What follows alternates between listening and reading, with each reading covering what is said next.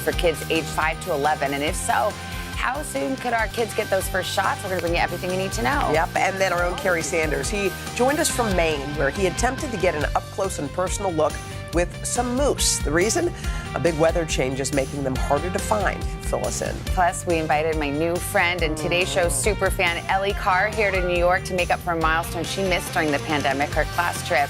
Well, wait till you see all the fun that she had. Can't wait. And then we're going to wrap things up with a pasta party. Our good friend Anthony Scotto, who's got some great dishes that are really simple to make for your family this weekend. It sounds delicious. Let's dive into a big steaming bowl of Today in 30. First, NBC's Gabe Gutierrez joins us. Gabe, good morning. Savannah, good morning. Shots for this new age group could ship out before Thanksgiving, a potential light at the end of the tunnel for many families ahead of the holiday season. This morning, a critical decision now on the horizon, not just for the FDA, but for the parents of more than 28 million school-aged children. We'll be the first in line when we can be. An FDA advisory panel will meet October 26 to consider Pfizer's application for emergency use of their vaccine for children ages 5 to 11. If the panel approves, the CDC is expected to make a final decision soon after, setting up a new wave of vaccinations just before the holidays. Pfizer's trial included nearly 2,300 participants ages 5 to 11 who were given 2 doses 21 days apart. The mini doses were 10 micrograms each, a third of the already approved amount for adults. Pfizer's head of vaccine development telling Savannah last month, the level of antibody the vaccine is generating in children 5 to 11 matches the level of antibody that we know provides protection for individuals 16 years of age and older. The pandemic's impact on kids has been wide-ranging. New research shows that nearly 130,000 children have lost a primary caregiver from COVID. A disproportionate number, 65%, are racial or ethnic minorities. And this year, as schools began opening up, COVID cases among kids skyrocketed. The American Academy of Pediatrics counted nearly 850,000 child COVID cases just in September, representing more than 1 in 4 infections nationwide. Despite that, a recent survey found a third of parents of 5 to 11-year-olds say they will wait and see before vaccinating their children. Introducing something that's so brand new is always questionable. It's just something I'm going to have to do some research on.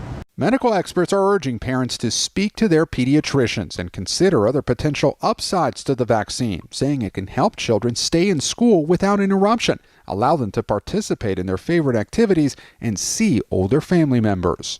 Adding another layer of protection with vaccination just gives them more opportunities to get that development that they need.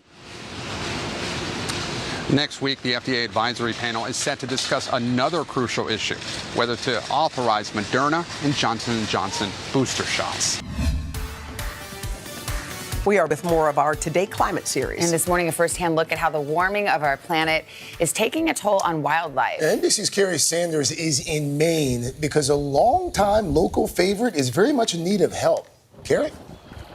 Well, good morning, guys. The autumn colors here in Maine have come later than usual. Climate scientists say that these days fall is later, the winters here are shorter, and spring comes sooner than it ever did. All of this a function of climate change that biologists say is having a devastating impact on one of this state's iconic animals, the moose. Majestic, magnificent, but here in Maine, moose are in peril. But we're getting October, November weather where we're getting 70 degrees into the 80s. And every day it's warm out. I know what's going on in the woods today. What's going on is climate change. Biologists in Maine say winters are now 2 weeks shorter than they once were. That gives the blood-sucking ticks that only target moose 14 extra days to latch onto them in numbers never before seen. Now you got 60,000 ticks taking blood on you at a time of year where you're trying to make it through with your fat reserves. So they're weakened? So they're weakened, they're anemic. Those thousands of ticks are drawing an astonishing 15 gallons of blood from the moose every 2 weeks, close to half of a moose's total blood supply. Increasingly, moose, especially the calves, are dying. We joined state biologists on an aerial survey of Maine's northern moose territory. Off we go, and we're airborne. In this sparsely populated region, there are 3 moose for every resident. There's a moose down there. There's one there. Yeah, it's going to be pretty tough to see. 2 decades ago, there were 100,000 moose in Maine. Now it's estimated there are only 60,000. Ticks to moose are like mosquitoes to humans. You imagine yourself out in the woods, and there's mosquitoes everywhere. You don't have any bug repellent, and your hands are tied behind your back. There's no way to escape those insects. That sounds very painful, and in this case, it can be deadly? Absolutely. Moose tours are big business, but spotting a moose, which is never easy, has become even more difficult. You don't make appointments with nature. So you feel lucky today? Yes. Moose callers like veteran master guide Roger Lambert mimic a female moose. That's a cow. That's a cow, so you're trying to call the male out. Well, yeah, absolutely. And they play act because a moose's eyesight is so poor, a comical routine that at times draws moose out of the woods. But it goes quick. See, and you do a little nasal, little stuff. Are you squeezing your nose? A little bit, yeah, if you need to. Damn good, Carrie. That's damn good. Really? You didn't even start out with that. I learned from the best. And bingo, a moose. Those regal antlers up to 5 feet wide. Mother Nature in all her glory takes your breath away. In what may sound counterintuitive, to save the moose, state biologists say some must be sacrificed to hunters. The theory, with fewer moose, the ticks will die. It's believed then a healthy moose population can rebuild.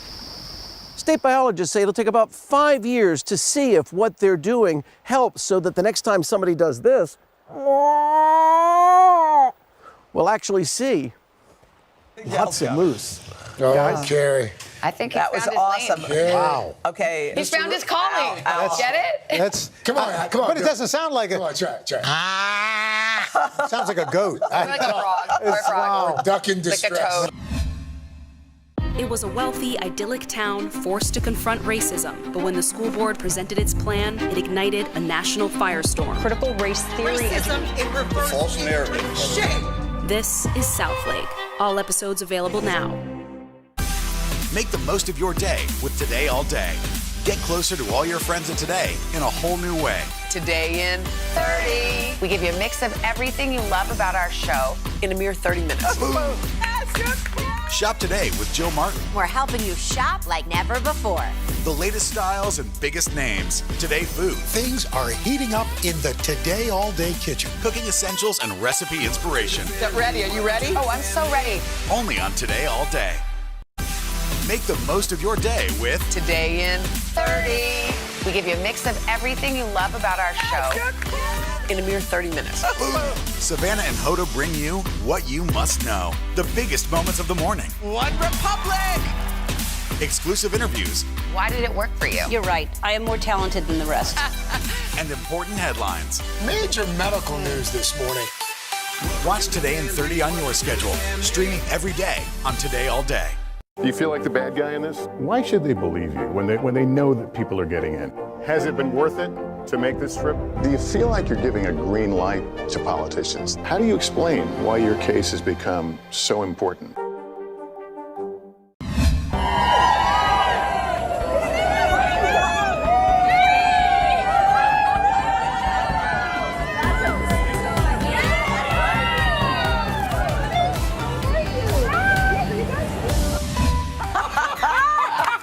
And we're back with Milestones That We Missed, our ongoing series helping people make up for all those special moments and events that were put on hold during the pandemic. All right, Savannah, this morning is not your everyday morning. It's extra special. Yeah, you guys probably remember we introduced you to Ellie Carr back in August, and we promised to help her fulfill her missed milestone. She had planned a senior trip to New York, but it didn't get to happen because of the pandemic. So we brought Ellie, her mom Lisa, her stepdad Scott up here from Texas, and with the help of our friends at Hamilton, Ellie was treated to the experience of a lifetime. Ellie had planned a trip that she'd been thinking about for at least a couple of years, wanting to go to New York City after graduation. I want to go to senior trip.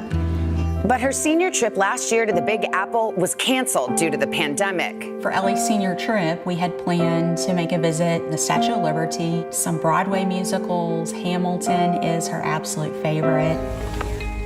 When we heard Ellie missed out on her big trip, we wanted to help. So this summer, we surprised her.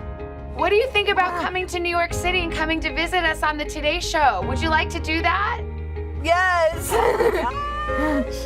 And make up for that lost senior trip? Then this happened. Hi, Ellie.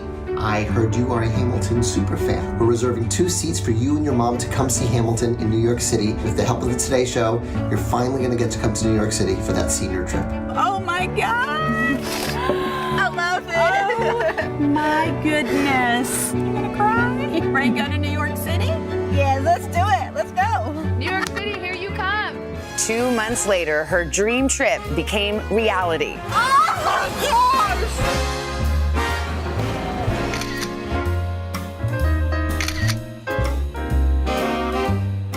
With her Hamilton star painted toes, Ellie was ready for Broadway. What do you think? It's amazing. I got some tickets. Ellie found out today that she gets to meet the Schuyler sisters. She's so excited. History is happening in Manhattan, and Ellie, you happen to be in the greatest city in the world, in the greatest city in the world. Welcome to Broadway! Oh, darling. Thanks for coming to hang out with us. She loves the Schuyler sisters, and she can work it. Oh, yes. That's right. Can you work? Can we see you work? Yeah. What's your favorite song in the show? Helpless. Oh, okay. I love it. Boy, you got me helpless. Look into your eyes and the sky's the limit. I'm helpless. Down for the count and I'm drowning and I'm beautiful voice. Oh, thank you so much. Should we do a work pose? Yeah. Oh, yeah. Ready? Sister hug. Sister hug. For Ellie, a magical evening in the room where it happened.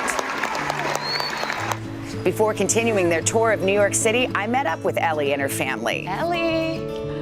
Hi. You made it. Let me look at you. Hi. You're here. Yes. The Today Show's right there. Yeah, I know. You're gonna come visit the show and see everybody? Yes. Hi, Mom. Hi, Lisa. How are you? Thank you. Did you see Hamilton? Yes. What was it like? Schuyler sisters. Oh, the Schuyler sisters. Did you meet the actual Schuyler sisters?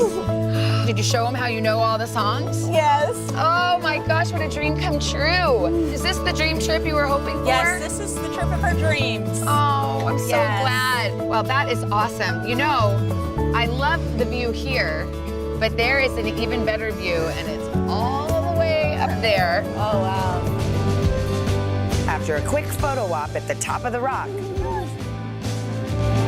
it was time to see Lady Liberty, something Ellie had always wanted to do. It's just been a huge welcome. I can't thank you enough. I was so happy right now. Little happy tears. We love you, New York! Oh my goodness. Wow, there's just more stuff on the tour for Ellie and Lisa. It's right here on the Today Show set. How was it, Ellie? How was it, Lisa? Did you have fun? Yes. Incredible. Thank you so much. Well, I'm so glad you're here. I've been talking about you all these months. What was their favorite part, Ellie, so far? I like an everything. Yeah, I know. Everything was Every good. single, the Schuyler sisters singing Just to You was pretty amazing, Ellie. Pretty cool. Thank you so much. Oh, you're so welcome. You know I can't stop hugging you, so I'm just coming over for one more before you go, my love. Thank you for visiting us. We love you. We love you, Lisa. Ellie. We love you, Lisa. Oh, And now that you was know it, so awesome. come back and visit anytime, okay? Okay. Okay. That was awesome. Oh, beautiful. invitation. One of Ellie. us. Lisa, we love you. Stick around because there is much more coming up on Today in 30. Today is now a podcast, available every morning. Listen wherever you get your podcasts. Make the most of your day with Today in 30. We give you a mix of everything you love about our show. in a mere 30 minutes. Savannah and Hoda bring you what you must know. The biggest moments of the morning. One Republic! Exclusive interviews, Why did it work for you? You're right. I am more talented than the rest. And important headlines. Major medical news this morning. Watch Today in 30 on your schedule, streaming every day on Today All Day. Make the most of your day with Today in 30. We give you a mix of everything you love about our show in a mere 30 minutes. Watch Today in 30 on your schedule, streaming every day on Today All Day. Good morning, everybody. Welcome to Today. Let's go. Is the Delta variant more dangerous to kids, or is it simply more transmissible? Maryland's Principal of the Year. I served an amazing group of staff and students. Make the most of your day with Today in 30. We give you a mix of everything you love about our show in a mere 30 minutes. Watch Today in 30 on your schedule, streaming every day on Today All Day. Good morning, everybody. Welcome to Today. Let's go. Is the Delta variant more dangerous to kids, or is it simply more transmissible? Maryland's Principal of the Year. I served an amazing group of staff and students. Today is now a podcast, available every morning. Listen wherever you get your podcasts.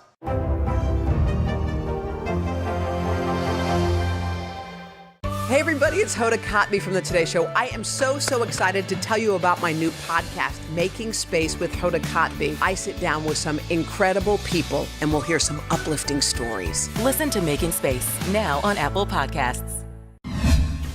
We are so excited. NBC News national political correspondent Steve Kornacki here in the studio. Guys, great to be here. We haven't seen each other in person in a while. So Yes. he's going to break down the NFL season this far. But before we dive into all of that, in case you missed it, we have to show you this highlight from last night's Rams-Seahawks game. Look at this. The Seahawks mascot, Tama, went rogue and spotted a landing spot right here on this fan's head. Now, Steve, you're a fountain of football knowledge. What do you know about Tama? Tama, I'm glad you asked. Tama. I know is 16 years old. All right. Oh, wow. Tama has been trained by a falconer to lead the team onto the field before every game, but then also to be able to fly around the stadium during the game. Not to fly off into the night, but maybe the falconer did too good a job. A little too comfortable, it seems like. That's amazing. All right, so let's dig in. So the international games are back this year. Tell me about the games in London. What's going on there? Yeah, this is an interesting NFL tradition. The last 15 years or so, the NFL in London, 2007, they started doing, it's usually a couple games a year, so they're up to 28 games now. This Sunday, it's going to be the Jets and the Falcons. The Falcons are actually going to be the home team, if you can call them that. Then next Sunday, the second game, that's going to be the Dolphins and the Jaguars. And it's interesting because the Jaguars have played, since this series began, they have played more games in London than any NFL team. This is going to be the 8th time they've done it. But they took a poll in England. They said, who's your favorite NFL team? It was not the Jaguars. Oh, the Dolphins. It was the Dolphins, 22%. Second place was the Bears. Dolphins have been there a few times, but the poor Jags didn't even make the top 5. So could we possibly see an NFL franchise in jolly old England? This is the thing everybody's always talking about. When these games are played, is the NFL looking to put a franchise in London? Put this in some perspective. Falcons, Jets, this is what the journey looks like for them for this game. So 4,200 miles, 3,400 miles. And this would be, if there were a team right here in London, this would be one of the closest road trips for them. If you look at it, here's all the NFL cities. The longest road trip the London franchise would have to go to the West Coast, over 5,000 miles. So there's no natural division to put the team in. But there's only 8, 9, road trips a year. So is it that crazy? I don't know. Why we'll not? see. There are fans over there. Okay, so the London game isn't the only one happening this weekend. So what does the league look like now? So let's take you through the standings here. Start with the AFC. Big surprise maybe in the AFC. I mean, how about this? The Steelers, 1-3. Big Ben really showing his age. Remember, last year, the Steelers started the season 11-0. Yeah. They went 1-4 to finish the year. They're 1-3 now. They've lost 5 of their last 7 games. It seems like the tide has just turned in Pittsburgh. Take a look at the NFC here, defending Super Bowl champ, the Bucs, but the only undefeated team in the NFL. Look at this. No one had this at the start of the year. The 4-0 Arizona Cardinals. That's Kyler amazing. Murray, MVP candidate. Okay, so everybody's thinking already Super Bowl. What do you think? Well, what are the numbers? We got the odds on the Super Bowl. So I showed you the Cardinals may have the best record, the only undefeated team. But here's the best odds to win the Super Bowl. You don't even see the Cardinals on here. No respect yet. People aren't believing yet. They're 15-1 it's still last Kansas year's City. two teams. That's Yeah, the Chiefs interesting. are still a slight favorite. Tampa, they got that win over the Patriots. Yeah. Looked a little shaky, maybe. They're a little beat up right now. And the Buffalo Bills sitting there at 9-1. Rams played last night. They got a win. It's technically about 9.5-1 for the Rams, but it's kind of wide open. Ravens have been on fire lately. And the Ravens are looking. You see the Ravens ticking up, 12-1, and the Packers had that awful week 1, but since then they're looking like the Packers of old. So there's a lot of teams in contention here, and like I said, you look at those standings, some surprises. We'll see what the. You having fun doing the NFL Sunday night? I mean, I've been watching it as a fan for years, so it's really cool to get a chance to do it. We love having you part of it. I know, and we love when you come. I love it too. Thank you, guys. We've Appreciate got it. our Karnacki fan club mugs. Yes. Okay. Remember, this Sunday night, it's a showdown of two of Steve's Super Bowl favorites, Buffalo Bills, Kansas City Chiefs, facing off at Arrowhead Stadium in a clash of the Titans. Sunday night, football night in America. It begins Sunday night at 7 right here on NBC and Peacock.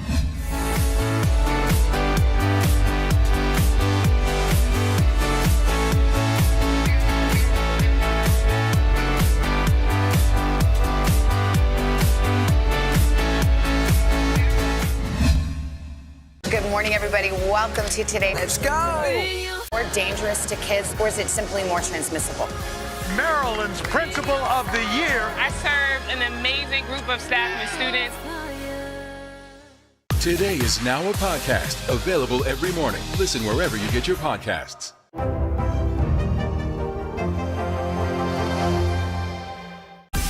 Make the most of your day with Today in 30. We give you a mix of everything you love about our show in a mere 30 minutes.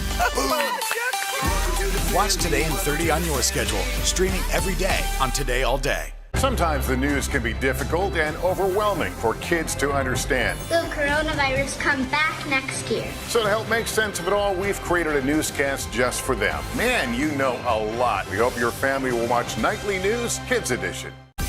Make the most of your day with Today in 30.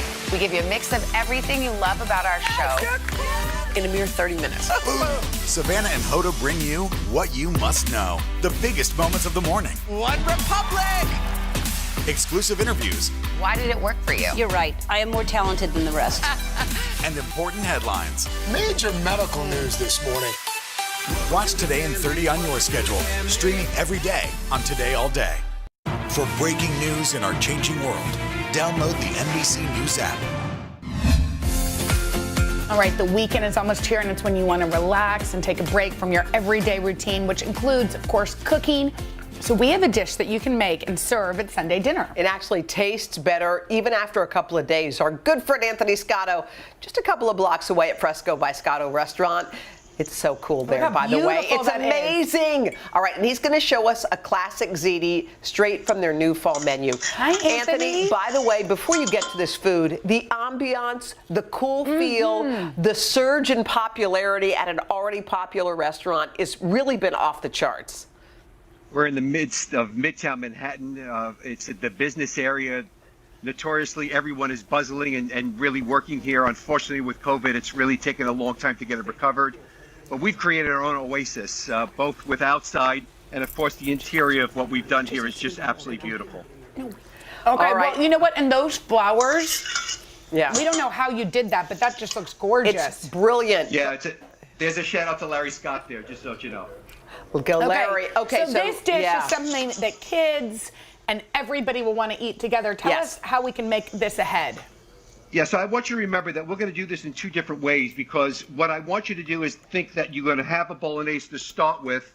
You'll have that on a Wednesday or a Thursday. You're going to put that in the refrigerator, and then you were going to put this all together on a Friday for the weekend. So if we're starting with, we're going to use a ziti that we have here. Always after you've cooked the ziti al dente, you're going to add a little olive oil to this. Let it cool, set it on the side. We're going to do our bolognese. Notoriously, what we do here at Fresco by Scotto is with veal and chicken. Okay. This is another conversation. You don't have to use veal and chicken. You can use sausage. If you don't want to use sausage, you could use any vegetable you'd like. But we're going to do this now. We're going to add a little red pepper, a little salt, and then I'm going to add in a little mirepoix of vegetables. These mirepoix vegetables are simply carrots, celery, fennel, which is another secret of Fresco by Scotto. You want to add a little dried oregano also. Okay. And you're going to let this brown. So this would have been your bolognese on a Wednesday, if you understand that. You're going to set that aside. You might enjoy some pasta with that ahead of time. This is your leftover. You're going to let this brown. Okay. So once that's browned, we're going to add a little tomato sauce to this. And we're going to let this cool we're going to let this cook probably for another half an hour to 45 minutes. Okay. And then let that cool. So this is all cool. Your pasta is cool. And anything else we're adding to this is going to be cool. You're going to get a mixing bowl. Hey, Anthony, can I ask a question? You cook that pasta al dente. Is that because you're going to do some more baking? Yeah. Is that what's happening with that? Yes, because we're going to recook it again just to heat it all up. Got it. But remember, everything that we're doing now is not cooked. And then we're just adding the cheeses to it. Got it. So now you're going to add your pasta. You're going to add some fresh ricotta cheese. Yum. Ricotta. You're going to add some Parmesan cheese. Look at that scoop. How much do you You're just going to want add scoop? some more tomato sauce. Yes. You're going to add some fresh basil. Oh. And this, after you've mixed it, is going to start looking like this. Okay. You're going to put this in a casserole dish. Mm-hmm. And in this casserole dish, we're going to build it. So we've added a first layer. I've added some tomato sauce and Parmesan cheese. Remember, ooey and gooey is all this is about. Look at that. Yeah, baby. Yes, we're going to add a little bit more. Oh, my gosh. Look Ooey what's and happening. gooey. And then we're going to add a little bit more ricotta cheese. So everybody gets this, yes? Yes. Seems like it's pasta we're going with to add cheese. a little tomato sauce. Yeah.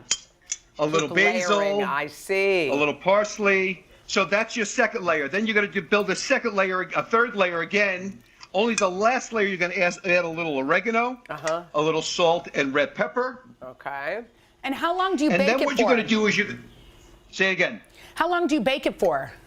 Yeah, so let's do that. So once we've done this and you've had your full layer, you're going to wrap it with cellophane. No, sorry. You're going to wrap it with aluminum wrap. Yeah. You're going to put it in the oven for about 350, 375 for about 20 minutes, 25 minutes, and then take the wrapping off and bake it for another 10 minutes, which will then look like this. Brown the top, yes. Brown and crunchy on top, ooey and gooey in the side. I've built a little plate here already. And you which say I've added don't a little serve it tomato right sauce away. and ricotta cheese. Don't serve it right away, Anthony, right? You got to let it sit for a minute? Yeah, I would tell you to let it sit for like 15, 20 minutes. But remember, the longer you sit, the less you're going to get the stringiness of the mozzarella cheese and all the gooiness that's inside there. Okay. All right, well, so cheers to the weekend. This is delicious. Anthony. Happy you're here. We're happy to eat. By the way, thank you for sending the food. We were hungry. Fresco by Scotto. And also, I sent a little glass of wine, too, for later on. I know. Thank you. Thank you. That was not lost on us. We Thank haven't you. had wine in a bit. Thank you, Anthony. All right, to make this Thank you recipe very, at very home. much. Thank you. Go to today.com/food. Hope you have a great weekend and hope you tune in Monday. We've got a big event here on Today. We're going to celebrate International Day of the Girl with a special and really inspiring morning on our plaza. We'll see you guys Monday. Have a great weekend.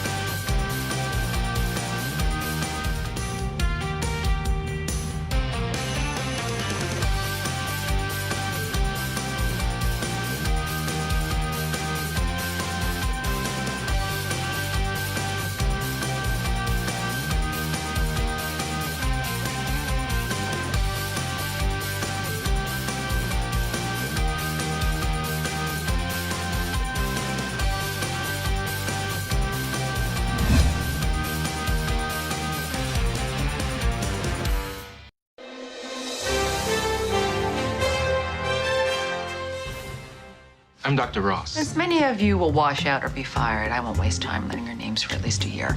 I will call you by your dwarf names. You, Happy. You, Mousy. There wasn't a dwarf named Mousy. They saved her for you. Don't get me up to speed. That is Sandra Oh as Dr. Christina Yang on Grey's Anatomy, the long-running hit that made the Canadian-born actress a star.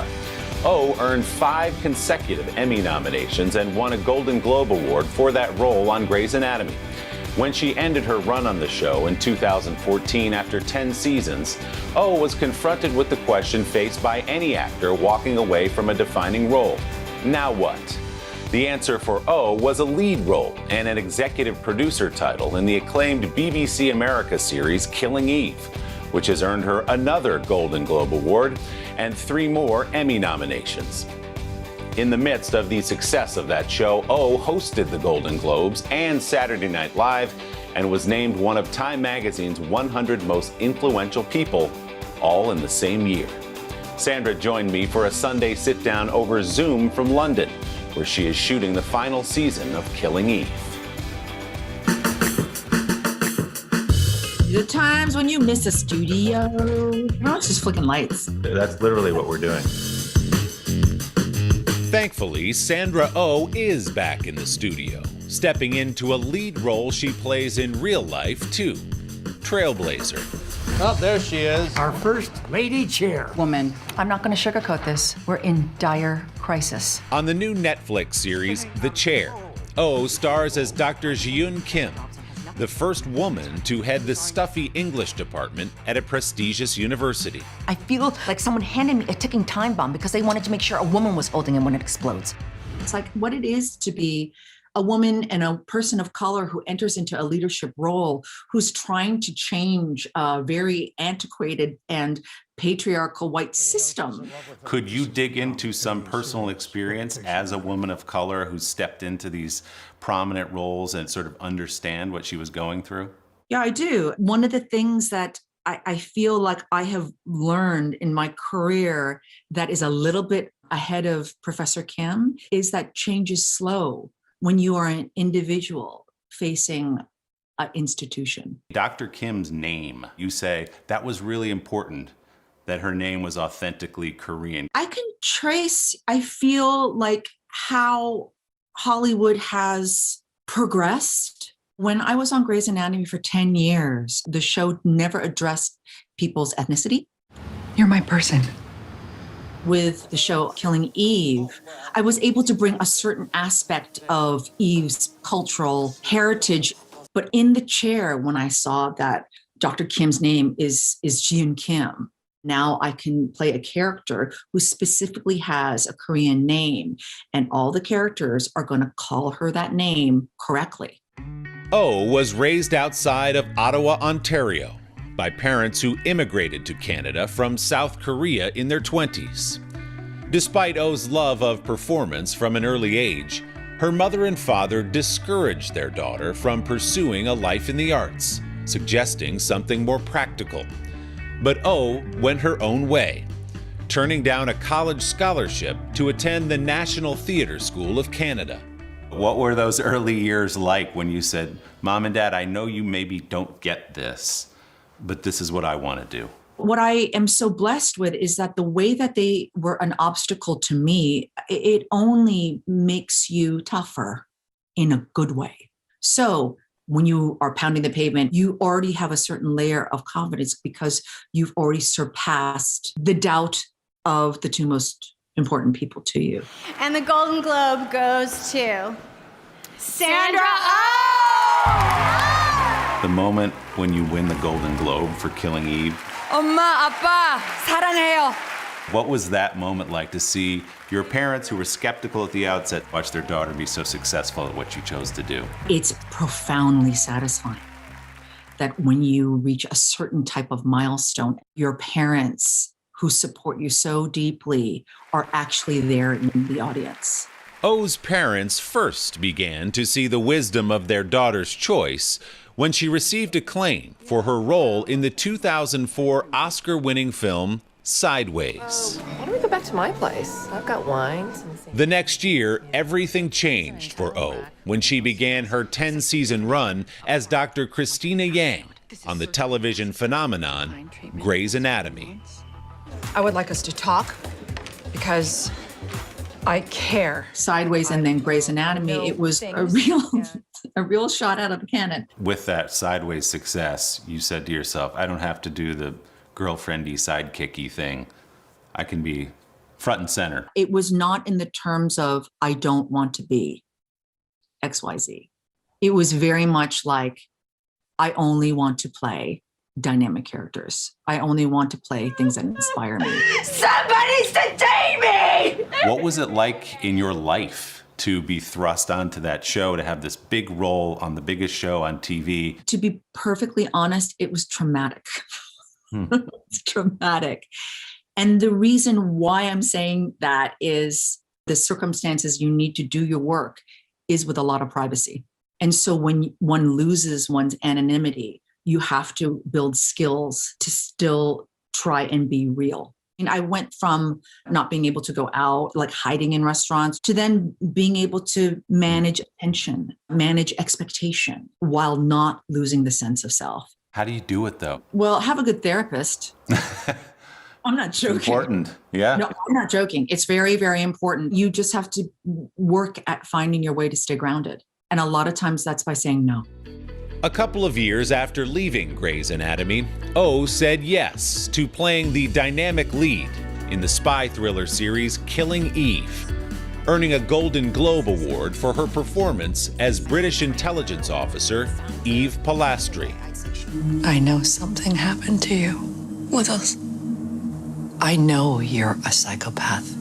Can you give us a little look ahead to season 4 of what your fans might expect? Well, I honestly am just in the middle of shooting the last season, and I can tell you nothing. I knew it. Except I thought I might break you, Sandra. that, we're really, really working hard to try and really honor that relationship. Very diplomatic answer. It felt like you were giving something and you really weren't. Oh had a bit more to say on her recent 50th birthday in an Instagram post where she thanked family, friends, fans, and those great characters she's played. I'm not a big poster. I just really wanted to thank everybody. Is it overwhelming in some ways to stop at this point and say, oh, wow, look at all the things I've done? Actually doing stuff like this, those are the moments that I actually have to stop and go, oh, what have I been doing? What have I been trying to make? And it's a really good checkup, thinking about it in those terms, but I think it's a good checkup. So thank you. Sandra's new series, The Chair, is streaming now on Netflix, and that mysterious final season of Killing Eve airs next year. Don't forget to subscribe to the Sunday Sit Down podcast to hear the full-length interview with Sandra Oh. You can find it on Apple Podcasts or wherever you get yours.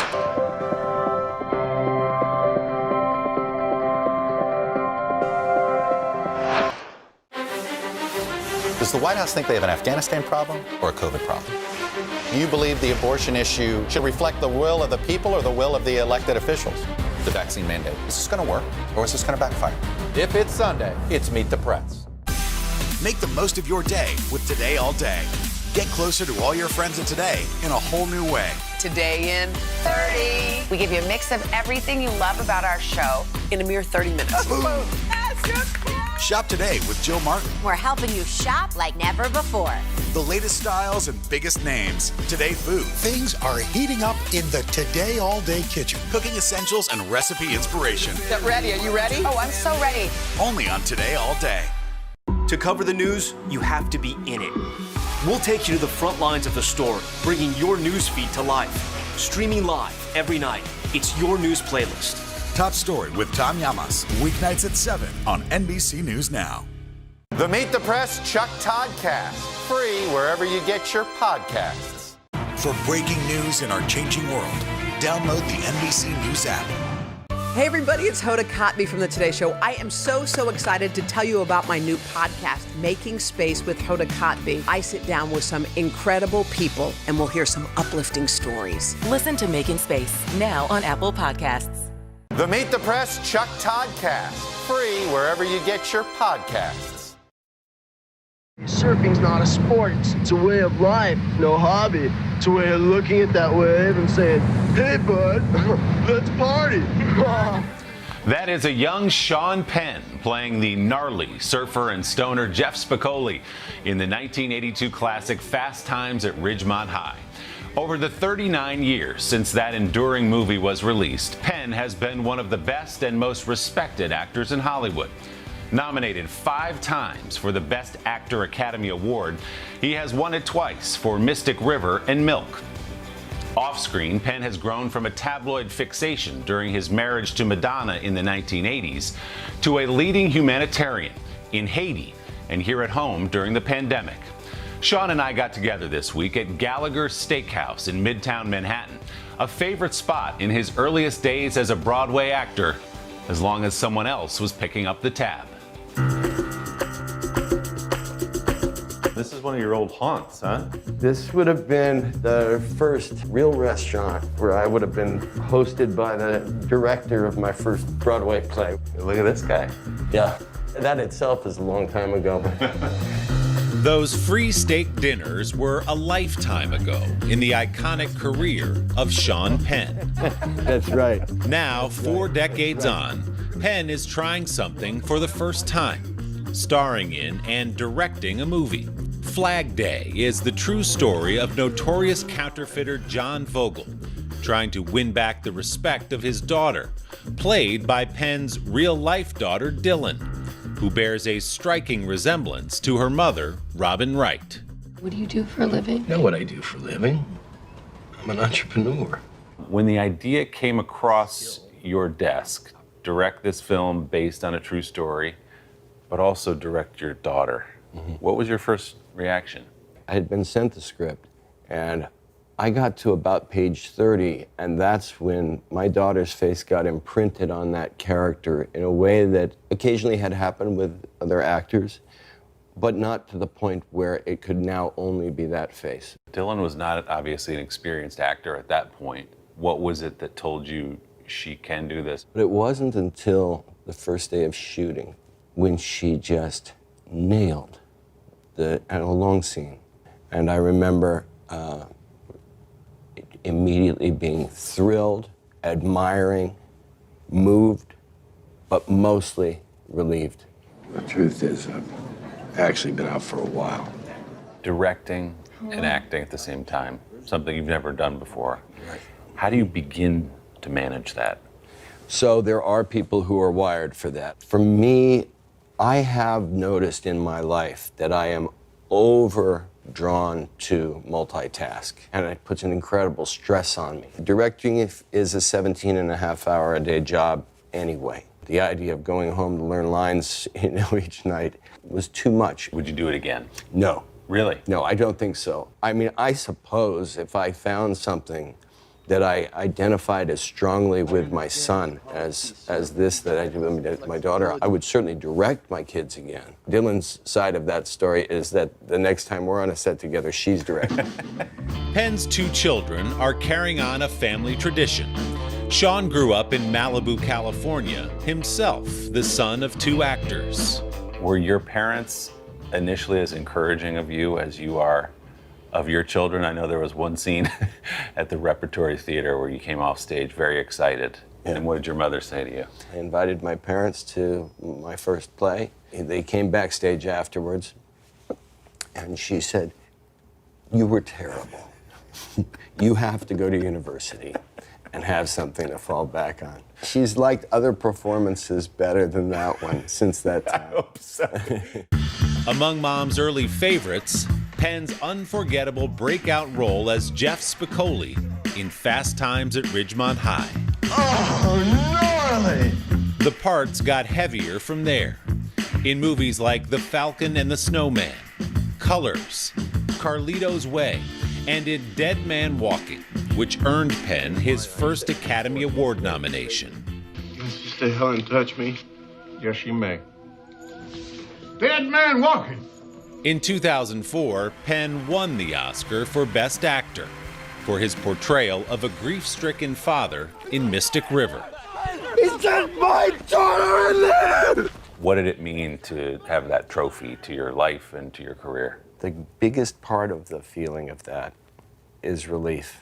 Anybody who's been involved in a film that got campaigned for, people worked endless hours to get, people to see the film, and to some degree, it's on you. I'd love to say that, you hear your name and you just think, oh, wow. No, you just say, thank God. Yeah, I find winning Academy Awards a great relief. Once and for all, let's break down the myths and destroy the lies and distortion. 5 years later, Penn won a second Oscar, playing gay rights activist Harvey Milk. We've got to have equal rights for everyone. Activism has been at the center of Penn's own life, too. In 2010, he co-founded the emergency relief organization CORE after Haiti was ravaged by a massive earthquake. At home in the United States during the pandemic, CORE has administered 5.3 million COVID tests and more than 1.7 million vaccines. Penn returns to Haiti this week after another devastating earthquake and the recent assassination of the battered country's president. What does it look like from what you're hearing on the ground? There's something biblical about it. And my job, psychologically and practically, is to do what the Haitians are doing, which is put one foot in front of the other. And then when I say I really mean our organization's job. And that's what they're doing. They got in on day one with heavy equipment to aid in the search and rescue and the rubble removal and medical personnel. But I'm getting the daily reports, and it's a real struggle. Does it feel futile sometimes to go to a place that it's so hard to recover and you'll be back? Yeah, it does. Yeah, it does.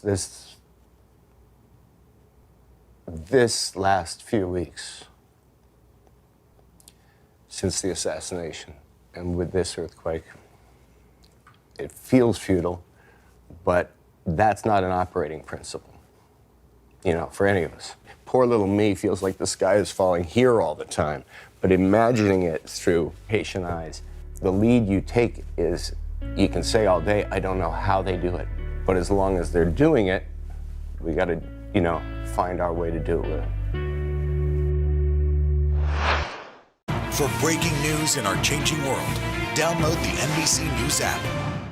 News is more than a headline. It informs, it inspires, and it still matters. To cover it, you have to be in it. And that's what we're gonna do. Every night, we take you to the front lines of the story, where it's actually happening, with NBC News journalists on the ground from all over the world. We cover what you need to know and bring your newsfeed to life. In primetime and streaming live, it's your news playlist every night. Top Story with Tom Llamas, weeknights at 7 on NBC News Now. Controversy in South Lake tonight after teens posted a racist video. It was a wealthy, idyllic town, forced to confront racism. My children were told Rosa Parks is dead. You all have to sit in the back of the bus. But when the school board presented its plan, this small town fight ignited a national firestorm. Critical race theory. Racism in reverse. False narrative of rampant racism. Shame. This is South Lake, an NBC News podcast. All episodes available now. Listen wherever you get your podcasts. Sometimes the news can be difficult and overwhelming for kids to understand. Will coronavirus come back next year? So to help make sense of it all, we've created a newscast just for them. Man, you know a lot. We hope your family will watch Nightly News Kids Edition.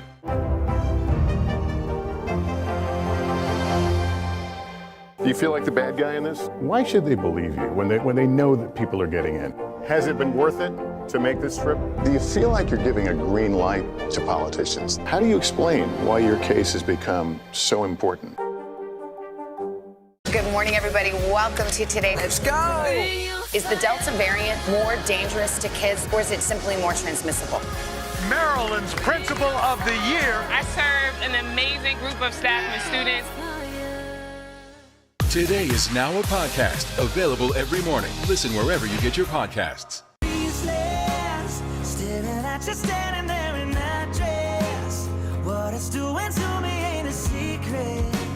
'cause watching you is all that I can do.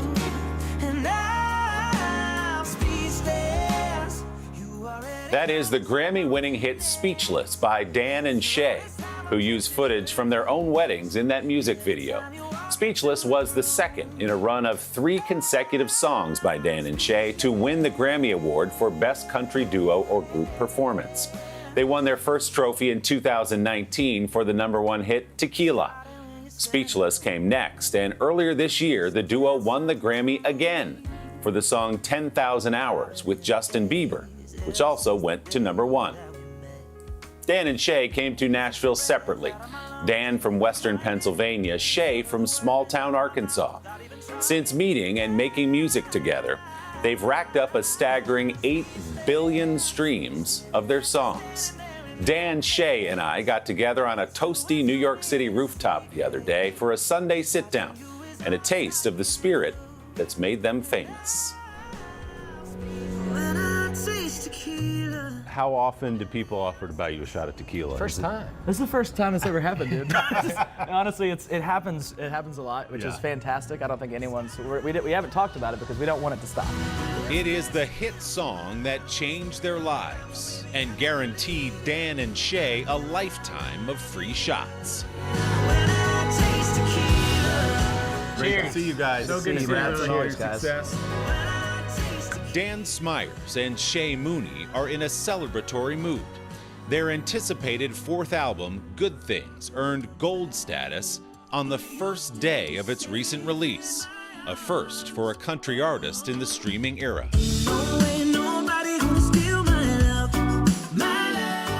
You sat down for this album. Did you feel like, okay, we got some pressure on us now? People are gonna be waiting to see what we do next? I'd like to say, like, no, man, we didn't really even think about it at all. Yeah. There definitely was pressure, but it was good pressure. It was like, man, we really have to make sure that we're bringing our A game. Good Things, the follow-up to Dan and Shay's 2018 self-titled #1 album, was written and recorded mostly during the pandemic. Being able to get on Zoom or whatever it was, and to be able to still write songs and to be able to kind of help each other cope, I think. I feel like it was good for us. I feel like it caused us to go back to the basics, how we used to write songs, just sitting there with a pen and paper and an acoustic guitar and really diving in deep on the idea. But I think the fact that we had done that for so long gave us an advantage in this time where we could just kind of camp out in the guest bedroom in my house. I had a mattress leaning against the wall. You know, I'm pulling dog blankets, out of the closet, laying them on the floor. Hey, Shay, can you hold this pillow over your head? Gotta get the perfect acoustic, You would think at this point in our career, 4 albums in, I was like, I should get a proper studio. Or something. Exactly. I got the best singer in the world here, and he's like, having to hold a pillow over his head to reflect the sound. Dan, you produced Good Things, and I understand you've got a checklist.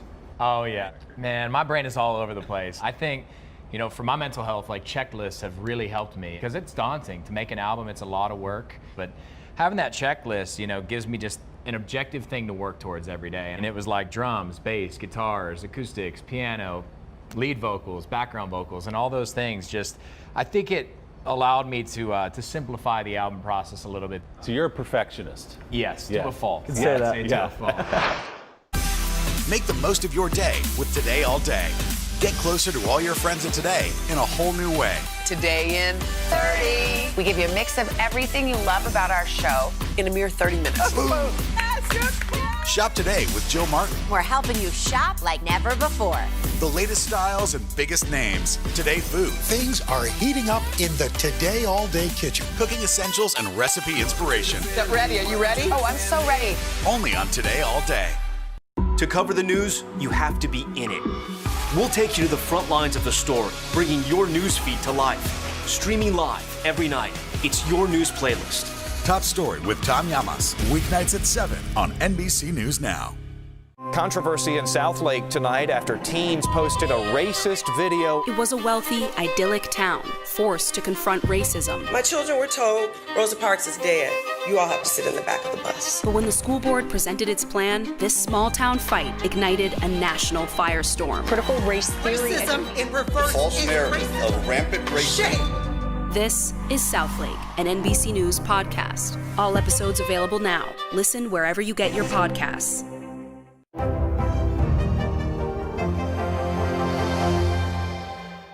For breaking news in our changing world, download the NBC News app. Today is now a podcast available every morning. Listen wherever you get your podcasts. Good Things includes the 2019 Grammy-winning smash hit 10,000 Hours, a collaboration with pop superstar Justin Bieber. I spent 10,000 hours and 10,000 more. This week, another good thing. Dan and Shay finally are on the road again, picking up where they left off after their first ever arena tour was halted in March of 2020, just 3 shows in. We get a taste of it, like we're all in. I mean, we're looking at MSG's sold out, all these amazing bucket list venues.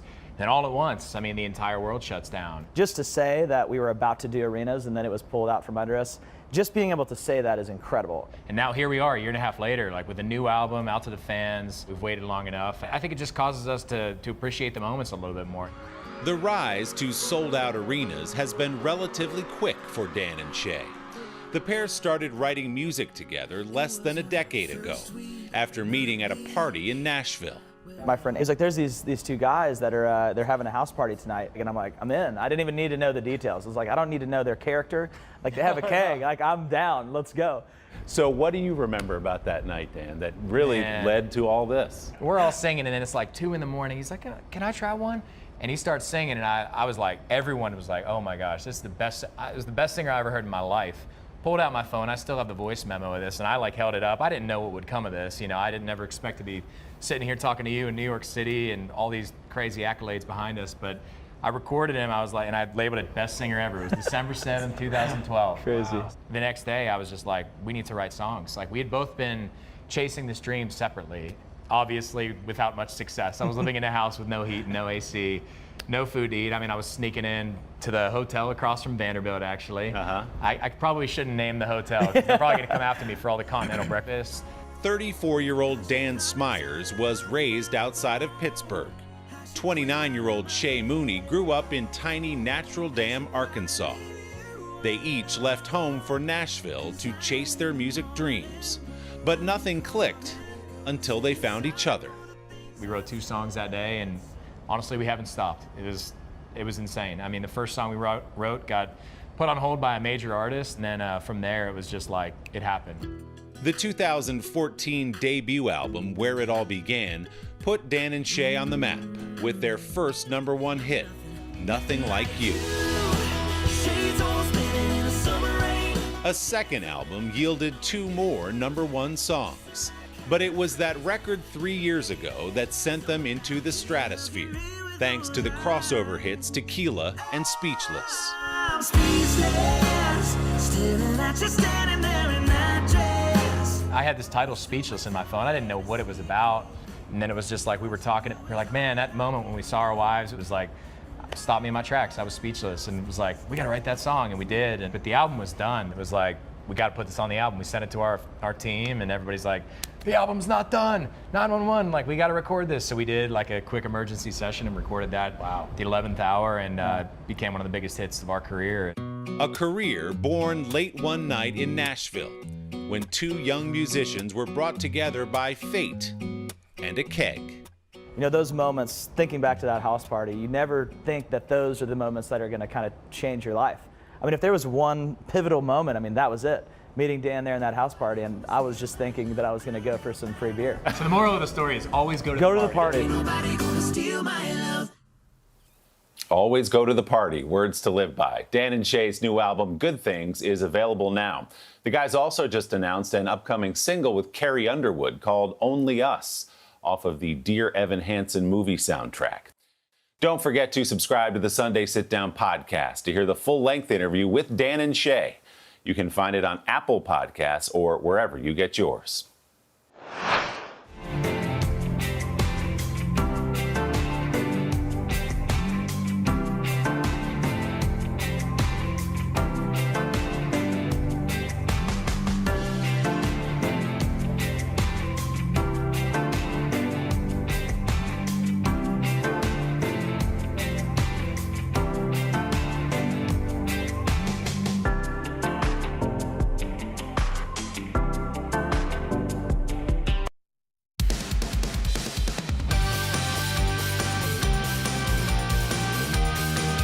Hey, Today All Day, we've got a great show for you on this Friday morning. Let's kick it off with the latest pop culture news you need to know. Take a look. Best time of the morning. What time is it? It is. Well, I think after Ellie, Yeah, it's the best time of the morning. She was the best. I bumped into her yesterday afternoon, not knowing. Yes, I was here late yesterday. And she's, hi, Chanel. Remember we hugged? And I'm like, who are you? Just such a joy. Yeah. All over 30 Rock. So, the family. So, All right. Yeah. She's throwing signs. Ellie. Go, Ellie. Joy Go, Ellie. and a little funk. Yes. Nice spirited. All right, first up, Saturday Night Live. And a new promo for this weekend's show, Kim Kardashian jokes about why she thinks hosting is going to be a piece of cake. Take a look.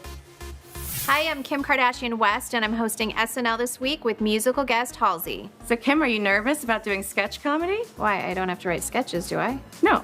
Memorize lines? No, they're on cue cards. Everyone else won't look as good as me, will they? No, absolutely not. This is so easy. Yeah, well, I guess it is. I guess it is. How Kim does tomorrow when she takes the stage as host for the very first time with musical guest Halsey, of course, right here on NBC. Yeah, she All brings right. fun to herself. I mean, she's going to have. That's it. She's going to have a good time. She knows. Yeah. All right, next up, Schitt's Creek for 6 seasons. The Rose family tried to sell off the town. You can of only say it Creek. once. Say it once. What'd You you get say? one You get time, one and then after one that, breath. Schitt's Creek. All right, so So you now. can't say Schitt's Creek again? Al. Al. Al. The FCC. Al, we need these jobs. I'm sorry. Now, fans of the show, listen to this. You can actually buy a piece of that famous small town in the latest edition of Monopoly. Yep, the show about one of television's most beloved families is headed to the board game that has been tearing families apart for generations. The S Creek Monopoly board is filled with iconic spots from the hit series, including the Rosebud Motel, Bob's Garage, and the Cafe Tropical. And players can choose from new game pieces, including Moiwa's rig or maybe David's sunglasses. You just have to make sure not to spend all your money on 12 things of raw milk if you watch the show. Okay. All right. And finally, Machine Gun Kelly, the chart-topping artist, is sitting down with our buddy Willie Geist for this weekend's edition of Sunday Today.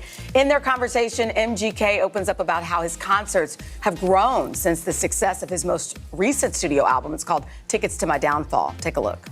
There's so many people in this country and around the world who maybe came to you from Tickets to My Downfall and don't realize the level of success you had with 4 previous albums. Has it been cool for you to sort of open that door to a new group of fans? Yeah, it's really cool. I love seeing all these new hands raise up when I ask how many people is it their first time seeing Machine Gun Kelly live tonight, and then just see 10,000 hands go up and 5,000 hands already be like, no, I've been here before. He's huge, and Willie talks to the big stars. So to check out their full conversation and hear about Machine Gun Kelly's new music coming soon, be sure to tune into Sunday Today with Willie Geist right here on NBC. All right. Coming up on Today Talks, we check in with the third hour, and trust me, you do not want to miss this. Stay with us. The Meet the Press Chuck Toddcast, free wherever you get your podcasts. Does the White House think they have an Afghanistan problem or a COVID problem? Do you believe the abortion issue should reflect the will of the people or the will of the elected officials? The vaccine mandate, is this going to work or is this going to backfire? If it's Sunday, it's Meet the Press. The Meet the Press Chuck Toddcast, free wherever you get your podcasts. Controversy in Southlake tonight after teens posted a racist video. It was a wealthy, idyllic town, forced to confront racism. My children were told Rosa Parks is dead. You all have to sit in the back of the bus. But when the school board presented its plan, this small town fight ignited a national firestorm. Critical race theory. Racism in reverse False narrative of rampant racism. This is Southlake, an NBC News podcast. All episodes available now. Listen wherever you get your podcasts. To cover the news, you have to be in it. We'll take you to the front lines of the story, bringing your news feed to life. Streaming live every night. It's your news playlist. Top Story with Tom Llamas, weeknights at 7 on NBC News Now. Hey everybody, it's Hoda Kotb from the Today Show. I am so excited to tell you about my new podcast, Making Space with Hoda Kotb. I sit down with some incredible people and we'll hear some uplifting stories. Listen to Making Space now on Apple Podcasts.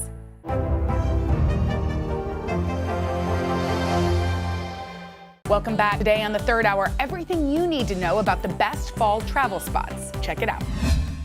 We are back with our Consumer Confidential. It's all about fall getaways, whether you want to sneak in a weekend trip or hope to travel for the holidays. With constantly changing restrictions and Delta variant cases around the U.S., there's certainly a lot to consider. And our investigative and consumer correspondent, Vicki Nguyen, considered all of it for us, and she's here with everything we need to know if you've already booked. Yeah, or if like you're Al planning has. to book. Yes, of course. Crazy. So, I mean, should folks consider canceling if they've already booked a fall and holiday travel?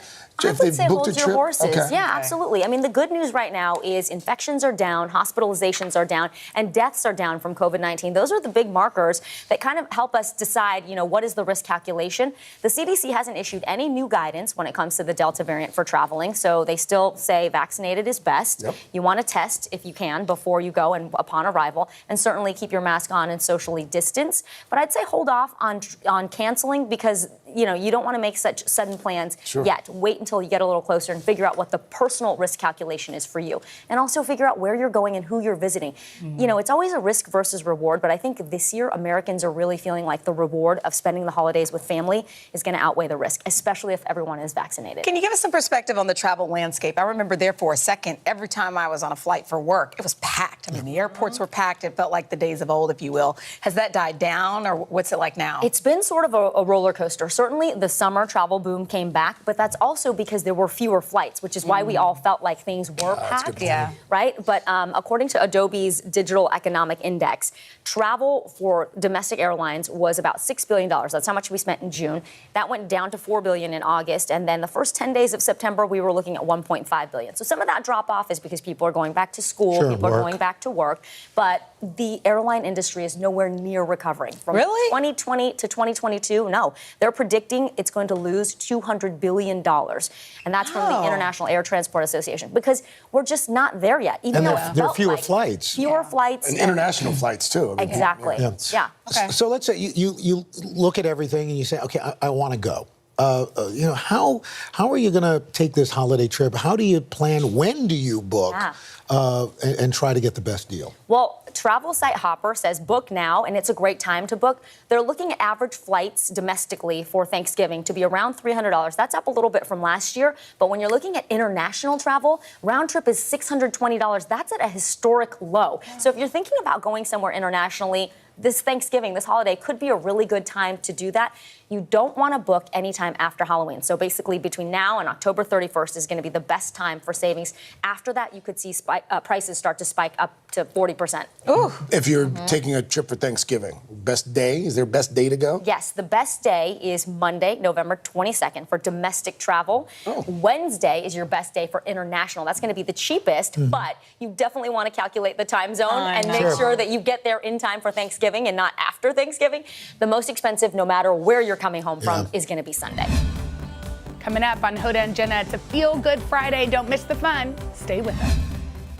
Sometimes the news can be difficult and overwhelming for kids to understand. Will coronavirus come back next year? So to help make sense of it all, we've created a newscast just for them. Man, you know a lot. We hope your family will watch Nightly News Kids Edition. Good morning, everybody. Welcome to today. Let's go. Is the Delta variant more dangerous to kids, or is it simply more transmissible? Maryland's Principal of the Year. I serve an amazing group of staff and students. Today is now a podcast, available every morning. Listen wherever you get your podcasts. Good morning, everybody. Welcome to today. Let's go. Is the Delta variant more dangerous to kids, or is it simply more transmissible? Maryland's Principal of the Year. I serve an amazing group of staff and students. Hey everybody, it's Hoda Kotb from the Today Show. I am so excited to tell you about my new podcast, Making Space with Hoda Kotb. I sit down with some incredible people and we'll hear some uplifting stories. Listen to Making Space now on Apple Podcasts. Still to come on the Channel 2 News. Well, the waters are certainly receding now. Still too close to call. Lester Holt reporting from the Ground Zero, as it's being referred to. It is, in fact, the taste of freedom. The Haitian people know a little something about resiliency. What's the biggest risk right now? Some of the troops who have been proud. I want to welcome you to the first presidential debate. In fact, we've been told we can't go any farther. You are some resilient folks. Let me get a hint.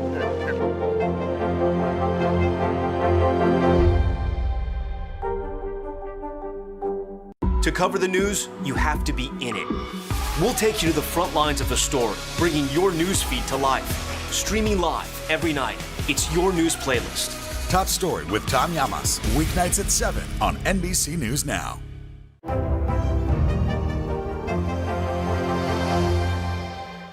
For breaking news in our changing world, download the NBC News app. Welcome back. Today on Hoda and Jenna, we made it through the week, so now it's time for us to leave you smiling as we head into the weekend. Check it out. I want to give a shout out to my co-anchor, Jenna Bush Hager. No. And here's why.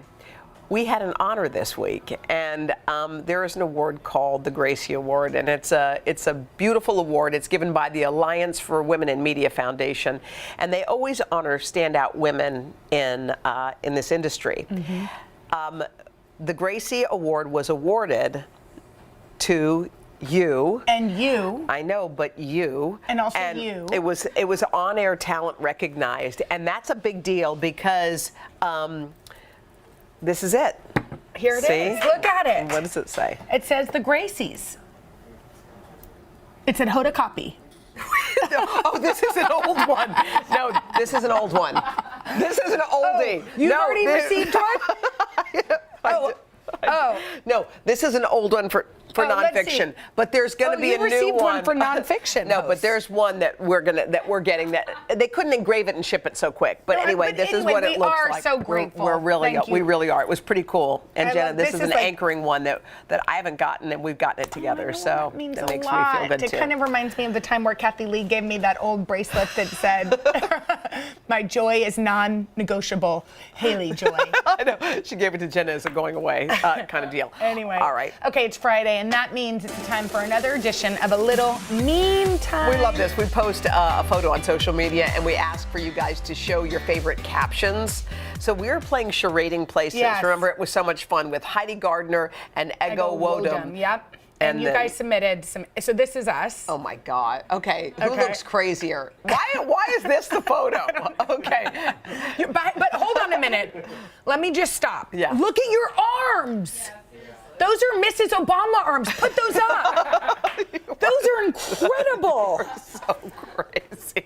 All right. So this is what Aaron Eisen wrote this. Hoda, Friday. Jenna, it's only Wednesday. Okay. Okay. Dedra Brickman sent in Hallelujah. They both slept through the night. That's a good one. Connie Laurent Laundier got groovy, and she said this: now wave them around like you just don't care. I don't care. I like that one. We've got another staffer pick this week. Channing Haas went with when you celebrate a touchdown and it's immediately overturned. Oh, all right. And P. McCary wrote this, when they said you were wrong, but you ended up being right. Ooh, I like that. One. And finally, this is hilarious. The only Maria Shriver got in on the fun, and she submitted, it's fun to stay at the Y. Oh, that's the best one. All right. Anyway, Thanks, guys. Yeah, so if you want to join in on the fun next week, follow us on social media at Hoda and Jenna, and you might see some of your meme captions. You might. How are you doing? You all right? I'm good. Do I seem a little? You've been busy. Jenna's been very busy this week. You've been shooting a lot of really good stories, great things that we're going to see in the weeks to come. So what you see on the air is only a little portion of what's going on. So I know you've been Thank you, a but busy so have girl. you. Yeah, well, you've been busier. Okay, so it's that time of year where nobody knows what on earth to wear because it's summer in the afternoon, it's winter in the morning, and it's actually fall. And it's fall. And it's actually fall, and it also depends where you go. And where you live. Where you live. I went to Texas, 83 degrees. So I brought a turtleneck. Yeah, because we've been freezing here. Because we don't know what to wear. Well, in the morning here, when I get picked up, it's 4:30 in the morning. You need a coat and a hat. Yes. By the time you leave the building at noon, it's like you want a T-shirt and shorts and flip-flops. Well, I know, and particularly for me, it's hard in the shoe wear department. Oh, yeah. Because do you wear boots? Do you wear sandals? Can you still wear sandals in October, or should you put them away? I don't know. What's the answer? I don't know. Well, and evidently there's this unwritten rule, which I can't stand, that you're not supposed to wear white after Labor Day. I wear white jeans almost every single day. You know why? Because I bought a lot of those Spanx stretchy ones, and I just have them. Yes. So I just wear those. There's no reason besides the fact that you own them. All right, so guys, we can't head into the weekend before we get to meet one of our best fan friends on this Friday. Oh, we are so excited. We're going to be surprising 61-year-old Bronan Evermean from Marengo, Ohio. Did I say all that right? She was Bronwyn, Bronwyn. Yes. She was nominated by her high school sweetheart and now husband of 39 years, Joe. Okay, Bronwyn's a proud grandma of 2. She, at the end of her workday, Joe says, without fail, she unwinds by watching us. Bronwyn keeps up with us off air too, Hoda. You know, she's already, of course, a loyal listener to your podcast. Plus, she and her hubby Joe read your book club. Okay, Joe told us how his wife fiercely supported him when he made a career pivot to pursue his dream of teaching. And now he wants to help her pursue her dream. I guess it's one of her dreams to meet us. So, okay, control room. Let's call Joe. And Bronwyn. Okay. Hello. Okay, Joe. Okay, wait. I'm gonna go right there. You're going right there, Joe. We love you. I'm glad you're a teacher. Yeah, teaching is the most important profession there is. Thanks for doing it. Okay, wait, Thank real you so quick before you much. go in. Why did you want to surprise her? Because she is the most wonderful person in the whole entire world. She's giving. She's the best mother, wife, grandmother. She's a party planner. She's a vacation planner. She's just amazing, and I love her so much, and I just couldn't. And she loves you guys so much. I could not wait for her to do this. Let's go. We want to meet her. Yes. You take us to see her. Okay. She's probably ready to kill me because she thinks we're late for a doctor's appointment. Hey, honey, you about ready to go? Okay, I got a phone call for you. Oh my goodness. Bronwyn! Oh my goodness. It's Hoda and Jenna. How are you? Oh, you guys are my friends. I tell everybody you're my friends. Well, we are your friends. But Bronwyn, can we record you because you're on TV? Oh, yes. Bronwyn, your husband told you it was a doctor's appointment, but he really nominated you to be our best fan friend. He is, my God, he loves you beyond. I know, we're kind of secretly mad at Joel and Henry because we just heard him say everything that you are to him, which is everything. Oh, thank you so much. You guys, I tell everybody I know you and you're my friends. I'll say, wait till you hear what Jenna and Hoda said today. Well, we are your friends, and we will be your friends forever. You were born and raised a Cleveland Browns fan, but who are you obsessing about this season? Yes, they're doing good. Yeah, but I heard you switched NFL teams. The Saints, yes. You like the Saints? Yes, I love the Saints. Of course you do. Yes. Okay. Yes. Do you want to play a little game with us? Sure. Okay. Here we go. It's a little trivia round. Here we go. Okay, you ready? This week on Making Space with Hoda Kotb, Hoda sat down with Maria Shriver and one other. Oprah Winfrey. Exactly. That is correct. Okay, we hear that you and Joe love to cook. Is that right? Yes. Okay, so Williams-Sonoma is sending you a $500 gift card. Oh, thank you so much. We're just happy to visit with you. We really are. You are so sweet, Bronwyn. A great mom. Bronwyn, will you come visit us when we get back into our studio? Love to. We got to put on the list. Put Bronwyn on the list. One of Right our first away. seats. All right, Bronwyn. Thank you so much. You guys have a good day. You too. Bye, Bronwyn. Bye, Joe. Have fun at the doctor. Enjoy the fake appointment. Bye-bye. Love y'all. Oh, how sweet. We love Bronwyn. Oh, and Joe. All right, if you are one of our most loyal viewers, you want to nominate somebody who is, head to hodaandjenna.com, and maybe we'll call you up next. Okay, how many times have you been out to dinner and had nowhere to put your purse but the floor? I mean, every time. Yeah. Or maybe you passed a mirror and you've noticed that your hair is a little needs a little midday defrizz. Okay, well, we have that. We're about to show you some pocket-sized problem solvers, and to help out is Yahoo's contributing editor, Chassie Post. Okay, if you like what you see, you can just scan that QR code right there on the screen to shop these products. Chassie, we all have had hair that needs defrizz.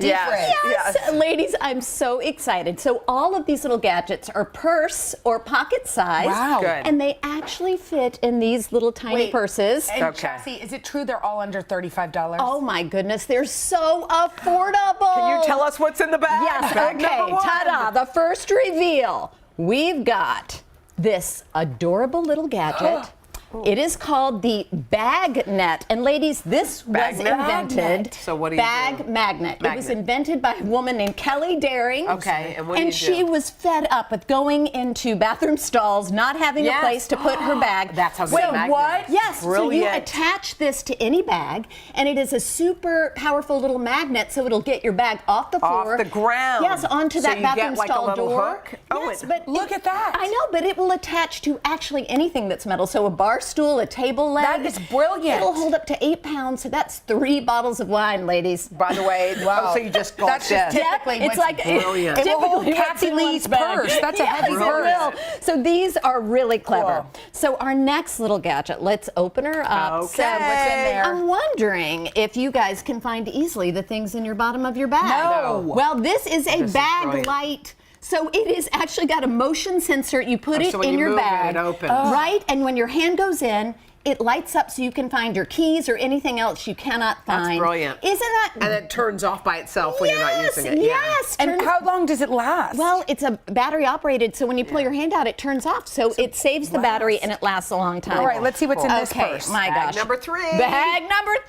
Oh my gosh. Oh, this is the chicest vaccination card protector ever. By the way, brilliant. Right, 2021. isn't it? And so Very. this is actually faux crocodile. So it comes in a pack of 2 for $11.99. You can always find it. In New York, you have to show proof of vaccination. You do. to eat. And I like mean, it. they're so easy to destroy. So this is really Brilliant. cute. And it acts as a little wallet. Defrizzing. Okay, Will you show us? defrizzing. Ladies, looks perfect you're for- not going to believe this. It is How a tiny. miniature purse straightening iron in your purse. Does it get hot? Does it get super hot? And does it work? Yes, it works. And here we have Sydney. You guys can see her. Look, her beautiful hair is being straightened with this little pocket miracle. And it's from Babyliss. It's just under $35 at Amazon. And this is great. Say you're going to the gym, you want to go out to dinner Yes, afterwards. just throw it in your bag. I know, I feel like I Throw need it for in a your shoot. tiny purse. Okay. All right, let's move Okay, over here. so next we have a little 4-in-1 multitasking beauty tool from a company called Alley-Oop.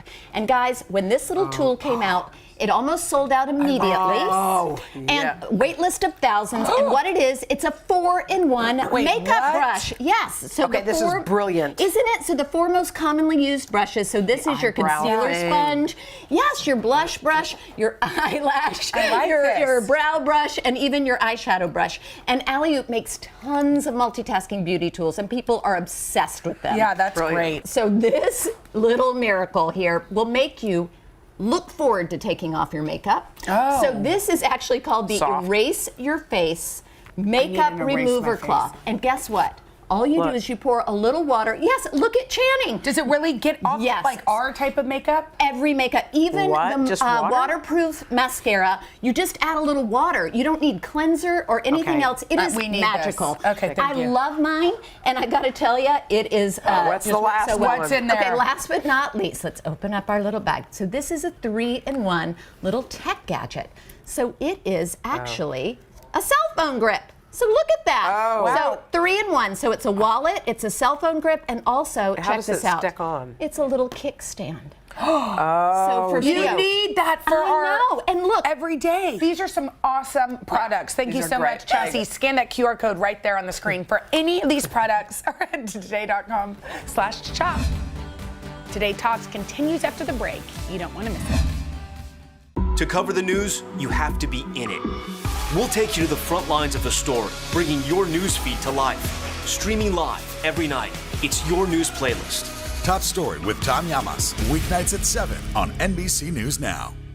Controversy in Southlake tonight after teens posted a racist video. It was a wealthy, idyllic town, forced to confront racism. My children were told Rosa Parks is dead. You all have to sit in the back of the bus. But when the school board presented its plan, this small town fight ignited a national firestorm. Critical race theory. Racism in reverse. False narrative of rampant racism. This is Southlake, an NBC News podcast. All episodes available now. Listen wherever you get your podcasts. The Meet the Press Chuck Toddcast, free wherever you get your podcasts. News is more than a headline. It informs, it inspires, and it still matters. To cover it, you have to be in it. And that's what we're going to do. Every night, we take you to the front lines of the story, where it's actually happening. with NBC News journalists on the ground from all over the world. We cover what you need to know and bring your newsfeed to life. In primetime and streaming live, it's your news playlist every night. Top Story with Tom Llamas, weeknights at 7 on NBC News Now. For breaking news in our changing world, download the NBC News app. Today is now a podcast available every morning. Listen wherever you get your podcasts. October is Breast Cancer Awareness Month, and there's a special place in Georgia that hopes to raise awareness and funds to help fight the disease. It's a garden where hope is in full bloom, and 100% of the proceeds go to breast cancer research. Take a look. There's just something about the zinnias. They're just so happy and bright. In the mountains of North Georgia, you will find Zinnia Happiness Farms. There, Colin carefully tends to her garden. They really do make you smile. They're easy to grow, and everyone is different. But there's more to these flowers than meet the eye. Each zinnia represents hope. I started Zinnia Happiness Farms about 5 years ago. I was in the garden cutting my zinnias, and I thought about my friend Andrea Snyder, who was a florist in Atlanta, and I thought to myself, she would really love to be here right now cutting flowers with me. At 38, she got breast cancer, and within 3 years, she was gone. Colin had several loved ones who faced the disease. Her sister Allison, their mother, and their grandmother. So I was thinking about these 4 women and what they had had to deal with. And I just had this vision to start a farm dedicated to women and men who have dealt with breast cancer and donate all the money to research. So I started charging $10 for every bouquet. Using the beauty of flowers to fight back against breast cancer. Growing up, Colin was always a giving person, always thoughtful of other people. When I got that diagnosis, your whole world kind of closes in on you. But frankly, Colin was the first person I called, and she said, you can do this and we'll get through it together. My sister sat through the 11 hours of surgery at the hospital and was at my bedside when I got home after 3 days, and coming up January, I'll be 9 years clean, so. It's stories like Allison's that bring new hope to the farm each week. I discovered it was more than just about flowers. It's just beautiful. And the more I participated, it made me appreciate my own blessings in life. It also fosters some unique friendships and fellowship while we're all together. When I first came here, I was just so overwhelmed. It's like a walking meditation through these flowers. They're great to take home and share with neighbors or fill my house. I've made new friends here. I see old friends here. I learned a good number of these women that were showing up every week are breast cancer survivors. I was diagnosed with it 31 years ago, and it's words nobody wants to hear. And to find out that you're cancer free and you're just going to go on with your life is amazing. To be able to come here to be a part of this is just very incredible. See, these new ones, they look a lot better. Sowing seeds of hope. Colin's efforts are a labor of love. There's tilling and weeding, lots of weeding. I have to say I couldn't do it without my husband, who runs the tractor. He's not good at weeding, but everything else he's great at. It started off pretty slow. Now we're in our 5th year, and every week I usually have 8 to 12 people. It really is becoming something that people like to do. Lilac? Is that a lilac? And with every new harvest, Colin believes we are closer to a cure. What I want people to know about breast cancer is that it's beatable, and every year they make great strides in research and medicine. Life can change in an instant, and every dollar is important. Well, I'm living proof that you can overcome this horrible disease. There's so much hope for the people who are just being diagnosed. And I do believe it will be eradicated in the future, I hope. I have a 22-year-old daughter who I pray that when she gets to her 50s that there's no more breast cancer, and that's not anything she ever has to worry about. As a cancer survivor, Zinnia Happiness means so much to me. It's such a message of hope and strength. It is amazing to be here and be able to give back. My hopes for Zinnia Happiness is that other people are going to get this idea I really feel that we can all bring beauty and happiness to the world in some form or fashion. So I think zinnias are my way of bringing that happiness and beauty into the world. Wow, what a great story. It's a beautiful idea. What a beautiful idea.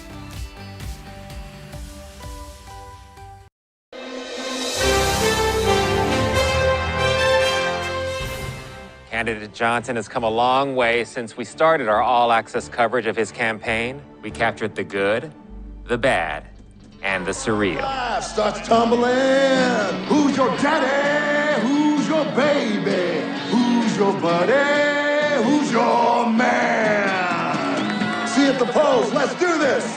Hey guys, I'm Willie Geist, and that is a scene from Young Rock, the NBC comedy about the childhood of Dwayne "The Rock" Johnson, as told by Johnson while he runs in a fictional presidential campaign. Some people, including many of Johnson's hundreds of millions of Instagram followers, have suggested the magnetic professional wrestler turned Hollywood superstar should consider a real-life run for the presidency. His thoughts on that in a moment. Growing up, Johnson bounced around the country as the son of a barnstorming pro wrestler named Rocky Johnson. Dwayne eventually got into the family business and became the biggest star in wrestling, known as the People's Champion. He made his first major appearance in a movie 20 years ago. The Mummy Returns was the beginning of a film career that has put Johnson at the top of the list of Hollywood's highest paid actors for the last 2 years. Dwayne and I got together recently for a Sunday Today Sunday sit-down, and now we bring you an extended cut of that interview, including a birthday toast with his very own Terramana tequila.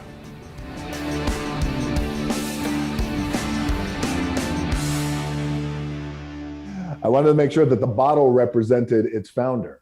So broad at the shoulders, narrow at the hip.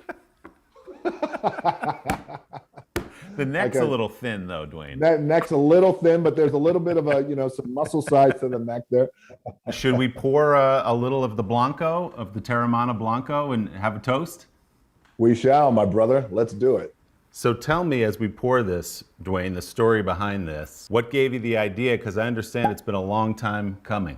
It has been a long time coming, but this idea of creating a tequila brand was something that I had thought about almost 10 years ago. But usually with a lot of things that I do, I like to take my time. I don't like to rush things, especially if it's something that I really feel passionate about. And I feel like there's an opportunity here to create something for who I like to call my number one boss, the consumer. Now, I always have to follow that comment up with, besides my wife and my daughters. There you go. As you know, you have 2 kids and a wife too as well. Yep. So when it comes to creating something, I think that they will enjoy, I just want to take my time. And then years later, here we are on my birthday. But I will say, before we raise this glass, tomorrow is your birthday, May 3rd. So this is going to be a good toast, brother, a good happy birthday toast to both of us. Well, I appreciate it. And a happy birthday to you, not only on the birthdays, but on the 1-year anniversary of Terramana. So cheers to you, and That's cheers right. to Terramana. 3 birthdays, here we go. Happy birthday. Happy birthday, cheers. Randall, to understand me, you got to understand where I came from. Right in front of you right now is the show Young Rock here on NBC, which has done really well. How accurate is it? How close is it to what your young life was? Willie, it is accurate to the T. Now, some stories that happen, say, for example, in Nashville, Tennessee, we moved that story to take place in Bethlehem, Pennsylvania. Something that may have happened in Bethlehem may have shifted to Hawaii, but everything is derived from the truth. And I have had just what I used to call, and still do, a Forrest Gumpian childhood growing up, where the intersection of my life, and we've talked about this in the past, my childhood was wild in that I grew up in the world of professional wrestling, when wrestling in the 80s and in the 70s was way different than it is today. They were all based on local territories and local promotions. And a lot of the times, including my father, the wrestlers would live paycheck to paycheck, but they also lived this really interesting life. And what I mean by interesting is there's a term that we have in the wrestling industry. It's called working the gimmick. And working the gimmick is when wrestlers have to be on their character 24/7. So when you went out, and you and I were kids, and we went out in the public, and we saw, for example, Sergeant Slaughter. Yeah. Well, he was always Sergeant Slaughter.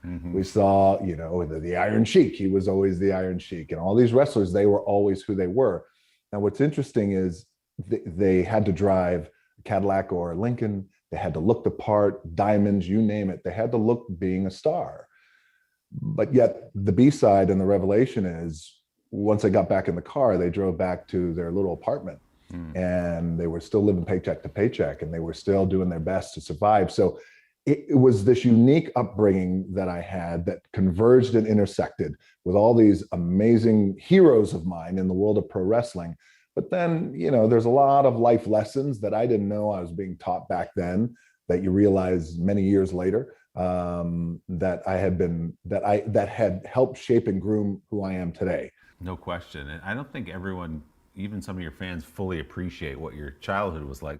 I think you lived in like 13 or 14 places by the time you were into high school. And then I love the way you talk about arriving in Nashville from Hawaii. You've already got your driver's license. You're a big dude. I think you might have had a mustache at that point. And these kids in Nashville was like, who is this guy? I did. So we were evicted off the island in Hawaii. Couldn't pay the rent. Again, paycheck to paycheck. I get to Nashville and I already have a driver's license, because in Hawaii, you could get your driver's license when you're 14. Right. So I'm 15. I go to high school. And at that time, there was a TV show, 21 Jump Street. Oh, yeah. Right? So of undercover high school. Johnny Depp, yeah. Johnny Depp. And they were all convinced, Willie, and this is not hyperbole, that I was an undercover cop. At 15, I was already 6'4", 220. I had a full mustache. I was, I was jacking the weights every day back then too, as well. So I had some muscle to me, and I was driving. So to them, and I looked different, and to everybody, they were thinking, well, this doesn't make sense. He's already got a car. The guy looks like he's 78 years old. There's something wrong. They thought I was an undercover cop. The teachers thought I was an undercover cop, principals, and the students too as well. I had no friends, no play with the ladies whatsoever. Really? You had the car though, Dwayne. The car didn't help? The car helped a little bit, but I hung out with a few girls. Those were the ones who just, I think they were more interested in the fact that maybe I was an undercover cop. I don't know. But it was, again, just wild. And from there, we were forced to leave Nashville and wound up in Bethlehem, Pennsylvania. Same thing all over again. There was that process. Oh, you were an undercover cop. And but then once we settled and we got some roots in Bethlehem, things changed.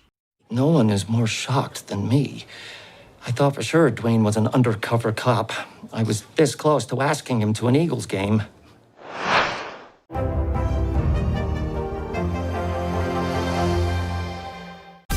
Make the most of your day with Today in 30. We give you a mix of everything you love about our show in a mere 30 minutes. Watch Today in 30 on your schedule, streaming every day on Today All Day. To cover the news, you have to be in it. We'll take you to the front lines of the story, bringing your news feed to life. Streaming live every night. It's your news playlist. Top Story with Tom Llamas, weeknights at 7 on NBC News Now. Make the most of your day with Today All Day. Get closer to all your friends at Today in a whole new way. Today in 30. We give you a mix of everything you love about our show in a mere 30 minutes. Shop today with Joe Martin. We're helping you shop like never before. The latest styles and biggest names. Today Food. Things are heating up in the Today All Day kitchen. Cooking essentials and recipe inspiration. Get ready. Are you ready? Oh, I'm so ready. Only on Today All Day. Does the White House think they have an Afghanistan problem or a COVID problem? Do you believe the abortion issue should reflect the will of the people or the will of the elected officials? The vaccine mandate. Is this going to work or is this going to backfire? If it's Sunday, it's Meet the Press.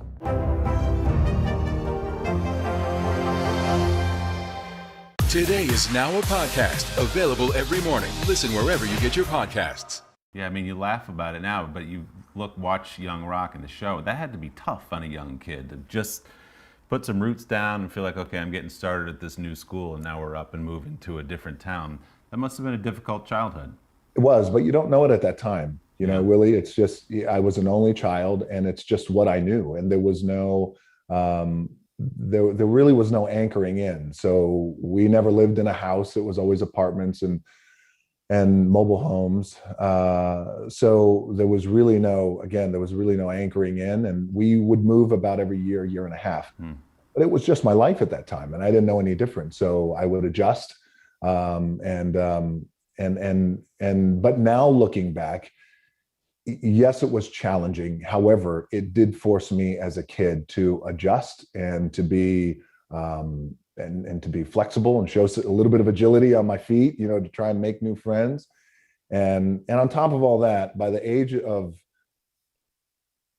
I would say between the ages of 7 and 11, people thought that I was a little girl because I was so. Why? Because I had really soft features and I had really soft afro hair. So everywhere I would go, thank you for laughing, really. I appreciate it. I need therapy. It still hurts, doesn't it? Things have worked out okay for me. I was going to say you did all right. Man, I used to get on the bus, and I never forget. I'll tell this story, and fan audience will appreciate this. I got on the bus when 5th grade, first day of school. I get on the bus. I've never ridden a bus in my life. I'm terrified to get on a bus to begin with. My mom just pushes me on the bus. I'm halfway crying. I sit down next to a kid, and within 60 seconds, he goes, "Can I ask you something?" I said, "Yeah." He goes, "Are you a boy or a girl?" Ooh. I went, 5th grade. Ooh. That'll say, you'll still talk They'll about say that anything. Oh, so man. After he recovered, because I knocked him out, he was, it's the tequila talking, really. It really is.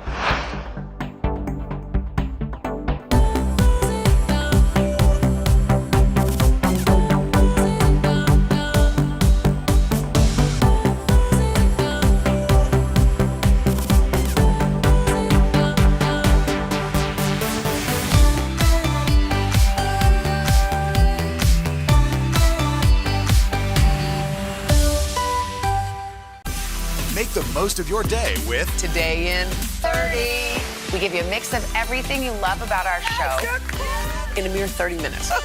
Savannah and Hoda bring you what you must know. The biggest moments of the morning. One Republic! Exclusive interviews. Why did it work for you? You're right. I am more talented than the rest. And important headlines. Major medical news this morning. Watch Today in 30 on your schedule. Streaming every day on Today All Day.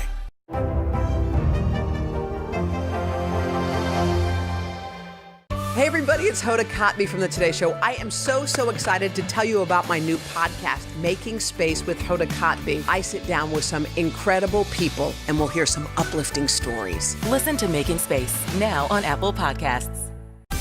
Make the most of your day with Today in 30. We give you a mix of everything you love about our show in a mere 30 minutes. Savannah and Hoda bring you what you must know. The biggest moments of the morning. One Republic! Exclusive interviews. Why did it work for you? You're right. I am more talented than the rest.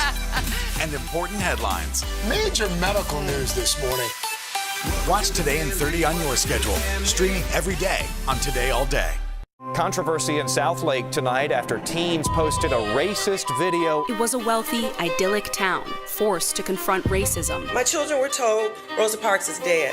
You all have to sit in the back of the bus. But when the school board presented its plan, this small town fight ignited a national firestorm. Critical race theory. Racism in reverse. False narrative of rampant racism. Shame. This is Southlake, an NBC News podcast. All episodes available now. Listen wherever you get your podcasts.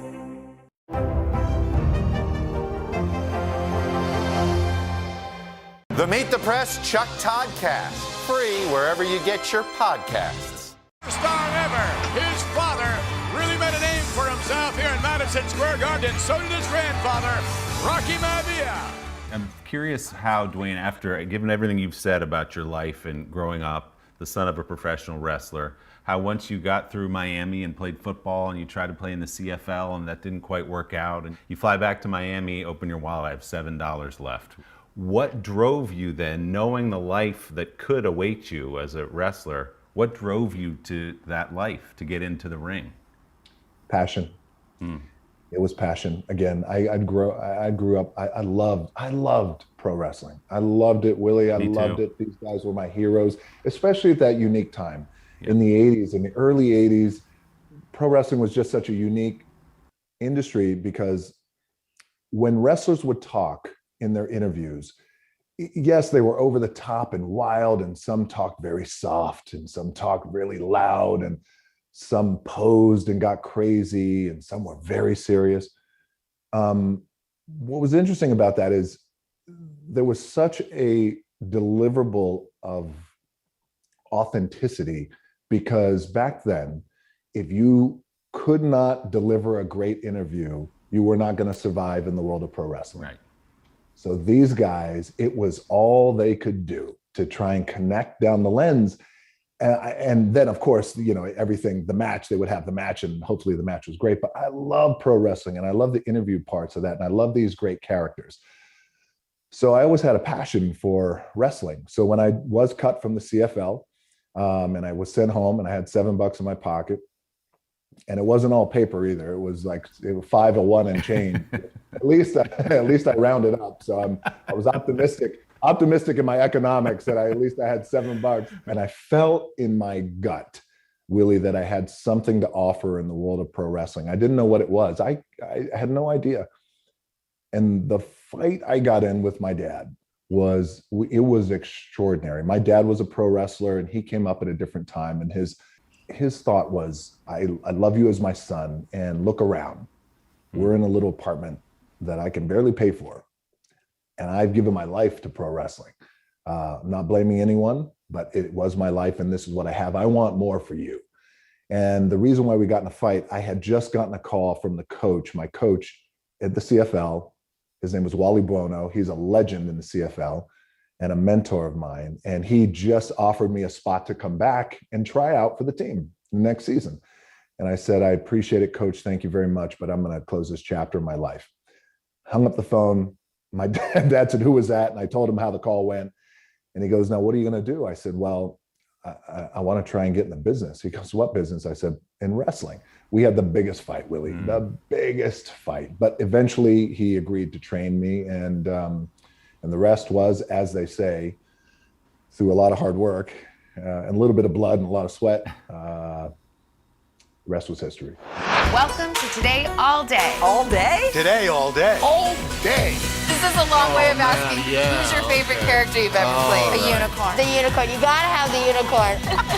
What is she right there? That's why you're saying all these nice things? Yeah, she gave me the look. Sorry to disturb your day. Everyone's mad at you, Willie. Better make this fast. I don't want the wrath of Luna. When I see you, I always think, I wonder what his quote would be. Give us 6 minutes and we'll ask as many questions as we can. Welcome to Cold Cuts. Cold Cut, Cold Cut. My buddy Cal cooking with me. Dads don't babysit. It's called parenting. What was the first book you remember loving? Heart Smart Today, with simple exercises to strengthen your heart. Make the most of your beach days. It's all about the tracksuit now. How good do they look? I now pronounce you husband and wife. Kiss the bride. This morning, a story of people helping people. You've received tons of letters from people who have been inspired. Let's do the weather out. Okay. All you gotta do is say, it's cold, it's warm, it's raining, it's snowing. That's it. One of our most favorite franchises ever, Ambush Makeovers. Okay. Look at it. It doesn't look so good. No, it doesn't look good. Will you judge us in a cook-off? I will, and you guys will definitely win something. Today, all day. All day? All day. Welcome to Today All Day. Make the most of your day with Today in 30. We give you a mix of everything you love about our show. In a mere 30 minutes. Savannah and Hoda bring you what you must know. The biggest moments of the morning. One Republic! Exclusive interviews. Why did it work for you? You're right. I am more talented than the rest. And important headlines. Major medical news this morning. Watch Today in 30 on your schedule. Streaming every day on Today All Day. Hey everybody, it's Hoda Kotb from the Today Show. I am so excited to tell you about my new podcast, Making Space with Hoda Kotb. I sit down with some incredible people and we'll hear some uplifting stories. Listen to Making Space now on Apple Podcasts. The Meet the Press Chuck Toddcast, free wherever you get your podcasts. To cover the news, you have to be in it. We'll take you to the front lines of the story, bringing your news feed to life. Streaming live every night. It's your news playlist. Top Story with Tom Llamas, weeknights at 7 on NBC News Now. Does the White House think they have an Afghanistan problem or a COVID problem? Do you believe the abortion issue should reflect the will of the people or the will of the elected officials? The vaccine mandate. Is this going to work or is this going to backfire? If it's Sunday, it's Meet the Press.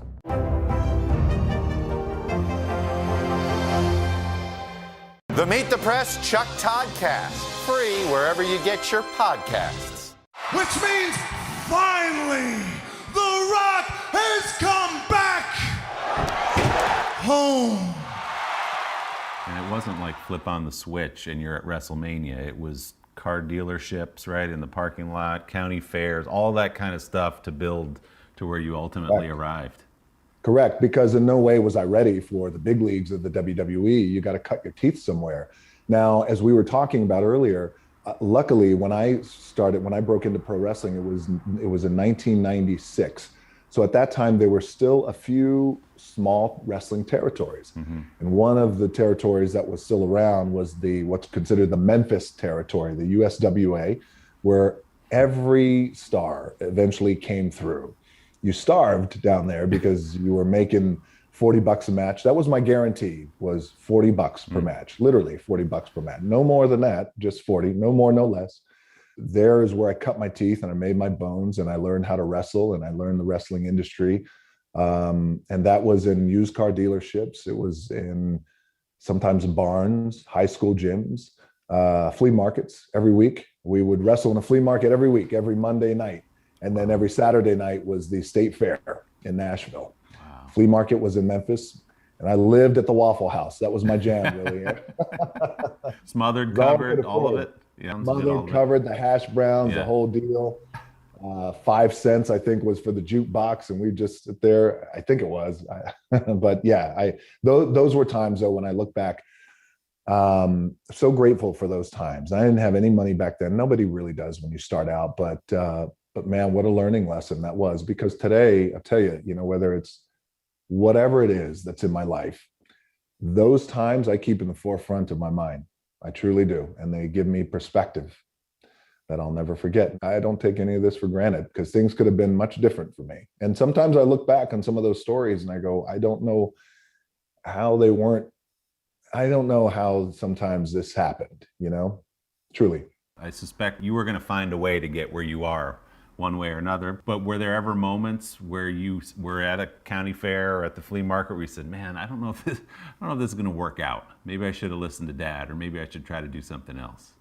Never, honestly. Now, not at that time, because at that time, I was doing what I loved. Now, I love playing football. I love playing football. I loved it. I had a passion for it. I felt like that football was my ticket to buy my parents their first house, for me to buy my first house, buy my mom, we have these dreams, buy my mom her first car, and football was my ticket. Football was my ticket for my education. We couldn't afford college. So I got a full scholarship at University of Miami, played with great players. But in football, I always knew every time I stepped on the field that I was always trying to catch up because I didn't have the football experience a lot of the guys had. I only had 2 years of high school football. And when I got to University of Miami, I got injured my freshman year. So again, I was playing catch up and I was behind. So it's everything that you could, and that's a fast moving game. And players at especially University of Miami at that time, Ray Lewis, Warren Sapp, Gino Torretta, Heisman Trophy winner, you name it. We had the best team in the country. And so the players, we all pushed each other, but it was a very consistent, I got to get better. I got to play catch up. I'm playing catch up here behind the 8 ball and still trying to find the shift and click moment. You know how in life, when we do something, we do something and it's a shift and click and I'm here. This is what I was born to do. When I stepped into a wrestling ring, I never had that. It was, this feels at home. And I feel like this is what I was born to do. So yes, it was at a county fair. Yes, it was at a flea market in front of 150 people. Half of them going, "You suck." That's okay. That's wrestling. Somebody's got to be telling you suck, right? That's wrestling. But I never had that moment in wrestling. No. Now, when I left wrestling and transitioned to Hollywood, there was a time there where I wondered if I had made the right decision because the movies, I was, to use a baseball analogy, I was hitting singles, maybe a double if I got lucky, but they weren't in no way, they weren't commensurate, I think, to the success I thought I was going to have. So certainly not the success I already had in wrestling, because I had left wrestling. I quietly walked away from wrestling, and because I felt like I really needed to commit myself to movies and commit myself to that career. And if I was going to have a shot at film in Hollywood or any kind of career that had longevity in Hollywood, I got to commit to it. So when I quietly walked away, there was a time where I felt like, I don't know if this was the right decision. It's funny, Dwayne, as we sit here toasting all these anniversaries, it was 20 years ago on May the 4th that The Mummy Returns came out, which is the first prominent role you had in a movie. So 20 years since you really did make that transition over. Can you believe from that moment and all those doubts you had about it, where you've ended up now as, by a lot of measures, the biggest star in Hollywood? No, I can't believe it. No, that was never my goal. Willie, the goal was not to become the biggest this or the biggest that or most this. It was just to have a career that was good. And quality was important to me, because also I came from a world that, while very successful and consistently did good business, what we'll call in the world of pro wrestling, it was looked down upon when I came to Hollywood. And it was because it was wrestling, and it's pro wrestling, and there's a space for it. And yes, the ratings are pretty good, but it's still wrestling. Yeah. So I had that mark, and I thought, okay, well, I'm still proud of where I came from. I'm still proud of the name that I built as a pro wrestler, and I love pro wrestling, but I got my work cut out for me. And I think in order for me to overcome these doubts, then I have to have a career that had a foundation of quality to it. And I remember at that time, someone in my life at that time had said, someone in terms of executive at that time said, "Are you sure this is the way to go? There's no lines in the movie. You have one line and it's not even English." Aku Mashente is the only thing. I would never forget it. It was my one line, and no one really knew what it meant at all. I said, "I do. I believe this is the right step and the right transition and the right role, because I don't know what I'm doing. I love this idea of movies, but I've never been on a movie set. So here we go. Let me be a sponge. Let me learn, and let me say Aku Mashente like I know what I'm talking about, and let's see what happens." Well, you nailed that line, because then they gave you another movie out of that, The Scorpion They gave me King. more words to say. But our guiding light will always be our shared values and love of country. I want to ask you, as we sip our tequila here, there's a part of Young Rock, as if you're running for president in 2032. A lot of people are reading a lot of things into that because you have been mentioned before. And the truth is, in our divided country, there aren't that many people we all agree on anymore. And I think you're one of them, and Dolly Parton, and there's a handful of them. So is that something that still interests you, Dwayne? Well, let me take another drink of Terramana before I answer that one. It always helps with the answer. I have a goal and an interest and an ambition to unite our country. And I also feel that if this is what the people want, then I will do that. So, and again, I have to contextualize it, because a lot of times the comments like this are taken out of context. I always, and this goes back to me wrestling in flea markets and used car dealerships, even in that, as small and as intimate and as rowdy as those crowds were, Willie, I still had my finger on the pulse of the people, and I always wanted to send them home happy. And I always got an idea of what they wanted in that moment. So the people telling you they would want that would mean what? That you put it out there and see what people think about it, or that there's polling, or how will you know if the people are asking you to take that step? I think you would do deep dives of polling and things like that. I think you would really have to make sure that I had the right people in place who know that world in terms of politics. And then we would get a real sense of what the people wanted. So in no way, if I were to ever run for president, would I think, okay, I'm going full bore ahead, pedal to the metal, surround myself with great people, and not know if this is what the people want. What the people want will lead and inform that decision. And if it is in fact what they want, then I'm going to take another drink of my Terramana and I'm going to say, okay, let's do it. You can see more of our interviews with your favorite stars every week on Sunday Today. Until then, thank you for watching.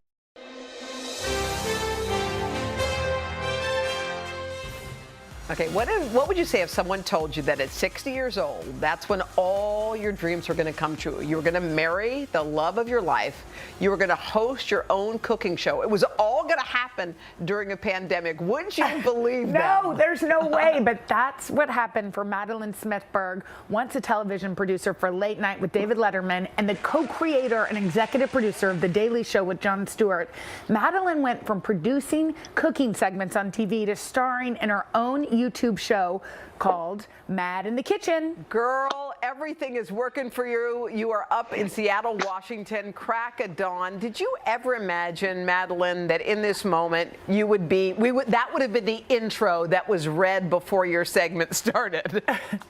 No. Hi, Hoda. Hi, Jenna. Hi. I really felt, even this morning as I woke up, God, I must have drank too much wine last night because I had a dream that I was going to be on the Today Show this morning. Silly me. No, the whole thing has been one giant out-of-body experience. For anybody, it's we played Leslie Odom Jr.'s song "Wait for It" this morning, talking about voting. But what if for anybody that's like, oh my gosh, I want that love, or I want this career that I want, that fulfills me? What do you say to them? I say always have hope, never give up. I mean, the day that I started this channel, I was on my couch in my pajamas, crying audibly because the pandemic had taken my career pivot as a chef away and my wedding had been canceled. And I just handed my husband Sam the TV. We ran away and got married. And I handed him my phone and I said, shoot me, I'm gonna make some pasta. And 6 months later, here I am. It's nuts. What about just the idea of meeting someone later in life? Because that's another thing. People say, well, maybe I missed that shot. Our story is kind of interesting because we first met and fell in love in 1986, and he dumped me very unceremoniously, found me on Facebook, and 34 years later, we got married, and we'd always both been. It's kind of, it's like, even if it wasn't my story. So I want to talk to you about what I'm making today. There's that. But I can talk and cook. Okay, all right, show us what you're making, because I think a lot of people want a dish to come for eat tonight. So tell us what we should eat. This is the ultimate comfort food. It is based on, so I spend a lot of time in Italy. I have a house there. I work for Italian TV. And the combination of butter and sage is called burro salvia. And basically, you can put it on paper towels and impress your friends. So I decided to use butternut squash because I simply love it. And I think that butternut squash ravioli is something that is familiar. Well, I took it apart, and I'm putting it back together. I've made a sauce with caramelized onions, sage, butternut squash, ricotta, milk, nutmeg. And I boiled my lasagna noodles, and I always do them 2 minutes less than it says on the box because they're going to go in the oven. You don't want them to be mushy. No. And like some mushy. I make my sauce. Oh, if you don't want butternut squash, if for some reason you don't like it, you can use acorn squash, you can use pumpkin, or you can use canned. You can do the pumpkin spice lasagna roll-up. It's perfect for the season. But whatever you do, if you got the butter, you got the sage, you got the nutmeg, you can't go wrong. So I've made my mixture, and now I've got my noodles, and I've cooked them, as I said, 2 minutes under. I did them a little too much the other night, and they were too mushy. And when that happens, I get very depressed. And how long do you cook them in the oven, honey? 25 minutes covered, and then you take the tin foil off, and in the last 10 minutes, you add more mozzarella and Parmesan than you think Show is us the beauty. legal. Yes, we need to see it. We want more time with you. Here we go. Oh, let's see it. Wait. Oh. Here it comes. It's coming out. Mad in the kitchen. Wait, hang on. You can get that. We got to see that. Careful. Oh, Mad. Okay. There it is. That looks it's so really good. a beautiful thing. And you've got your little roll-ups, which makes it just a little more fun than lasagna. Okay, by the way, we love you. We want you to come We want back. you to come here and host with us. I will be back. I'm going to camp out at your door with my pots and pans. All right. I'm having the time of my life. Oh my God, that was so fun. We love you. We're going to see you back here in Studio 1A soon. Get that recipe today.com/food. Okay, and we'll be back right after this. Love. The Meet the Press Chuck Toddcast, free wherever you get your podcasts. Make the most of your day with Today in 30. We give you a mix of everything you love about our show in a mere 30 minutes. Watch Today in 30 on your schedule, streaming every day on Today All Day. Does the White House think they have an Afghanistan problem or a COVID problem? Do you believe the abortion issue should reflect the will of the people or the will of the elected officials? The vaccine mandate. Is this going to work or is this going to backfire? If it's Sunday, it's Meet the Press. Still to come on the Channel 2 News. Well, the waters are certainly receding now. Still too close to call. Lester Holt reporting from Ground Zero, as it's being referred to. It is, in fact, a taste of freedom. The Haitian people know a little something about resiliency. What's the biggest risk right now? Some of the troops who have been proud. I want to welcome you to the first presidential debate. In fact, we've been told we can't go any farther. You are some resilient folks. Let me get a hint.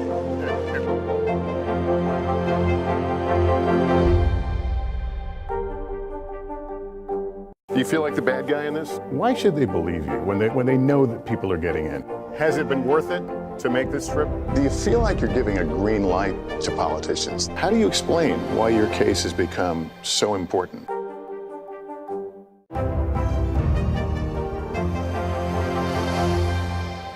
The Meet the Press Chuck Toddcast, free wherever you get your podcasts.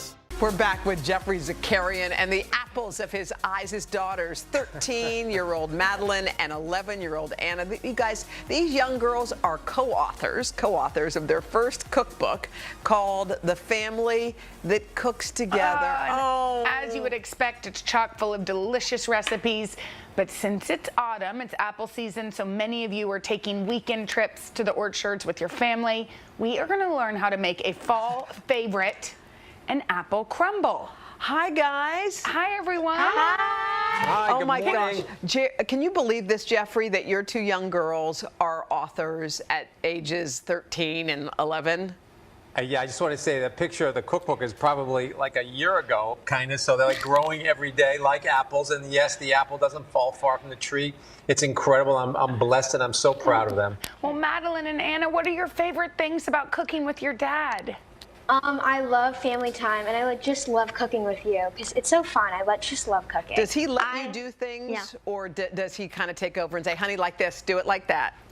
It's sort of like if I'm just in the kitchen, I can do it, but sometimes he has OCD in the kitchen. Anna, what do you think about cooking with the big man? It's really fun. He teaches me a lot of new tricks and tips with everything. Well, okay, so we want to hear, you guys are making an apple crumble. Do y'all ever go to the orchards and pick apples? Every yes, year. all the time. We love it. And there are so many apples out there. And today we are going to use Cortland's to make an apple crumble. And it's very simple. This is a sort of a foolproof method. If you mess it up, the peeling or whatever it is, don't worry about it. So I'm just taking a Cortland apple. I'm going to show you how to peel it just top down like that. Very simple. Top down. And, okay. And if you want to do this ahead of time, what I recommend is you take a bowl of water and put some lemon in it and just drop the apples in that. That way it keeps it from browning. Very easy tip.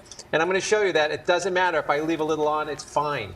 Another tip I like to show is how to core. Now, a lot of people take that core and dig and all that. That's way too much work. I just put it right on top end and go down like 3 or 4 times. Yeah, just cut around it. Just like that. And voila. Okay, that's done. Then I'm going to cut it in some slices and give it over to my girls, and they're going to show you the rest. Okay. So What's this is next, like a little moving factory we got going on here. Okay, Here you go. Here you go, Anna. Want to pass that down? I'll put the rest. Okay, I think that's good. So I have some apples here, and I have buttered a baking pan. I'm gonna add some cinnamon, some sugar, Of course. and you're just gonna mix that up. Try to not spill it everywhere. And Madeline, could you use brown sugar if you'd prefer it for the crumble? Yes, you could absolutely use brown sugar. Okay, good to know. Okay, And now what do you then do? I am going to pour it in, and I'm gonna fill about 3/4 of the way. I think that's good. Yeah. Yeah, that's beautiful. So now we're gonna start with our crumble. This is the topping of the apple crumble. So we have flour, dried oats, brown sugar, cinnamon, salt, and then this butter. You want to chill your butter before, so you can cut it into small cubes. Yeah. So I've already added everything in, and then you can just mix with your hands with like your that. fingers, just crumble that up. You have kids. This would be great for the kids. Yeah, this is Really something good. we could do. By the way, it does look foolproof. I mean, I'm pretty It is. surprised that this is all we need. Okay, now what do you do, guys?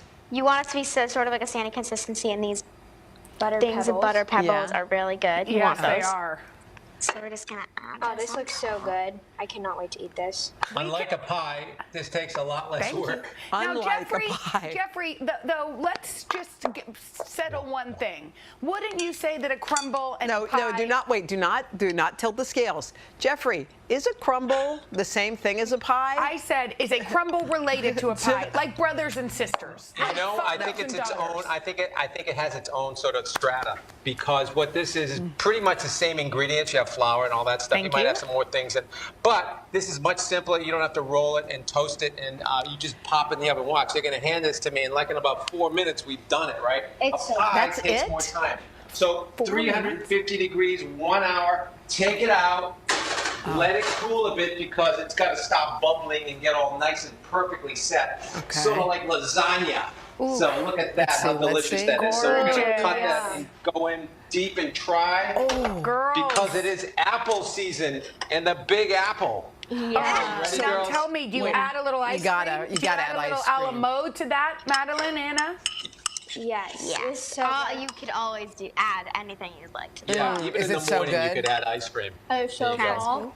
Oh, I wish we could have some. Yeah, This is sad. This is real sad, y'all. All right, well, you've inspired We'll be us. back soon. All right. Thank you, guys. Girls, y'all are great. We wish you we can't wait till you can come to our studio And cook with talk us. about your book and cook with us. And Jeffrey, you can come too. Thank you. Thanks for having us. Thank you. got it. Thank you so much. You're Thank welcome. you. Bye. Have a great day. You too. Thank you. For this recipe, head to today.com/food.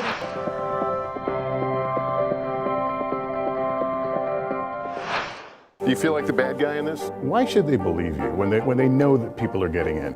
Has it been worth it to make this trip? Do you feel like you're giving a green light to politicians? How do you explain why your case has become so important?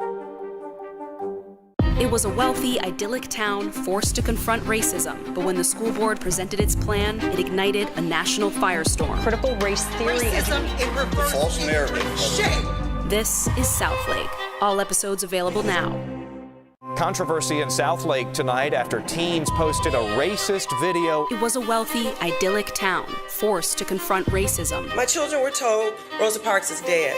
You all have to sit in the back of the bus. But when the school board presented its plan, this small town fight ignited a national firestorm. Critical race theory. Racism in reverse. False narrative of rampant racism. This is Southlake, an NBC News podcast. All episodes available now. Listen wherever you get your podcasts.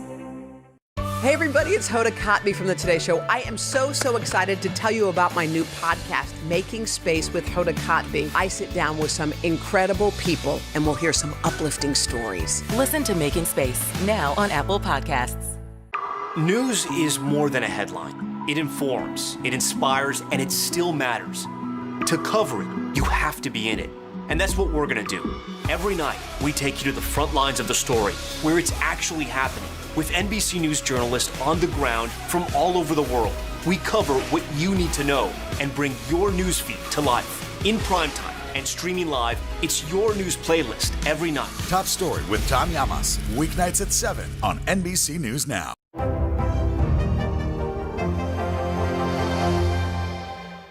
For breaking news in our changing world, download the NBC News app.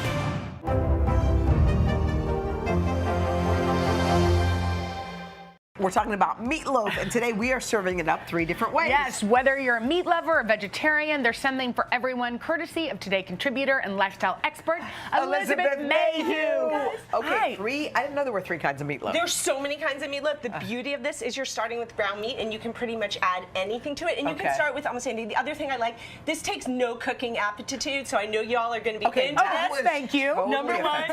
And number 2, these are great to do with your kids, because it's like if you can play with Play-Doh, you can make meatloaf. By the way, kids do love a meatloaf. So let's start with a turkey meatloaf. This has an Asian flair. Jenna, if you want to go ahead and start adding. So these are the ingredients. So it's kind of simple. What do we have here? So we're starting with chopped water chestnuts, which are delicious and add a little crunch. Some like 5 scallions, green onion, whatever you want to call it. A bunch of ginger. Now, if you're not feeling well, add a little spice of more ginger. Yeah, ginger is so good for you. And then meatloaf, so this is a turkey base. So this is like, if you're not a meat lover, great. Okay. Then we're gonna add, I like to add my wet ingredients. So what is that? So this is 2 eggs. You need an egg to bind it. Okay. Wait. Come back here, come here. Like one good little trick is I like to add all of the wet ingredients together. In one bowl. So what's that so this is hoisin sauce.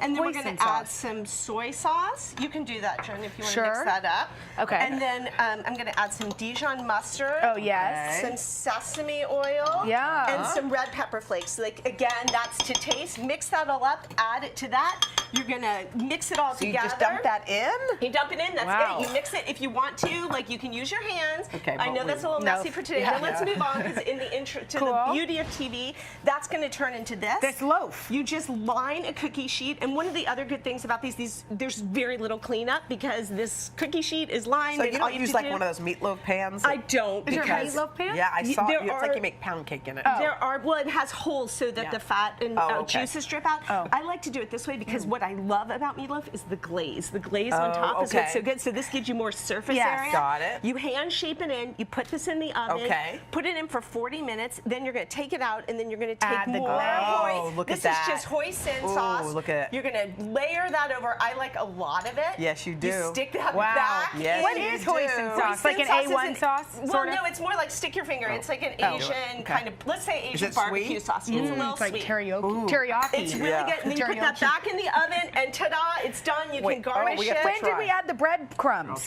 The bread, panko. You're so good. You caught me. The panko is what blends it together. So we should have added that to the beginning. Got it. Now, in terms of panko, you can do panko. You can do breadcrumbs. You can do quick cooking oats. You can also do crushed crackers. That's so good. it's about a half a cup. Now let's do a classic meatloaf. So for this classic meatloaf, we've already got it done, but essentially we're starting with a meatloaf mix, which, well, it's beef, it's pork, and it's veal, and then it's equal parts. You buy it at the grocery store. Like that? It's ready, done. A meatloaf mix. It's called meatloaf mix, and to that we're going to add. This is really a meat lover's special. Yes, it is. So to this we're going to add Worcestershire sauce.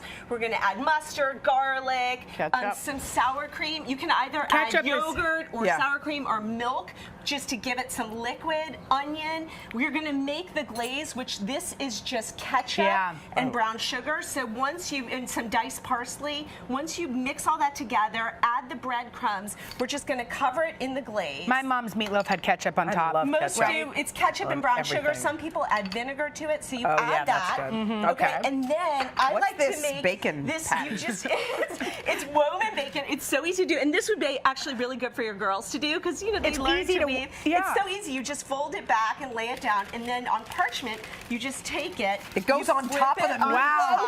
Again, meat lovers especial. Yeah, and then you pull it over, tuck it under, bake it, and you're good. Oh my God! Wait a minute. Hello, don't you guys run can by try it. that. Hello. While you try that, I'm just going to talk a little bit about this other recipe, because I think it's so delicious. I tasted it first at a restaurant in Lexington, Kentucky.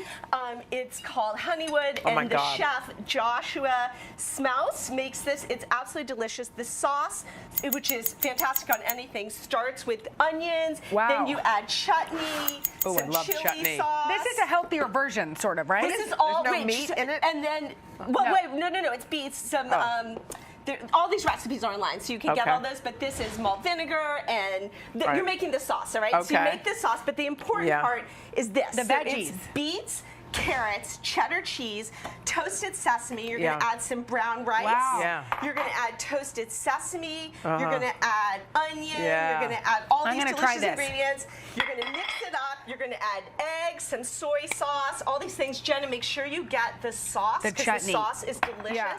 Hoda, try that too. It's called Meatloaf. I'm telling you guys, it is so good. Wait, I have one question. Really is there any meat in this one? Zero meat. Okay, all that's what I wanted to be clear on. It's beets, it's carrots, it's onions, and to me, it's seedy and delicious. Our next guest putting a Texas twist on dinner this week. Here to cook up some delicious pork, chef, owner of Gemelli in Fort Worth, Tim Long. You've been to the show like 24 times, so you're an old pro at this. But this new restaurant named after your twin daughters? That's right, Gemelli. It's my new Italian place that just opened in Fort Worth. All right. Having a lot of fun. So make ahead Monday, and it is Monday, so we'll make ahead some stuff. so deep. You know, I mean, this is really genuinely deep stuff. So this is actually a dish that my wife likes to cook all the time. So it's pork shoulder that we have in here, bone-in pork shoulder. Okay. Make a nice spice rub it really well. This is my pork rub that I sell, but you can just find a good barbecue rub. What's in your rub? It's guajillo chilies, fresh rosemary, thyme, salt, pepper, cumin. It's really delicious. Okay. And then we add some poblano chilies that are just raw, okay? All right. Same with the onion, chopped white onion. Then we're adding a can of chipotle chilies because we like to have it hot and spicy. We do like it hot and spicy. And then a little bit of water. We cover it. It takes 6 hours. And that's it. That's it. Walk away. So then when it's ready, it comes out like this. I've also made some potatoes that we boil, then we smash them, and then grill them on a plancha. Really? Really quickly, simple, really delicious. What do you call them, those potatoes? Plancha potatoes. Oh, that makes sense. Yeah. All right, let's move you. So the next dish that we're going to make, and you said you got your leftover? She already said you got the leftover pork. Can I tell you something? Tell me something. Dylan, tell him what you just said in my ear. This is the best thing I've ever had. This quesadilla is amazing. This should be on that show, the best thing I ever ate. So let's explain what you're doing. So let's do it. So here we got a saute pan. I've got some bell peppers. We're going to add in here like this. Tastes fresh. Some chopped onions, yeah. Really See, you know, vegetables are like people, right? They come in different sizes. They come in different flavors. They come in different personalities. And you want to make sure that when you saute the vegetables, that you give it time to develop. Meaning, we don't want them to be raw, but we don't want to cook them all the way because we want the crunch of the vegetable left. Is that why it tastes so fresh? That's right. So then we take a tortilla. Okay. That spread some goat cheese on here like this. Goat cheese. And now you're going to take the beans and spread it on this side. And then you puree the beans? Puree the beans, spread on this side. I'm a horrible. I know it's hard to develop 50-50, but it's like. Puree with goat cheese. Then That's why it's so good. We put the mixture on like this, okay? And then we're going to fold it in half. Look, guys. After you Did put I do the too cheese. many beans? No, you can actually You can never have too much. I know, that's what I'm saying. It's Fold it in half. Oh, you're right about that. And press it down. Now, then just flop it take on the there? brush and brush it with a little bit of canola oil. Like so. Now you can do this outside, okay? Okay. If you're at the house, you can do it on the grill. Now put it right on the grill. Like I did that perfectly. You obviously did it Well, you put perfectly. it on the side down. Yeah. See, you put. I mean, you know, it's gonna look great. Don't worry about me. You just do you. That's the most cooking You be I've done in 2 you. years. That's the best. That's the most cooking I've ever seen her do on the show, by the way. Now let me go back to chewing. Yes. Back to eating. Really well. So when it finishes, then you want to put a little bit of creamy jalapeno sauce. Oh, the jalapeno Okay, we only have a minute left, but we've got ramen noodles to make now. Okay, ramen noodles. So here, same pork, right? Yep. We whip this egg. We add a little salt and pepper because we're gonna dice this egg up later. So we add it in here. Let the egg cook all the way through. So we're gonna roll that around. Okay. A little oil. Don't worry about it. It'll just keep cooking. Okay. Then we take the pork shoulder and we drop it in this dressing like this. This has green onions, garlic, a little bit of soy sauce, and we let it sit for 5 minutes. Perfect. Then we take ramen noodles, the cheap ramen noodles that you buy at the store, right? Nice. Cook them. Don't worry about the seasoning. Take the noodles, put them here like this. Okay. After they're cooled. We got some bean sprouts. We got some sake. We got some rice wine vinegar. We got some nori right here. All those and then you Asian take your flavors. egg and you slice it up after it's cooked. Okay. And it gets like this. You top that on top. And then you take your pork that's been sitting in the juice. You mix it up. Okay. You act like a great American hero, and then you eat it. It changes How the is flavor it? of everything. This is delicious. It's nice. So 3 different ways. Make ahead Monday. Much for these recipes and more, log on to today.com/food. We'll be right back. Will you move to New York City? For breaking news in our changing world, download the NBC News app. Controversy in South Lake tonight after teens posted a racist video. It was a wealthy, idyllic town, forced to confront racism. My children were told Rosa Parks is dead. You all have to sit in the back of the bus. But when the school board presented its plan, this small town fight ignited a national firestorm. Critical race theory. Racism in reverse. False narrative of rampant racism. This is South Lake, an NBC News podcast. All episodes available now. Listen wherever you get your podcasts. Still to come on the Channel 2 News. Well, the waters are certainly receding now. Still too close to call. Lester Holt reporting from Ground Zero, as it's being referred to. It is, in fact, a taste of freedom. The Haitian people know a little something about resiliency. What's the biggest risk right now? Some of the troops who have been proud. I want to welcome you to the first presidential debate. In fact, we've been told we can't go any farther. You are some resilient folks. Let me get a hint.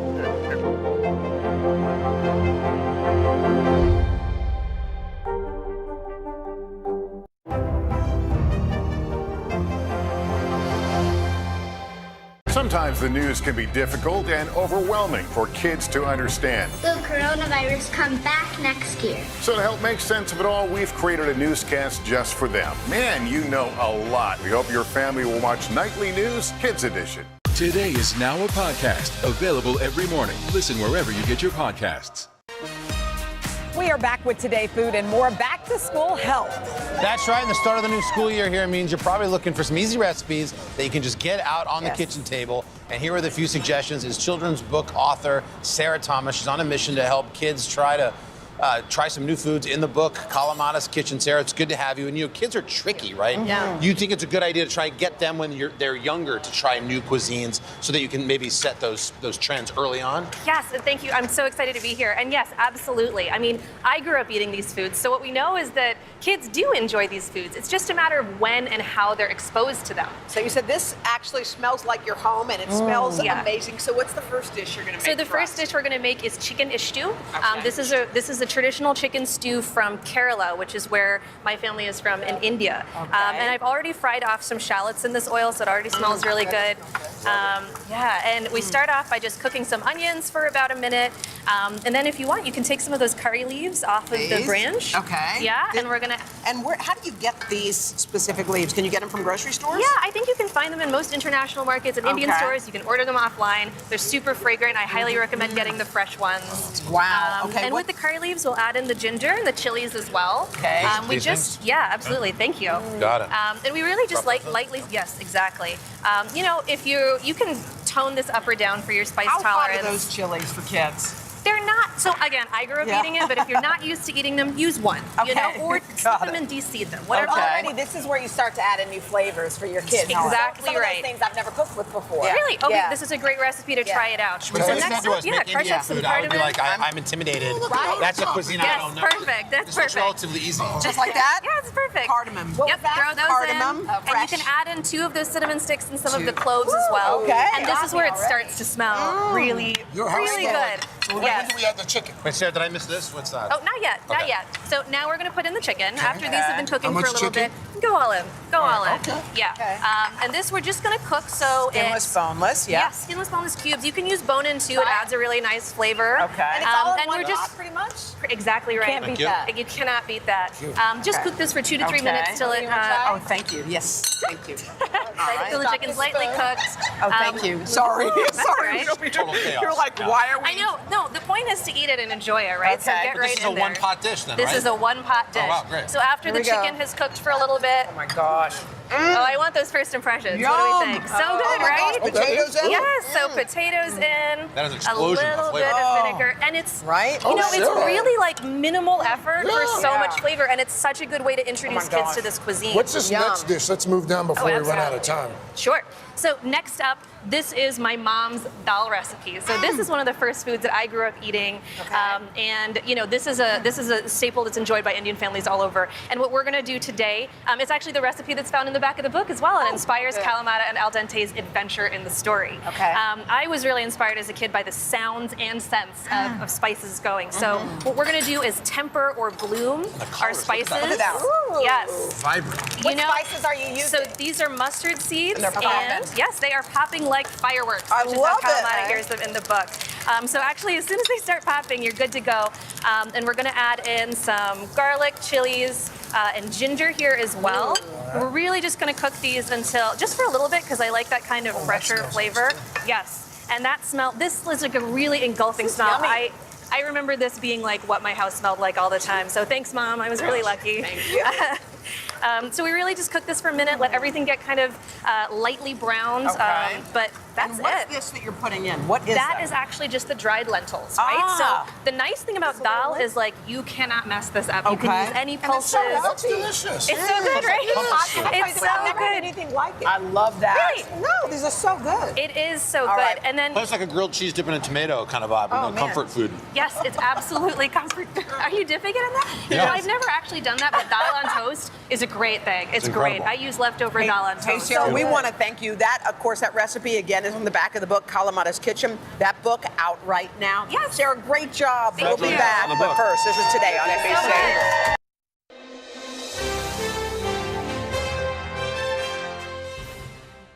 At least once a year, I like to bring in some of my Kevin's famous chili. At least once a year, I like to bring in some of my Kevin's famous chili. I want to eat pigs in a blanket. In a blanket. Hi, it's Brian Baumgartner, and I played Kevin Malone on The Office. Nope, it's not Ashton Kutcher. It's Kevin Malone. Equally handsome, equally smart. Well, Kevin Malone, how would I describe Kevin Malone? I think Kevin Malone is a man of some unique skills, who is misunderstood in a way.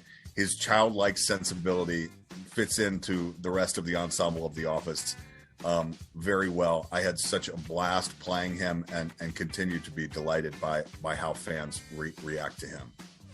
I do think that of all of the other actors and characters on The Office, I do think that probably I'm the most dissimilar to mine. My Kleenex shoes were a huge conversation piece, but man, my dogs are barking. But you know, look, I loved his ability to be in the moment. I used to say he has no memory of what happened before or any ramifications for what might happen in the future. But in the moment, if he enjoyed a moment, he was willing to show it. Often didn't think too far ahead, but I had a blast playing with him. And you know, our little group in the corner, the accountants, Oscar and Angela and Kevin, I describe it as kind of a perfect comedy triangle. Well, I need to give my cat up for adoption. The one who uses the doorbell, or the one with the Mexican hat, or the one with the rain galoshes, or the one that you let go around naked? Which had nothing to do with us, which had to do with the writers and the construction of the characters. But the way that the alliances kept shifting, their specific personalities and how they played off of each other was so much fun to do for almost a decade. I think for me now, my favorite episode would have to be Stress Relief, otherwise known as the Dwight's fake fire drill. Oh, here's a door. Check that one out. How's the handle? It's warm. They go to the back door. Another option. Another option. Jeez. Okay, settle down, everyone. And I think, you know, for me now, there's so many great episodes, but I think for me, what was happening outside of the show carries special significance for me as well. So I think it's a hilariously funny, well-written episode. I saw a friend today, it had been a while, and we forgot each other's names. A lot of things spring to mind thinking about the finale. I basically shot the show my 30s. My whole 30s was dedicated to being together, which is high school and college, and then 2 more years, spending a lot of time with those people. So, you know, it was really knowing that whatever happened, the friendships would be there, relationships would remain, but we wouldn't be spending 60 to 70 hours a week together anymore. And that was going to be a huge change for us. So a huge feeling of loss, but also tremendously proud of the journey that we had and the fact that we chose to end it. We had a story that we wanted to tell, and we made sure that we got that story in and told it, largely with the original people who were cast. I mean, I don't think anyone who was on the show could have ever guessed that the show would end up becoming what it has become today. I mean, we almost made a pilot and was never on the air, and then the fact that an audience picked up on it. I always knew what we were doing was special if people gave it a chance. I just thought, well, people aren't going to give it a chance. So I'm tremendously proud of the show. As I say to people, I'm a fan of the show and love watching it, and I'm so proud to have been a part of it. In examining through this book that I have coming out, Welcome to Dunder Mifflin, one of the things that we are looking at is why the show has not just survived, but has thrived 8 years after we have filmed anything. And I think that it's really about the people. It's really about the construction of the idea and the aesthetic of the show that was so really revolutionary and groundbreaking at the time, but the hiring of the specific actors to play the roles and the writing staff that was brought in, which are now the top comedy writers in television today. It was just a special and unique collection of people led by Greg Daniels, who, created the show, and his genius in finding the perfect people for their job. That's really why I think.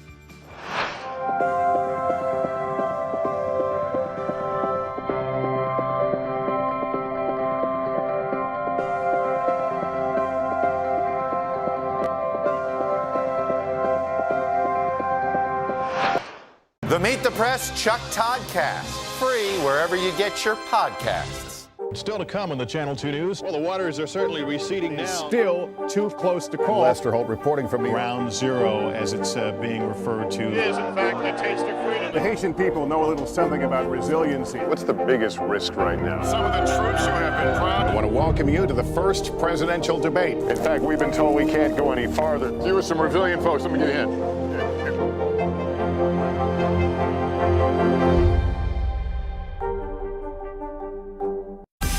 Make the most of your day with Today All Day. Get closer to all your friends at Today in a whole new way. Today in 30. We give you a mix of everything you love about our show in a mere 30 minutes. Shop today with Jill Martin. We're helping you shop like never before.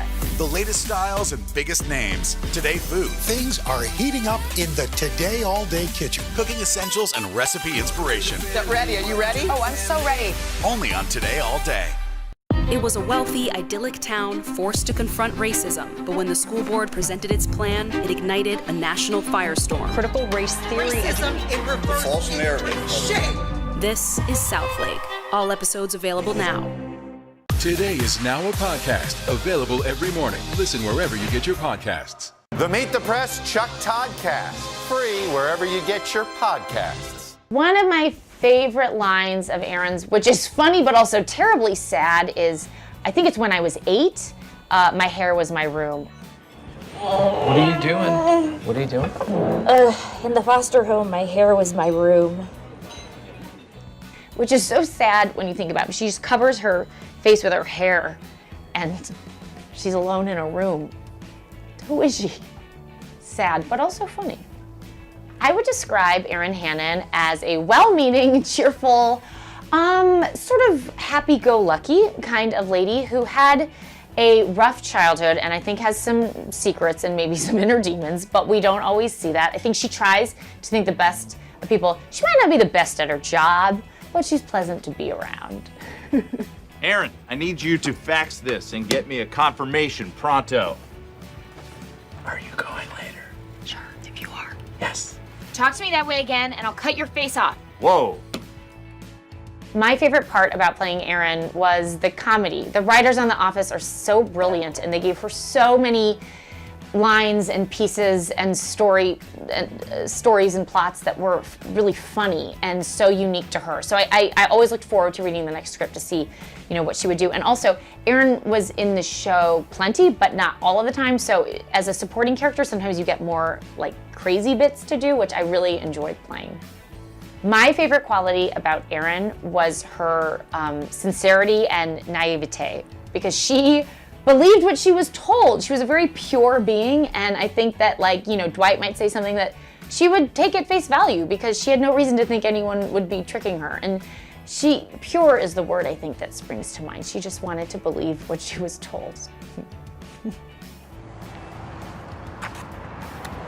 Hey, my name's Tabitha. I'm camped out in front of the Sabre store so I can be first in line for the new pyramid. It's me, Erin. Dwight had me pretend to be a hipster to create hype, and it's working. There's already people camped out behind me. I was a huge fan of The Office before I got a part on it, and I joined at the end of season 5, and I remember thinking during my audition as Erin, I was reading with Ed Helms, and I thought, this is the most exciting thing that's ever happened to me career-wise, so if it ends right now, that'll be fine.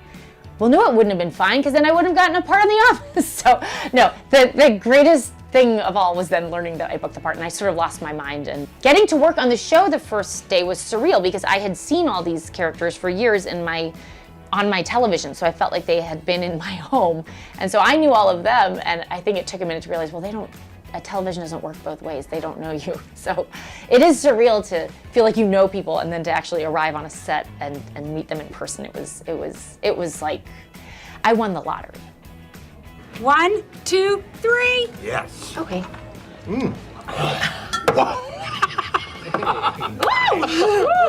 Jiminy Christmas! Jiminy Christmas indeed. Hit her up. Oh, yeah. One of my favorite episodes is Secretary's Day. I love that episode because, of course, it's all about Erin. It was written by Mindy Kaling, who is a genius, and there was so much comedy in that, but also a lot of emotional baggage. My favorite part about being a receptionist is that I get to have my own desk. In my foster home, I never had a desk. So it's like I don't mean that I didn't like my foster home. I did like it, I just didn't have a desk there. Did you have a favorite age? It's a lot between Erin and Michael Scott, which to be in a one-on-one scene with Steve Carell was just exhilarating. And I remember the day we shot the scene in the restaurant, it was just one of the most fabulous days of my life because I got to spend all this one-on-one time with him and acting with him, and he was a hero of mine and still is. And so that was selfishly one of my favorite episodes. I also love Cafe Disco because it's so silly, and why are they all dancing downstairs? And Michael Scott keeps calling it espresso. And I love any scene, any episode where I'm called to dance, so that was a lot of fun. Erin and Andy was such a great couple because they were also a little bit on the outside of things, and so I think they shared that kind of worldview, and so putting them together, they were a couple oddballs together. So one of my favorite Andy-Erin scenes is actually, I think the first episode I was in, the first or the second, and it also involves Dwight, because Erin, this like rube, joins the office, and for some reason, I think just because she's new, Andy and Dwight are sort of dueling for her attention. You finding everything okay? Yeah. Got some ice.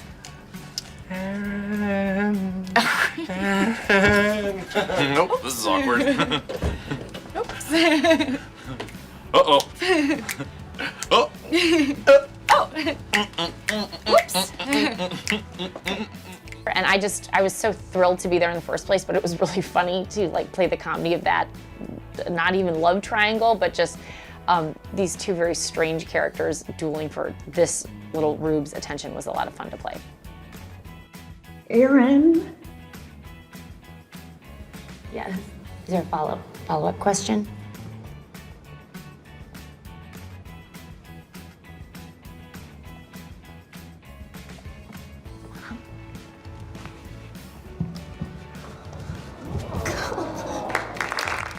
Filming the finale was overwhelming because there were so many amazing guest stars, and also it was the end of the show. And I was a late arrival on the show, as I mentioned, so I think it was maybe a little mysterious to the rest of the cast why I was so. I broke down in tears basically every day. Everyone's like, I've only been here for 4 years, but okay.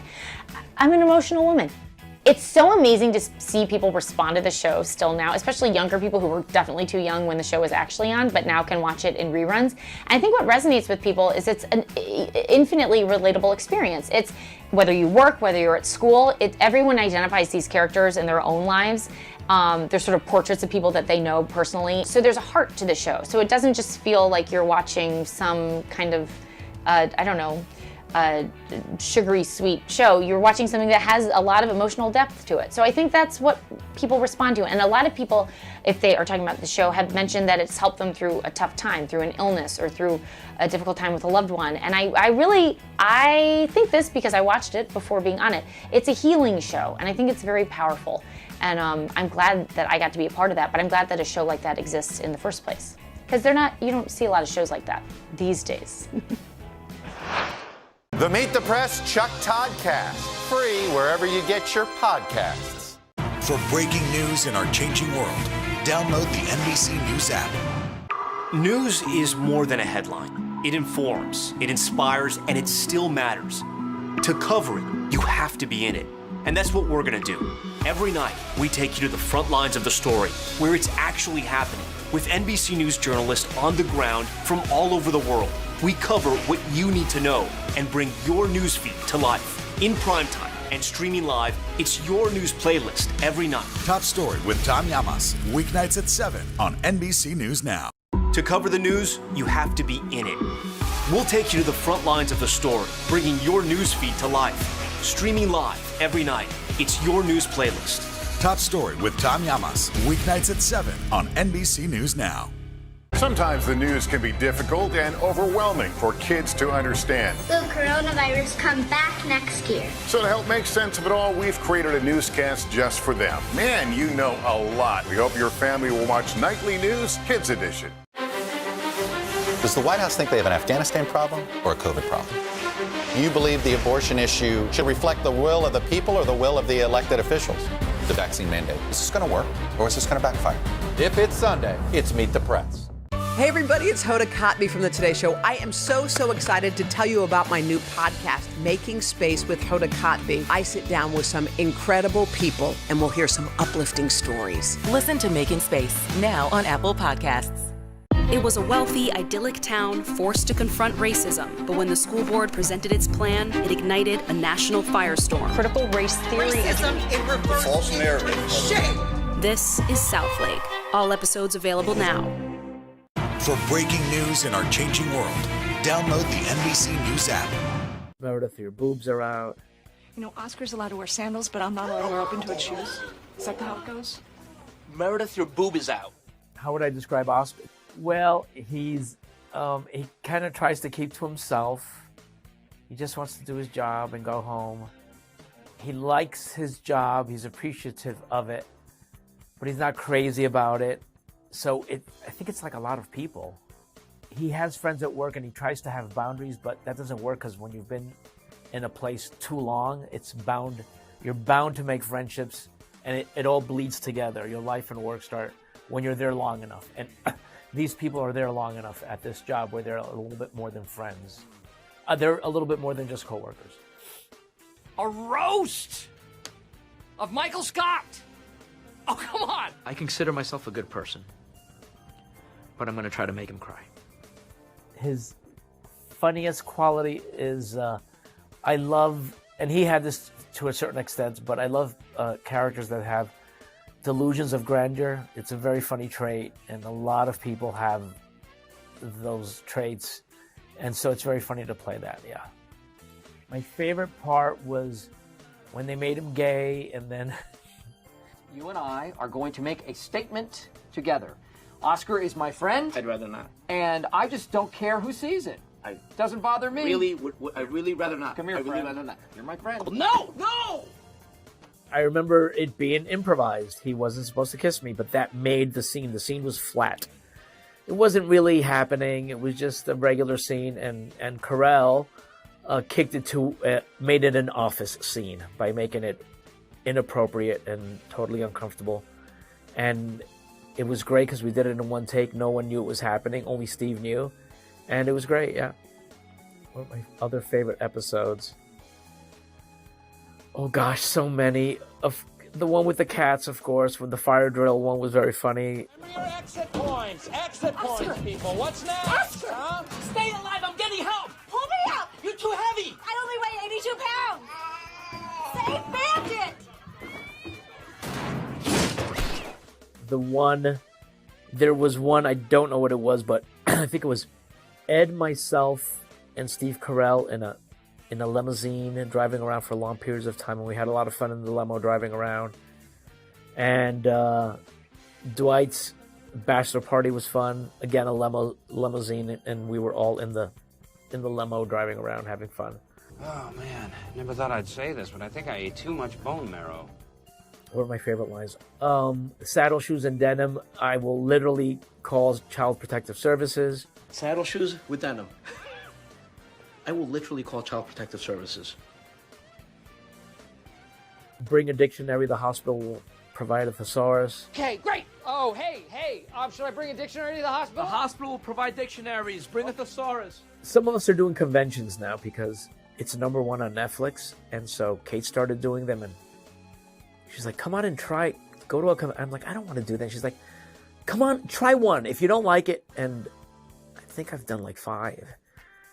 And people are insane about the show, and we love you for it. They're crazy about the show. They love Meredith, your boob is out. They love it. They just love it. They love that quote. And they like other ones, but they just love that. They love that quote, yeah. For me, for my character. It holds up because it's just so well written, and then the cast was really good. Because one or the other, if the cast sucked, but it was well written, or if the cast was grating and it wasn't well written, we can't do anything if we don't have material. So it was really well written. The concept was great from Ricky Gervais and Steve Merchant. It's simple, like Taxi or Cheers. You don't have to. It's character driven. It's not.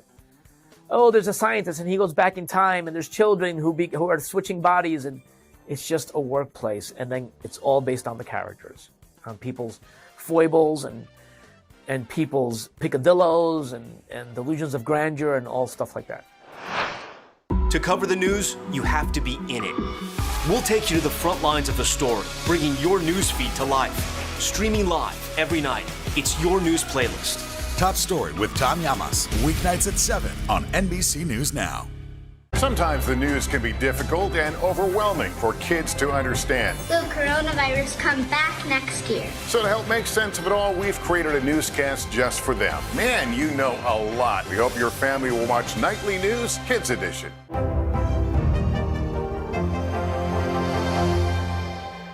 Still to come on the Channel 2 News. Well, the waters are certainly receding now. Still too close to call. Lester Holt reporting from the Ground Zero, as it's being referred to. It is, in fact, the taste of freedom. The Haitian people know a little something about resiliency. What's the biggest risk right now? Some of the troops who have been proud. I want to welcome you to the first presidential debate. In fact, we've been told we can't go any farther. You are some resilient folks. Let me get in.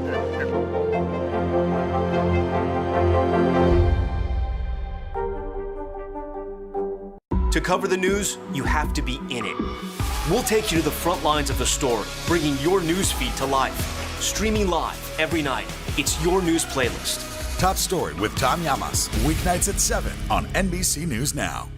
The Meet the Press Chuck Toddcast, free wherever you get your podcasts.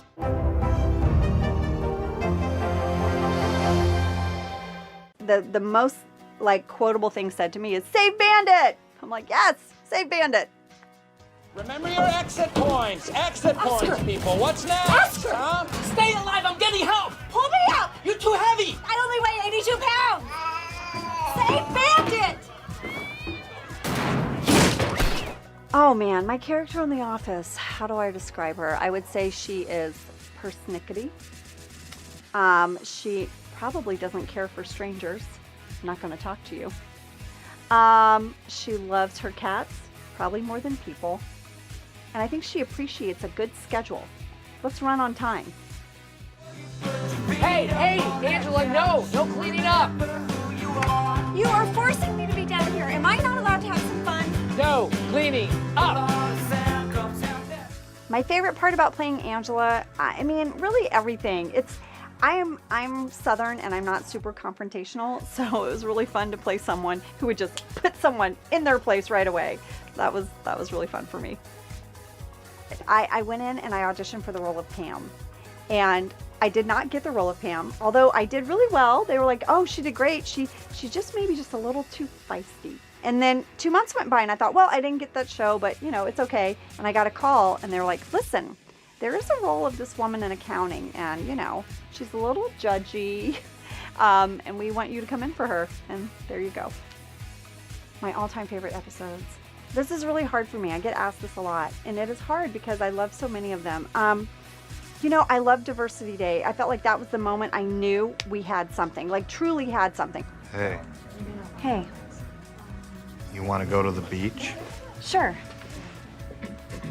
You want to get high? No.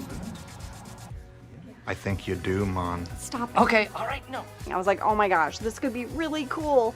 I mean, I had a postcard, you know, I had a thing that said Jamaica. And it just was so cringy, but like funny. I love Dinner Party. I think that is a classic. You know, when Michael Scott shows them his flat screen TV and it's like only this big. I want to show you something. A lot of people in the room. You need more space. Voila, right into the wall. Wow. Sometimes I will just stand here and watch television for hours. I love it.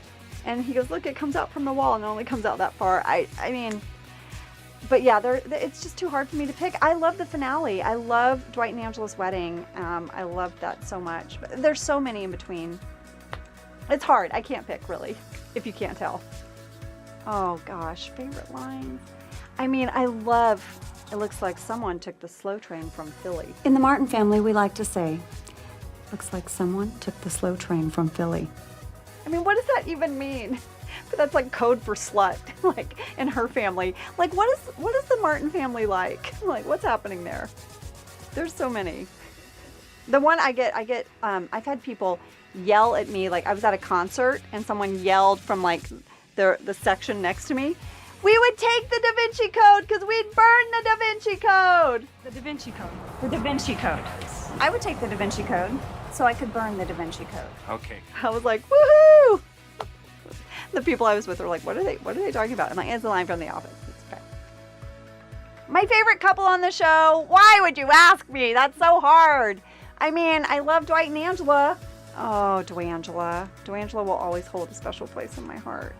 One of my favorite scenes, it was really hard to get through it because we were laughing, is that when when Dwight, it's so hard for me sometimes to call him Dwight because he's Rain, when it's the episode at the lake, and when Dwight goes, sabotage, and I go, sandwich?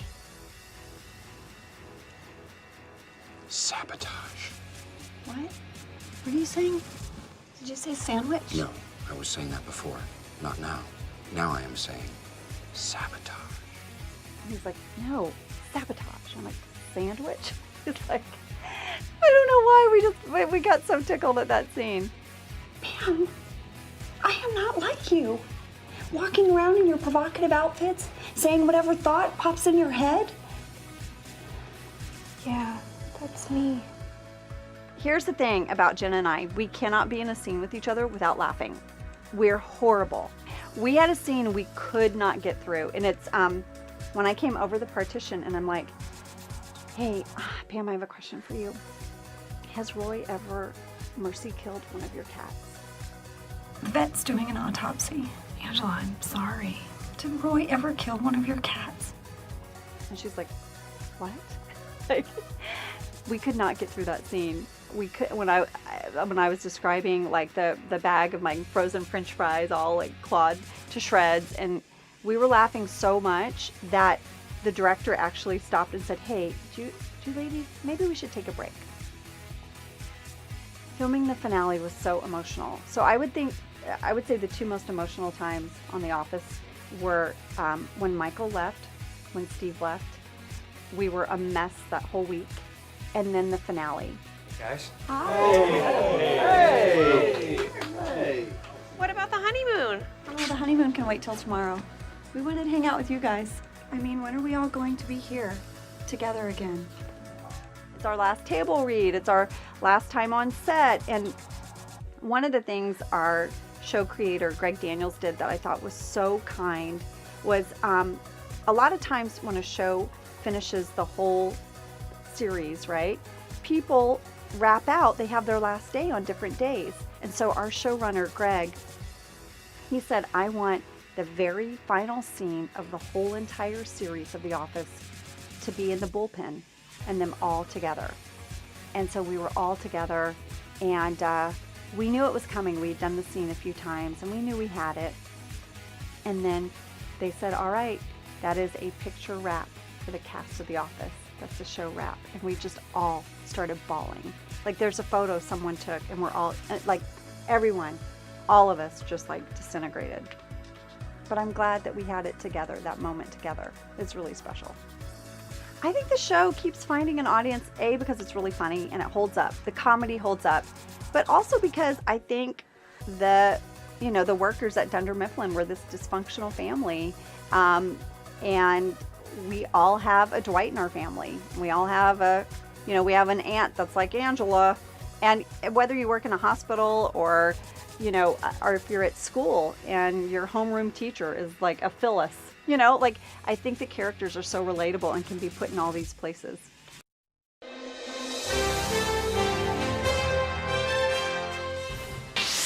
We are back now with a friend of the show and Shop All Day contributor Chassie Post. She is one of the faces of our streaming show, Shop All Day, and she's here to share a sneak peek of some of the products on today's show. And you know what that means? You see that QR code that's located at the bottom of your screen. Point your camera and scan it to shop all of these products. Chassie, good morning.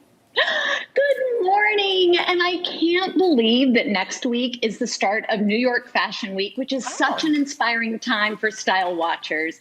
And today we've got you covered with some of our favorite fall trends that will help you reset your closet just in time for the cooler weather. I didn't even realize it was Fashion Week next week, but I'm not known for fashion. So let's start out by, it's time to start thinking about swapping out our sandals, but you have a nice transition shoe. Oh, I sure do. And I am just so excited about today's episode because we have so many easy and affordable resets, starting with this little slip-on loafer. I mean, ladies, this loafer is two of the biggest shoe trends we're seeing all fall, and that's the loafer trend and then the slide or the mule trend. But the great news is it feels like you're wearing the same slipper you've worn for the past year and a half. I mean, these are so comfy, but they're so stylish. And here's a little tip. I mean, they have such high-end details, like these little horse bits here. We're seeing lots of equestrian motifs this fall, and there's essentially a high-end designer dupe. One of my favorite designers makes a slide that looks almost exactly like this for $800. Oh, wow. But we've got them for $69. So you guys have to tune in today. We have so many fun, affordable resets. My goodness, this QR code is dangerous. Like, you could just literally shop within the next 3 minutes or even now. So, okay, so we have the shoes checked. Now let's talk about the dress. And we hear it's all about sleeves this season. So many great, wonderful sleeve details this season. And guys, this dress is a knit dress. It's one of the bigger trends out there. And luckily, it's also super comfy. I was trying this on last night, and it's so flattering. It felt like my favorite sweatshirt, but it's got this great little tie detail here, which, you can leave it comfy and loose, or you can adjust it and give yourself a little bit of a waist. And I have to say, Dylan, this would even work for maternity. It's got lots of give in it, and I love that mini length. But for those who don't love the short, you can actually use this as a tunic and pair it over, faux leather leggings, which I'm planning on doing, or great tights and tall boots. How much is it? Or at least ballpark? It's under $30. And there's 31 different colors. So this is a great one. Hey, Chassie, for folks like me who don't want to give up the old Zoom sweats. Oh, he's got sweatpants on. Nice. They match his outfit. For folks like that, if you don't want to give up your Zoom sweats, but you still want to look put together, what do? Craig, that made my day, and we totally have a sweat reset, and that is these denim joggers. They are pure comfort.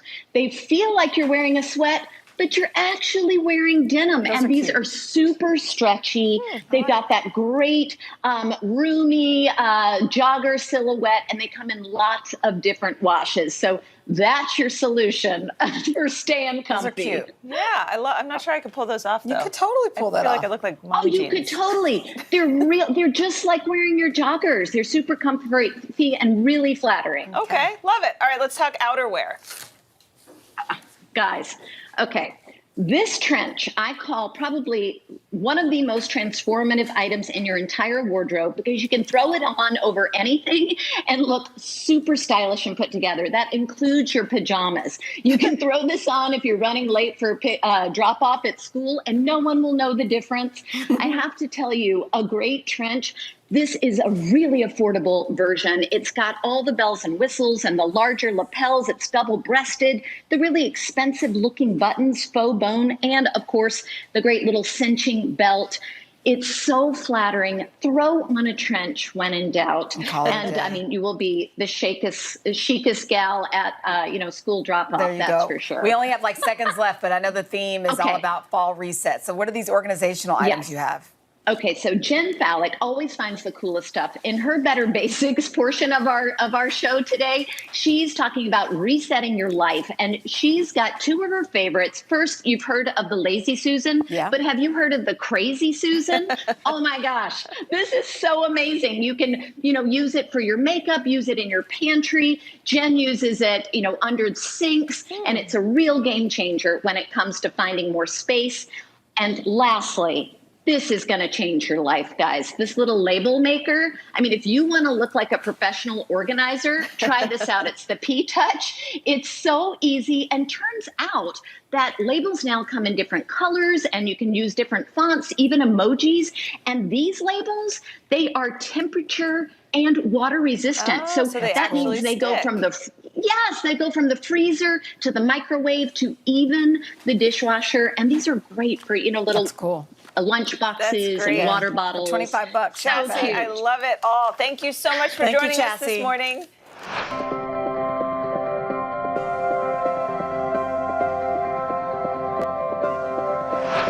Do you feel like the bad guy in this? Why should they believe you when they know that people are getting in? Has it been worth it to make this trip? Do you feel like you're giving a green light to politicians? How do you explain why your case has become so important? Make the most of your day with Today in 30. We give you a mix of everything you love about our show in a mere 30 minutes. Watch Today in 30 on your schedule, streaming every day on Today All Day. Today is now a podcast, available every morning. Listen wherever you get your podcasts. News is more than a headline. It informs, it inspires, and it still matters. To cover it, you have to be in it. And that's what we're gonna do. Every night, we take you to the front lines of the story, where it's actually happening, with NBC News journalists on the ground from all over the world. We cover what you need to know and bring your newsfeed to life. In primetime and streaming live, it's your news playlist every night. Top Story with Tom Llamas, weeknights at 7 on NBC News Now.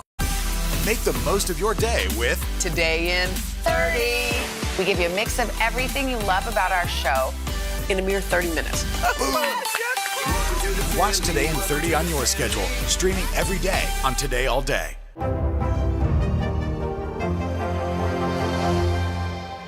The Meet the Press Chuck Toddcast, free wherever you get your podcasts. We're talking about the exercise dress. It's a versatile, easy-to-wear piece that works for parties, lunch dates, errands, and everything in between. You see her here. We have style expert Melissa Garcia. She scoured the internet and found 5 of the best-selling exercise dresses out there for all of you. Good morning to you. Good morning. It's so good to see you. It's so good to see you in person. I don't want to mess up this beautiful top. Stop it. Thank you. So why do you think this exercise dress is so popular right now? What is it? Okay, so we have all come off of a long year and a half being very comfortable. True. So we do not want to sacrifice comfort. We don't want to get into tight jeans right away. Right. But this is a great way to still stay comfortable because the fabric is inherently comfortable.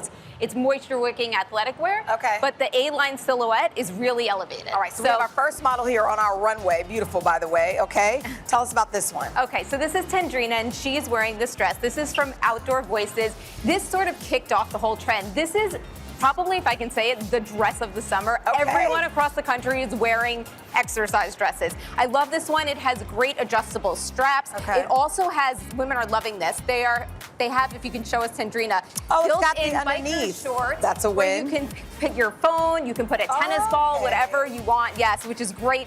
Super comfortable, moisture wicking. Here we gave it a really great athleisure wear style with a crossbody belt bag and great And you can wear sneakers. sneakers with it. Absolutely. Right? It's so funny. Even Tom Yamas just told me his mom is wearing these now. So Yeah. everybody's wearing these. Everyone All is right, wearing these. So this next one, how about this Okay, one? I love this one. So this is from Reformation. This dress is great. Again, that athleisure wear style, that moisture wicking material, which is super comfortable and easy to wear. This one's actually made of recycled plastic bottles, so great for the environment too. Has tons of stretch, and it also really just works so well. We styled it here a little bit more casually. You can wear this out for brunch. We put a little, button down around it. Great pair of sneakers again, and it works. Yeah. Great size options here too. Extra small through 3X. And what are we dealing with costs? I mean, are these pricey or not too bad? So this one is great. So Yeah? this is from Halara. This one is under $40. So if you want to try the trend, you don't want to spend a ton of money, this is a great one. This one went viral over TikTok. People are going crazy on this one. Comes in tons of colors, lots of sizes as well. Here, this is the perfect way to wear it for anything, biking, hiking, walking, running, tennis, clearly, but super comfortable, easy to wear. It has those biker shorts again underneath, which gives you a little bit of space to put your belongings. I love it. And you know what? You don't even have to play tennis. You can just you look don't like have you to play tennis. Right, we all wear workout wear, but do we all work out? No. 100%. It's like athleisure, but we're taking it up a notch. How about this one? Okay, so what's great about this trend is that it's great for the summer when it's super sweltering hot. You don't show any sweat marks, but this will transition into the fall. So here we styled it with a cropped sweatshirt. And the cropped sweatshirt really allows you to still see the A-line silhouette of the dress. I feel like this is something I would wear. A lot of us feel like, well, we don't want to wear the tight stuff quite yet. Right. But this is like, you can still be on trend. See, she just pointed to me. I know. And it's still comfy. It works. Yes, super comfortable. This one's from Amazon, and this one has detachable shorts, which is great for, as we know, going to the bathroom, because sometimes it's not easy to take your entire outfit off when you have to go. I love that. I love it. I love it. I love it. And then how about this one? A little camo here. Yeah, so this one's from Old Navy. I love this one. This Again, is super cute. The camo detail is just such a fun, on-trend, little edgy, great again to transition into fall. We love those fall colors. Has the great adjustable straps, the moisture wicking material, but we styled it a little bit more elevated. So here we just popped on a denim jacket, which I'm sure most women have, a great sandal, and this you can wear really from walking and then throw this on and you look like you're ready for lunch. And Melissa, this is why you're a stylist, because for all of these dresses, you can do the same thing. You can put a jean jacket with it, sneakers, dress it up or down, if you will. It's a win. Thank you, Melissa. Thank you. And for all of these exercise dresses and more, you can head to today.com/shop. Can I tell you something? They sell out fast. So if you want one, I just talked to a friend yesterday who tried to order something. Don't wait. Go ahead and get it.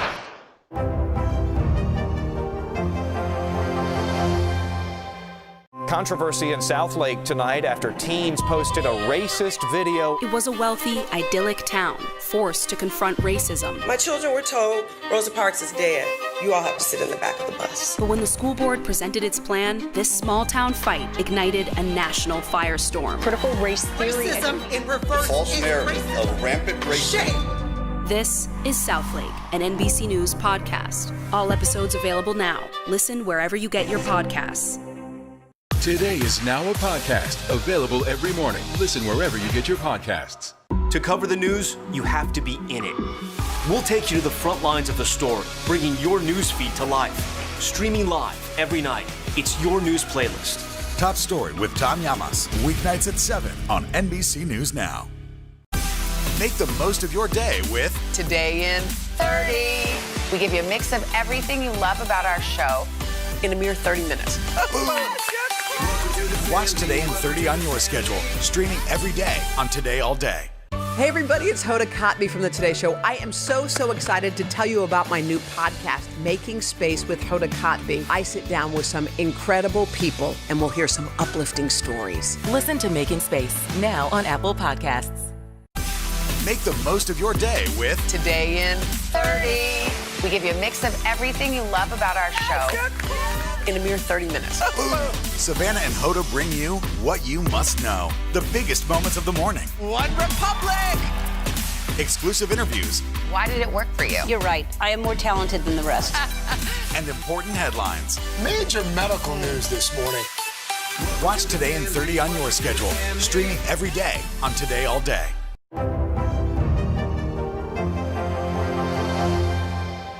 Let's put on some real clothes, shall we? We're going to enjoy a little fun in 21. In fact, one credit card company predicts that clothing sales will jump almost 80% Oh my gosh. over last well, year. nobody really bought clothes last year. There We just you wore go. the same sweatpants over and over. But you don't have to go on a shopping spree. Fashion expert Melissa Shantain is here to show us how we can take one item from your closet and style it in two different ways. All right, Melissa. So this is about, I do like the concept of shopping your closet because there's always stuff in the back and on the sides that you're like, why did I ever wear that?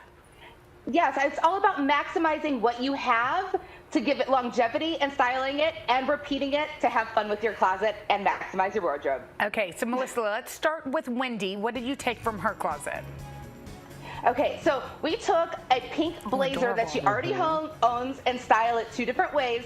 The first way is with the floral dress. For a weekend brunch or even a wedding, I found this really cute dress, a linen dress from Zara for only $49. Styled it with the pink blazer and with little lace-up sandals and added this cute little beach bag, straw bag from Poppy and Sage. Really simple. And then for a more work look, I switched it up and then added it with jeans.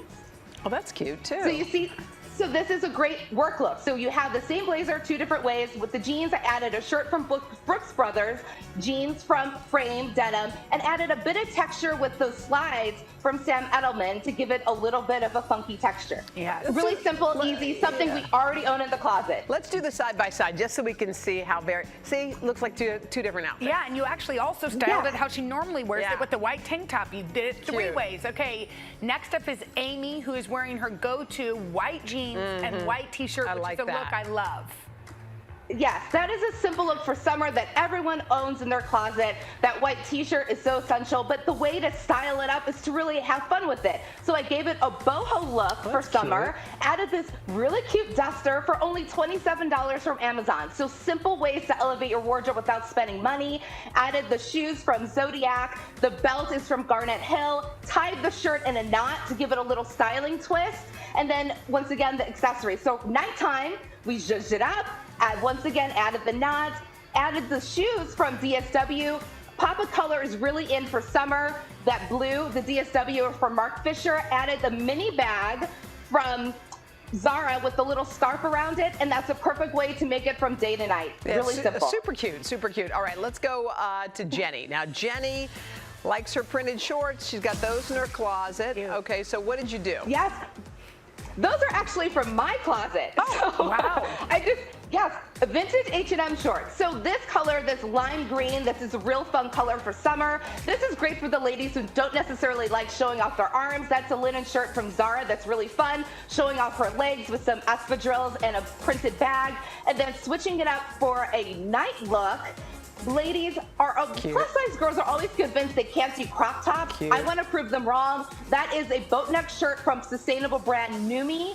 It hits at the smallest part of her waist. The key here is adding the third piece, the blazer, pulls it all together to elongate her figure and actually makes her look more slim. And that is the perfect look for a date night on the town with a tiny bag. Love. Okay, finally we have mom of three, Gina, and like a lot of folks, Gina will be spending some time this summer in her swimsuit. So you found some ways to mix it up. Yes, so she didn't have a swimsuit she loved. I gave her a swimsuit from Bare Necessities. It's the Birdsong collection. It really tied it all together, gave her extra support. This beautiful crochet dress is from female designer Rami Brooke, and then that's her night look for her honey, and then for when she's with her kids. Who doesn't love white linen pants? We add it with some great sunnies from Privé Revaux, and then the bag and accessories from Poppy and Sage, and then once again slides from Zodiac, which is really fun, easy looks to give it a good two options for a swimsuit. Melissa, I mean, how could you go wrong with that look? I don't know how did you remember all that stuff? Yes, I mean, you're amazing. blowing our mind right here. It's what I do. All right, you can find all these items at today.com/shopping. If you are a hot sleeper, having the right PJs can go a long way. So we called up the undergarment educator, Kim May Caldwell, to style us something sleepy. Okay, so she shopped for the best PJs to help us keep cool and comfortable all night long. Hey, girl. Hey everybody, so excited to be here. It is summer, so it's still hot everywhere. And I was just hearing you, Jenna, you're absolutely right. My husband sleeps really hot next to me. So all year long, there It's are like a many furnace. reasons why you might want to Yeah. And by the way, Kimye, we should just say you can shop along with us using that QR screen. So Kimye, tell us what we got. Exactly. Okay, so first of all, we have this really awesome set from Duluth Trading Company. Now, I have to show you this on. that's Sheila, nice. come on in. We've got a lovely model with us. Sheila looks amazing. This company makes what's called Armachillo underwear, and it was so popular that they finally decided to make a PJ out of the same material. There is actually jade crushed and embedded into this material, so it dissipates heat and keeps you nice and cool all night long. Plus, this has SPF 40 in it, so if Sheila wants to go out and get a little coffee on the patio in the morning, she's both protected and staying cool. That's cool, and it's so soft. I get why someone would want to sleep in this. So soft and silky. Okay. Sheila, you're beautiful. Yeah, I love this material. Plus, the pants have pockets too. Okay, Love thank a you, Sheila. pocket. Okay, and then a nightgown. Next up, we have something that's nightgowns, really cute. Bobby, come on in here. Look how adorable she looks in this. This is kind of old-fashioned looking, which I love, but she looks so cute and fresh. This is from Eileen West, and they make this really great cotton lawn material, which is 100% woven cotton, so it's really breathable. Plus, nightgowns are really underrated. They're really great for ventilation, and they look really sweet too. All right, Love so this one too. you have something for fuller chested gals. Krista's I do. mom. Thanks, Why are Bobby. you looking Okay. at me? I wasn't. 'Cause you're not. So, if you need something for a fuller bust, no judgment, this is really awesome. This is from Bravissimo. Bravissimo actually makes full bust undergarments, which is why I love them so much. And this nightgown is based on their best-selling bralette. You can see it on Krista there. She has a full bust. She's looking great. Boob sweat is a real thing, y'all. So you don't have to worry about that skin-on-skin contact. You can stay nice and breezy. It's a really breathable top in that lace, and it looks really great too. So I love that one from Bravissimo. And then next up, these are from Tommy John. These are my husband's favorite underwear, and they also make a cool cotton sleep pant for both men and women. You can see on our video here, we've got two lovely models. They look so cozy and comfortable. You can do the comfy sleep shirts to go with it, but it's really that cool cotton that's really great. I think they said that it dries 4 to 5 times faster than regular cotton and stays 2 to 3 times cooler than regular cotton. So David it's really and Tara great. looking good. Okay, next, pajamas for the whole family. This looks good. It's cool. Angie and Nick are going to be wearing these. Yes. Angie and Nick are so cute in their cool jams. This company is known for having cooling sleepwear. It's moisture wicking. They have done tons of independent studies on this.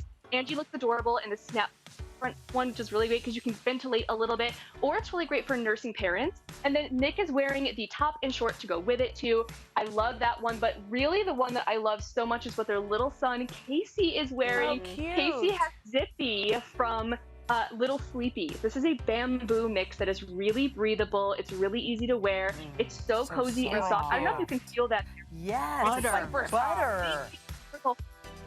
I know, they mix up for the whole family, so it's really great. And your kids can grow in this because it stretches, and they have little cuffs that can be cuffed up or cuffed down as necessary. So really cute and really functional. And then last but not least, we have this really awesome set from PJ Selvage.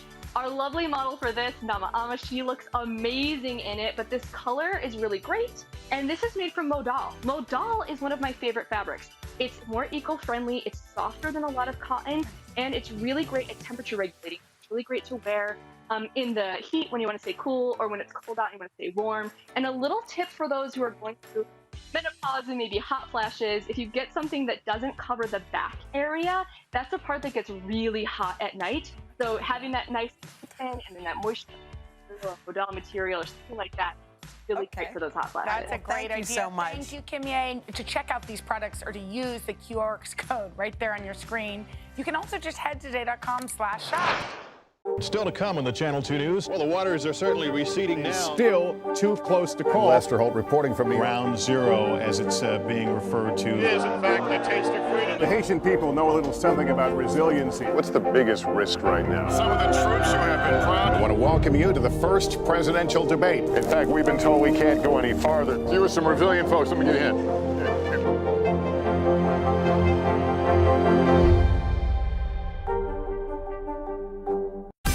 Make the most of your day with Today in 30. We give you a mix of everything you love about our show in a mere 30 minutes. Welcome to Watch Today in 30 on your schedule, streaming every day on Today All Day. News is more than a headline. It informs, it inspires, and it still matters. To cover it, you have to be in it. And that's what we're gonna do. Every night, we take you to the front lines of the story, where it's actually happening, with NBC News journalists on the ground from all over the world. We cover what you need to know and bring your newsfeed to life. In primetime and streaming live, it's your news playlist every night. Top Story with Tom Llamas, weeknights at 7 on NBC News Now. Hey everybody, it's Hoda Kotb from The Today Show. I am so excited to tell you about my new podcast, Making Space with Hoda Kotb. I sit down with some incredible people and we'll hear some uplifting stories. Listen to Making Space now on Apple Podcasts. We've got kids in the house, then you know the laundry never seems to end. Now that school started back up, it's only getting worse. And worse. So we wanted to get the dirt on how we can save time, how we can save money from the ultimate expert. Her name is Tanya Christian. She's from Consumer Reports, which just published its 10 ways to save energy while doing laundry. Okay, and she's putting us to the test with some common laundry quandaries. Hi, Tanya. Tanya. Hi, good morning. Good morning. Are you in your laundry room? I am. Oh my God, that's so cute. We have to admit that both of us spill quite Yeah. often, and yet both of us aren't that great We're at not getting that- stains You're out. going to help us. So we've got our Yeah. little shirts. We have which letter A, B, C, and you're going to give us options, and we're going to hold them up to answer, right? Right, we're going to play laundry quandaries. So I'm going to give you some scenarios, some laundry scenarios, and then you're just going to tell me which one you think it is using your shirt. Got it. We're ready. All right, so the first scenario. Jen doesn't know how fast to set her spin cycle to. Should she A, set it to the lowest speed to save energy, B, set it to the highest speed to get clothes drier, or C, skip the spin cycle and let the dryer do all the work? I'm going with B, baby. going Come with on, A. Tanya, Save show me energy. B. Let's save some Right, energy. So we do, Hoda, you are correct. Because Yes, the dryer would definitely. have to work harder. You're right, exactly. So you want to get as much water out as possible before you put it into the dryer because, yes, like Hoda said, it's going to have to work harder. I think you said like Hoda said, which has never been When said we're in a talking cleaning about segment. laundry, I love that. Okay, we're ready. Next question. Right. So now scenario number 2, Tom doesn't know how much detergent to use for his average size laundry load. Should he use A, a quarter cup, B, a half cup, or C, a full cup? Okay, I'm going to stick with A. I'm going with B. Come on, show me B. All right, so now Jenna, you are correct. Oh. Henry always says I use too much, so that's why. No, so Consumer Reports lab test found that a quarter cup is really all you need. You don't want to put more than that because, of course, there can be buildup on your clothes, and it's just not good for the environment. Okay. All right, so now we're tied. Moving on to scenario number 3. Brenda wants to keep track of her energy usage. What percentage of an average home's electricity use comes from washing and drying clothes? Okay, I would Is it A? Let her say it. Go ahead. Oh, you're ready to jump in. A, is it 1 to 2.5%, B, 3 to 5%, or C, 5 to 10%? I'm going to keep going with B. Lucky B. Come on, Tanya. Okay, so you are correct. Who's correct? Jenna is correct. It is answer number letter C. And that's according to the Natural Resources Defense Council.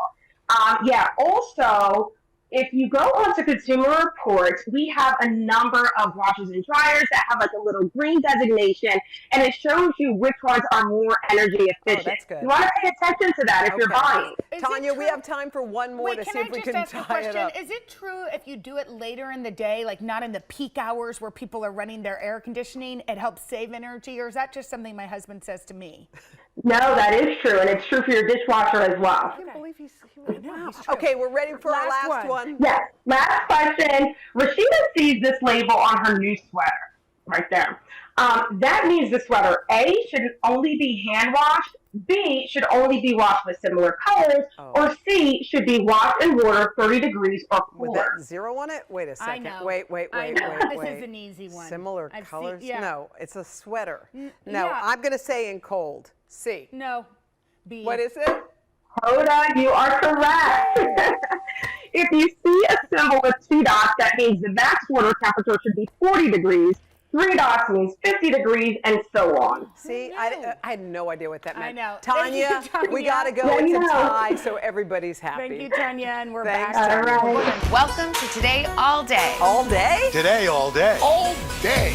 This is a long way of asking yeah. who's your favorite character you've ever played? The unicorn. The unicorn. You gotta have the unicorn. What is she right there? That's why you're saying all these nice things? Yeah, she gave me the look. Sorry to disturb your day. Everyone's mad at you, Willie. Better make this fast. I don't want the wrath of Luna. When I see you, I always think, I wonder what his quote would be. Give us 6 minutes and we'll ask as many questions as we can. Welcome to Cold Cuts. Cold Cut. Cold Cut. My buddy Cal cooking with me. Dads don't babysit. It's called parenting. What was the first book you remember loving? Heart Smart Today with simple exercises to strengthen your heart. Make the most of your beach days. It's all about the tracksuit now. How good do they look? I now pronounce you husband and wife. Kiss the bride. This morning, a story of people helping people. You've received tons of letters from people who have been inspired. Let's do the weather out. Okay. All you gotta do is say, it's cold, it's warm, it's raining, it's snowing. That's it. One of our most favorite franchises ever, Ambush Makeovers. Okay. Look at it. It doesn't look so good. No, it doesn't look good. Will you judge us in a cook-off? I will, and you Okay. guys will definitely win something. Today All Day. All day? All day. Welcome to Today All Day.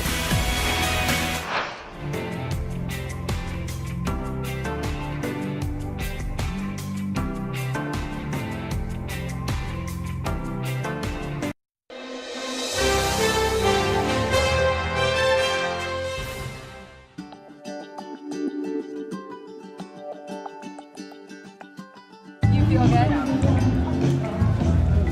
Almost. One more time. Yes. Truly, just by telling someone, hey, we believe in you and we want to give you an opportunity, the confidence that comes from that. Oftentimes, a month of being here, their confidence has at least doubled. Our goal is to be a stepping stone to help them get to their ultimate goal. I'm Julie Sullivan-Lose, co-founder of Ground Up Nut Butters. And I'm Carolyn Cesario, co-founder of Ground Up Nut Butters. Check you guys out. Teamwork happening over here. Our mission at Ground Up is to employ women overcoming adversity and provide job skills training. One more? Okay, I think I can fit one more in. How many almonds is it? Do you guys know? I can pull. I don't have my phone out. Oh, plenty. So women come from backgrounds of homelessness, battling mental illness, transitioning out of the sex industry, and coming out of incarceration. We have a 6 to 9 month employment training program, and we partner with different organizations in the city and get referrals for the women that we hire. And truly, success looks different for each person that does join our team. And what's unique is it started with the mission and vision first before the product was even around. So I was living in Uganda overseeing a training program for about 160 women doing paper bead jewelry work. And I just saw the power of providing someone an opportunity and giving them an income and the impact that that could have not only in their life, but that could trickle down into their family and their community. So I moved back home to Portland, dead set on starting a company. And I really believe that business is a powerful tool for social good. So I knew that I wanted to start a for-profit business. I was running marketing at Seiko Designs, an ethical fashion brand, and we hired on Julie to do customer care for us. At the time, I was making nut butters on the side of my job without any intention to do anything more with it because I didn't want to start just another food business. Don't get me wrong, our product is great, but I didn't feel like that was enough motivation to actually start a business. And when I met Julie, and she had this passion for an employment training program vision, which really was very similar to the company that we were both working for, so we both already kind of had a heart for that.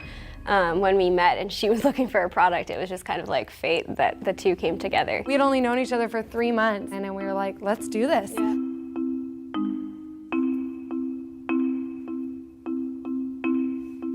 We really hit the ground running, and the two of us were very type A go-getters, so we were just I think it was March, and we were like, cool, by June we'll be in all the farmers markets in Portland, and we'll see how this goes. Little did we know you have to sign up for those markets in November of the prior year. It's very competitive in Portland. But yeah, so we just hit the ground running and started selling in as many places as we could. all the while making it out of Carolyn's home with small food processors. I think we made accepting payments via Venmo. Yep, I think we made about 2 jars every 30 minutes, so really efficient. Yeah, exactly. I hand wrote the like every single label, which is why our jars still now have my handwriting on them, because it's like an ode to that.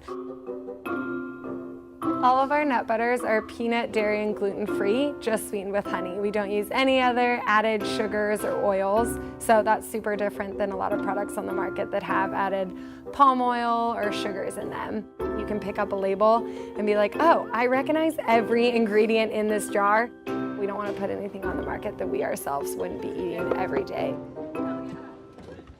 I think being a woman in business, it can be difficult because it's hard for people to take you seriously. You get a lot of people that are trying to give you advice and talk down to you and kind of questioning what you're doing.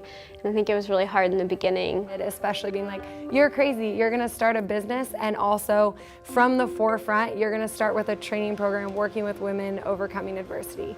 And to us, there's no other way. And so I think to really be able to show other businesses and to show the community there's another way of doing business, and it's powerful. It's not only powerful for us, but it's powerful for customers, that they can be a part of the story and they can pick up a jar and say like, hey, there's a lot of crazy stuff going on in the world, but I get to be part of something bigger.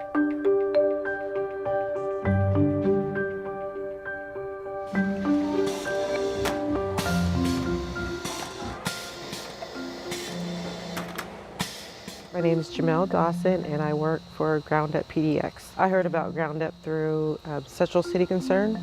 They're an agency that helps people with barriers for employment. Yeah, I do this till 5 o'clock. I love it. I lost my home in August of 2018. I mean, I was living from couch to couch, and I couldn't get a job, and I was in another lifestyle, and I just got tired of it, but I didn't know where to go. I didn't know what to do. Julie and Carolyn are encouraging, uplifting, and very positive. They give me hope. Every morning when I see them, they just make me smile because it's another day here. I help in the kitchen on Tuesday and Wednesdays. I help Phil. I'm pretty fast at it. I love it. This place has given me confidence because I was in a dark place last year. I didn't have any hope. This gave me confidence that I can do something different. And I'm looking forward to anything that comes after this. Oh, I didn't realize we had some over here. Yeah, I put some on that end for you and then some on this end. My name is Tiffany Christensen, and I work for Ground Up. I'm the fulfillment supervisor, and I'm a production assistant. So I mainly focus on online orders that are coming in. 2 days a week, I get to help out in the kitchen and doing production. I love being in the kitchen. That's where I started. So anytime I can get back into the kitchen, I'm happy. Before I started working at Ground Up, I was living in a shelter for about 6 months. And the whole time I was trying to find employment, and I was also battling my mental health. It was hard, very, very hard. And when Ground Up came, I felt like I was ready to try to start working again because it was very hard to look for a job. Nobody wanted to hire anyone that was living in a shelter, which is very sad. Ground Up has given me confidence. Once I started, my whole attitude on life changed. So creamy. So much better with the new almonds. Wow. Yeah, so much better. That's great. People really do care about our product and love our product and love what we do. It makes me proud to work hard, and that has helped me. There's more purpose to it. Whereas jobs I've had in the past, I didn't really feel like I was doing anything meaningful. It was going to work and then coming home. A very endless cycle of pain and misery. And that didn't help any of my mental health at all. So that's why Ground Up is so great with all the positivity and the helping others, the purpose. It's a wonderful feeling. Good morning, team. Good morning. How's everyone doing? We're doing 5 batches of chunky, which we've already done 1, and we did some of the smooth as well, which... Julie and Carolyn are huge in my life, and there's nothing I can do or say that is ever going to be enough for my gratitude for them. I would love to be just half of what they are, their attitude, just to let us know that it's okay, everything's going to be all right. life, there's mistakes. It's no big deal. Just learn from it and keep going. So I'm getting chills just talking about it. Sorry, it tears me up. Give me a second.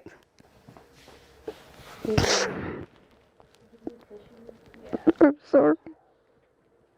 Don't be sorry. You don't need to be sorry. It's happy tears. It begins with 5 pounds, it turns into 10 pounds, it turns into 50 pounds a day. Yes, and they're ordering every 2 weeks. That's Yeah. the goal. Ground up on 3. 1, 2, 3. Ground up! Giving back to the community is really part of our DNA at Ground Up and truly a part of both Carolyn and I. Personally, I believe if you're going to be working at something, 50 hours a week, why not have it be something that's helping to do good? If I'm going to spend so much of my time putting energy into growing something, I want it to also be helping other people. So I guess in that sense, it's partially selfish what we're doing, because I think we both get fulfillment out of seeing women on our team grow and thrive in this environment. But it's also clearly helping them in a lot of ways as well. We truly believe, and I truly believe, that just being that drop in the ocean, just like helping one person, that trickle-down effect is powerful. It's like by buying a jar, you can be a part of the story.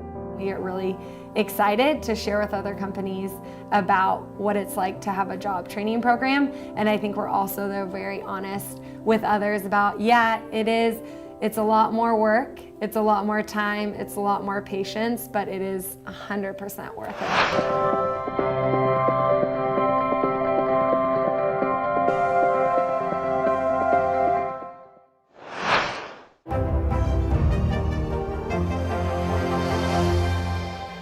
Today is now a podcast, available every morning. Listen wherever you get your podcasts. To cover the news, you have to be in it. We'll take you to the front lines of the story, bringing your news feed to life. Streaming live every night. It's your news playlist. Top Story with Tom Llamas, weeknights at 7 on NBC News Now.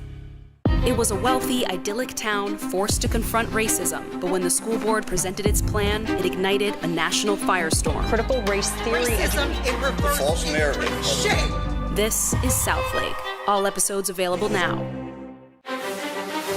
Does the White House think they have an Afghanistan problem or a COVID problem?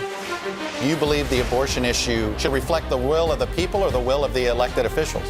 The vaccine mandate. Is this going to work or is this going to backfire? If it's Sunday, it's Meet the Press. Hey everybody, it's Hoda Kotb from the Today Show. I am so excited to tell you about my new podcast, Making Space with Hoda Kotb. I sit down with some incredible people and we'll hear some uplifting stories. Listen to Making Space now on Apple Podcasts.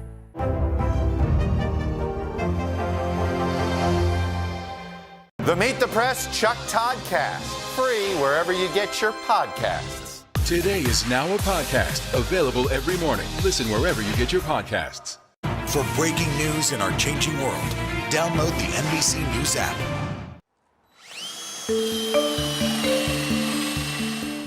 Somewhere along the way, we all need help. At some point in your life, you have needed assistance from someone to get where you're at. It's okay to ask for help, and it's okay to give help, and it's all going to come back around.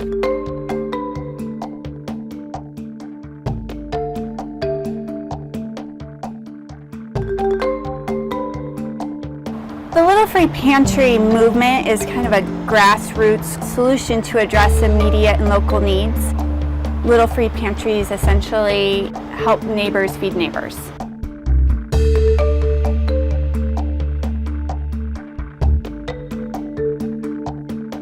The movement never really took off in the Seattle area. And then when COVID hit in March, my husband and I built 6 pantries and offered them out for free to our neighborhood. And that's when we got this swell of interest from people asking for more of these pantries. I am a personal chef. I started my business 14 years ago, and food insecurity is something I've always thought about deeply. Food insecurity could be someone who is skipping a meal once or twice a week so that they can get to that next paycheck. It's a real thing in this country.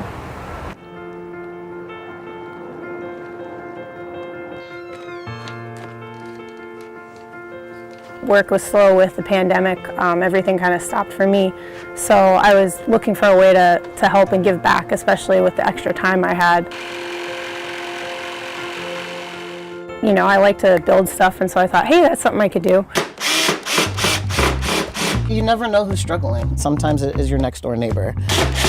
And so I really think about how much dignity comes with food. Like, food's a right, it's not a privilege. You should be able to walk up to a pantry and grab something and not feel guilty about it. I think that's what some people need. They just need a little boost. Food, you know, not only just feeds our bodies, food also nourishes our souls. And if we can start educating people on the culturally relevant foods that can be placed into pantries, that also offers an access point that food banks have a difficult time doing because they're working in such large quantities of food. Spaghetti and tomato sauce may be relevant to one neighborhood, but fish sauce and curry may be more appropriate for another. During this pandemic, I've seen a lot more neighbor to neighbor, just really small kindnesses that I think people were maybe too busy to think about before. That's one of the things that I think it's kind of like blessing in disguise, you know, and I hope that that continues past this, that we don't like just go back to normal.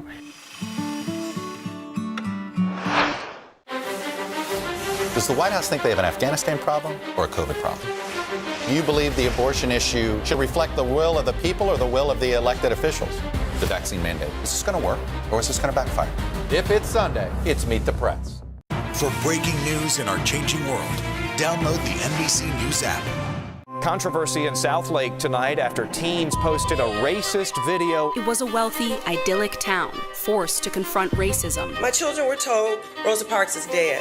You all have to sit in the back of the bus. But when the school board presented its plan, this small town fight ignited a national firestorm. Critical race theory. Racism in reverse. False narrative of rampant racism. Shame. This is South Lake, an NBC News podcast. All episodes available now. Listen wherever you get your podcasts.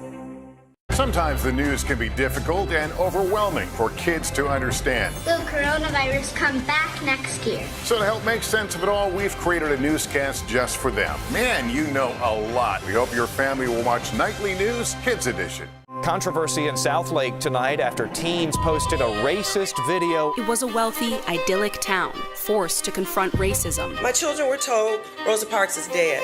You all have to sit in the back of the bus. But when the school board presented its plan, this small town fight ignited a national firestorm. Critical race theory. Racism in reverse. False narrative of rampant racism. Shame. This is South Lake, an NBC News podcast. All episodes available now. Listen wherever you get your podcasts.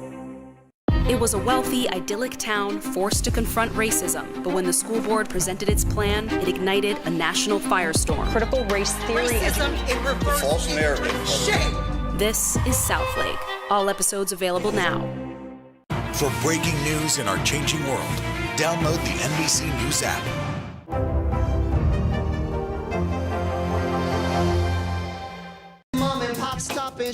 Lin-Manuel Miranda made his Broadway debut with In the Heights, a story about where he grew up, Washington Heights, Manhattan. His older sister Luce cherishes the fun they had here as kids. We've lived here for over 30 to 35 years, and it's such a fun, rich, vibrant community in the show. You have people from all walks of life, and that's what you get. And is it true you guys grew up playing on this very playground right here? Yes. So my parents literally live up the hill, and we'd come down and play. This is our park. In 2017, the Miranda family was being honored by the community, and their father Luis had the perfect setting for it.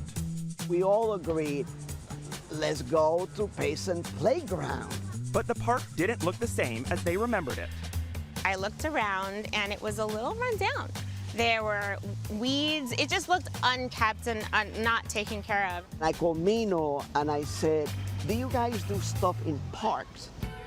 Mino Laura is a close family friend and founder of the People's Theater Project, a community-based organization providing social engagement through performance art to more than 5,000 immigrant children. I was breastfeeding when I got that phone call. I had a 4-month-old baby, and it was just very exciting. With the support of the Miranda family, together they cleaned up the park and launched their first summer camp program in 2017. This camp is just such a joyous occasion. So it involves young children and theater making, and really exploring and investigating what our community is, and also what are some things that they maybe want to change. Adventurous Alex. Adventurous Alex. Throughout the summer, kids sign up for free 2-week sessions where they create a play from scratch, learning every bit of the process. And many of the kids keep coming back. Tell me about the play that you helped make. What was it about? It was about a boy who was doing ballet and was getting bullied because they think that boys can't do ballet, that they have to do sports like basketball and soccer. And what's the message in that play? That no matter you're a boy or a girl, you can do whatever you want. What did you guys want people to learn from your play about global warming? What global warming is and how you should stop it. Do you ever stop and think maybe you're teaching the next Lin-Manuel Miranda? Oh yeah, absolutely. Lin-Manuel has been such an inspiration to me as well, but to all of our kids. And I think there's so many more voices that are needed. And even if they don't all go on to make Broadway history, Louise hopes their time at camp prepares them for something even more important. That they become good people, that they become tolerant people. When they grow up and pass by the playground and see that it needs some work, just like my daughter did. Sometimes the news can be difficult and overwhelming for kids to understand. Will coronavirus come back next year? So to help make sense of it all, we've created a newscast just for them. Man, you know a lot. We hope your family will watch Nightly News Kids Edition. Does the White House think they have an Afghanistan problem or a COVID problem? Do you believe the abortion issue should reflect the will of the people or the will of the elected officials? The vaccine mandate. Is this going to work or is this going to backfire? If it's Sunday, it's Meet the Press. To cover the news, you have to be in it. We'll take you to the front lines of the story, bringing your news feed to life. Streaming live every night. It's your news playlist. Top Story with Tom Llamas, weeknights at 7 on NBC News Now. The Meet the Press Chuck Toddcast. Free wherever you get your podcasts. Make the most of your day with Today in 30. We give you a mix of everything you love about our show in a mere 30 minutes. Watch Today in 30 on your schedule, streaming every day on Today All Day. Good morning, everybody. Welcome to Today. Let's go. Is the Delta variant more dangerous to kids, or is it simply more transmissible? Maryland's Principal of the Year. I served an amazing group of staff and students. For breaking news in our changing world, download the NBC News app. Today is now a podcast, available every morning. Listen wherever you get your podcasts. In countries that don't have internet, regardless of how strong the teacher may be, when the student is at home and loses access to the classroom on a regular basis, it makes it very difficult to maintain engagement. So I think that's the primary difference between our system and the Guyanese system, is that our students, the majority of them, do have internet access than the number of students who have internet access in Guyana. Guyana is a small country on the northern coast of South America, adjacent to Venezuela and Suriname and north of Brazil. My parents are Caribbean, but I'm American born. My name is Sean Shivdat. I'm the founder of Caribed and the CEO. When COVID hit, I didn't actually believe. When Harvard sent all of their students home, I was in a lot of discussions with my friends who were also trying to get used to the new Zoom environment. And at the same time, I was speaking with family in Guyana. The whole time I was like, wow, I couldn't imagine not having internet during this problem. I had family and friends say the fact that students didn't have internet in Guyana and were going through the same thing we were. So I was like, man, it's so hard doing what we're doing. And it's like, really? Because students in Guyana don't have internet and they have to take a high-stakes secondary school exam. In Guyana, there's a primary school and then there's secondary school. The NGSA is short for the National Grade 6 Assessment in Guyana, which was formerly known as a Common Entrance Exam. The Common Entrance Exam was used as primarily a secondary school entrance exam, and the NGSA makes up a large component of secondary school placement in Guyana currently. So if you perform very, very well on the secondary school entrance exam, you can go to some of the highest performing secondary schools. But if you don't, then you're not accepted into those schools, which can make or break a lot of your future career paths. I actually do have an update regarding ways to get in contact with the ministry.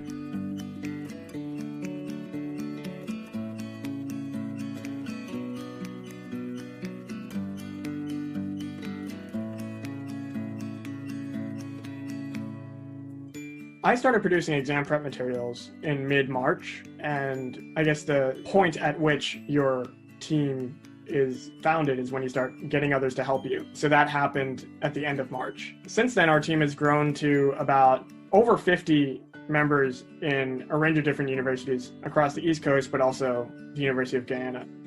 I was not born in Guyana.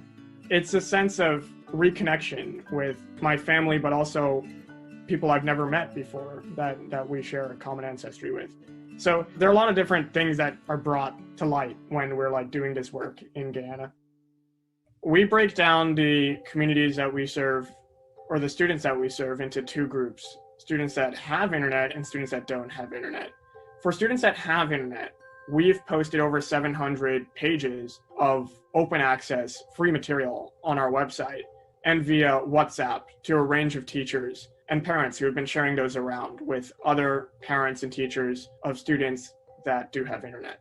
For students that don't have internet, we make it a top priority to fundraise and spend those funds to print and distribute to those students.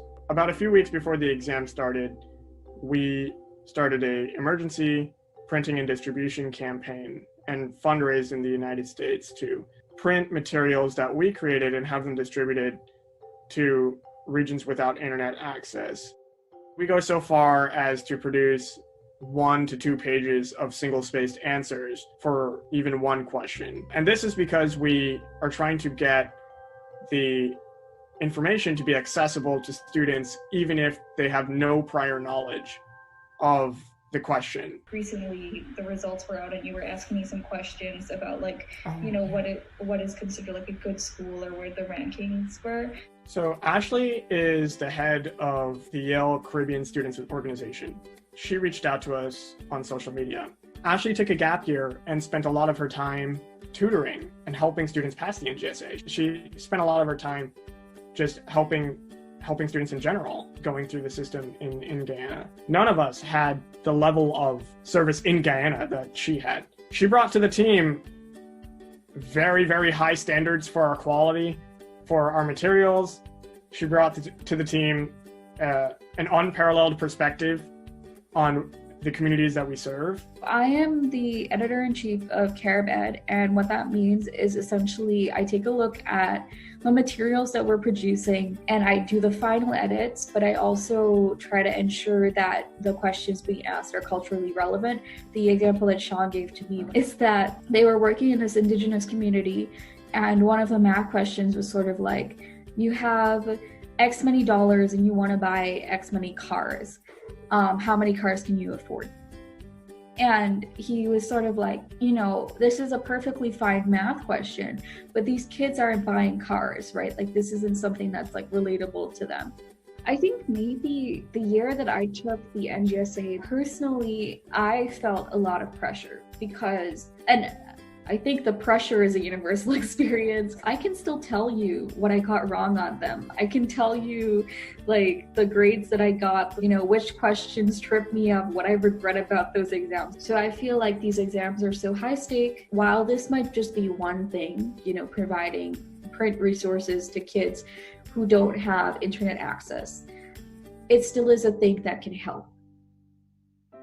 I think COVID made it particularly difficult for teachers to maintain contact with students. We found that there were teachers who were trying to create WhatsApp groups with parents, trying to get in contact with students who were at home. And a lot of times parents didn't have the resources to maintain the data services on for their phones. And as a result, a lot of students missed out on what teachers were trying to convey. It was really, really difficult for teachers. It is difficult for students who don't have internet access for several reasons. CaribEd have played a very special role to assist those students. The material also is very simple for parents or guardians to follow and guide their students while homeschooling. So our daughter Rachel, who is 10 years old and was in grade 5 at the time, was starting to prepare for the National Grade 6 assessment. Because of the closure of schools, because of the pandemic, we were working with her at home to keep her involved and keep her learning. A former teacher of hers sent me one of the Caribbean guides, and in that guide, there was contact information for the group via Sean. Sean was so keen to keep helping, so he kept reaching out to me to find out how the guides were being used, what improvements could be made. The pandemic has posed all kinds of limitations, and because where we live, internet is restrictive in the amount of bandwidth we have, so communication isn't always easy, but he never lets up. The work that Sean has been doing with Caribbean has already had an impact on our children's ability to continue learning through this pandemic, and will have a continued impact. I think an important thing is that students in the U.S. who are not of Caribbean descent feel a similar way with the students they're helping in the Caribbean. During the pandemic, it's very difficult. My hope is that students that are preparing for exams, they're trying to stay engaged in the Caribbean without internet access, look out for each other and band together, because there are solutions to this.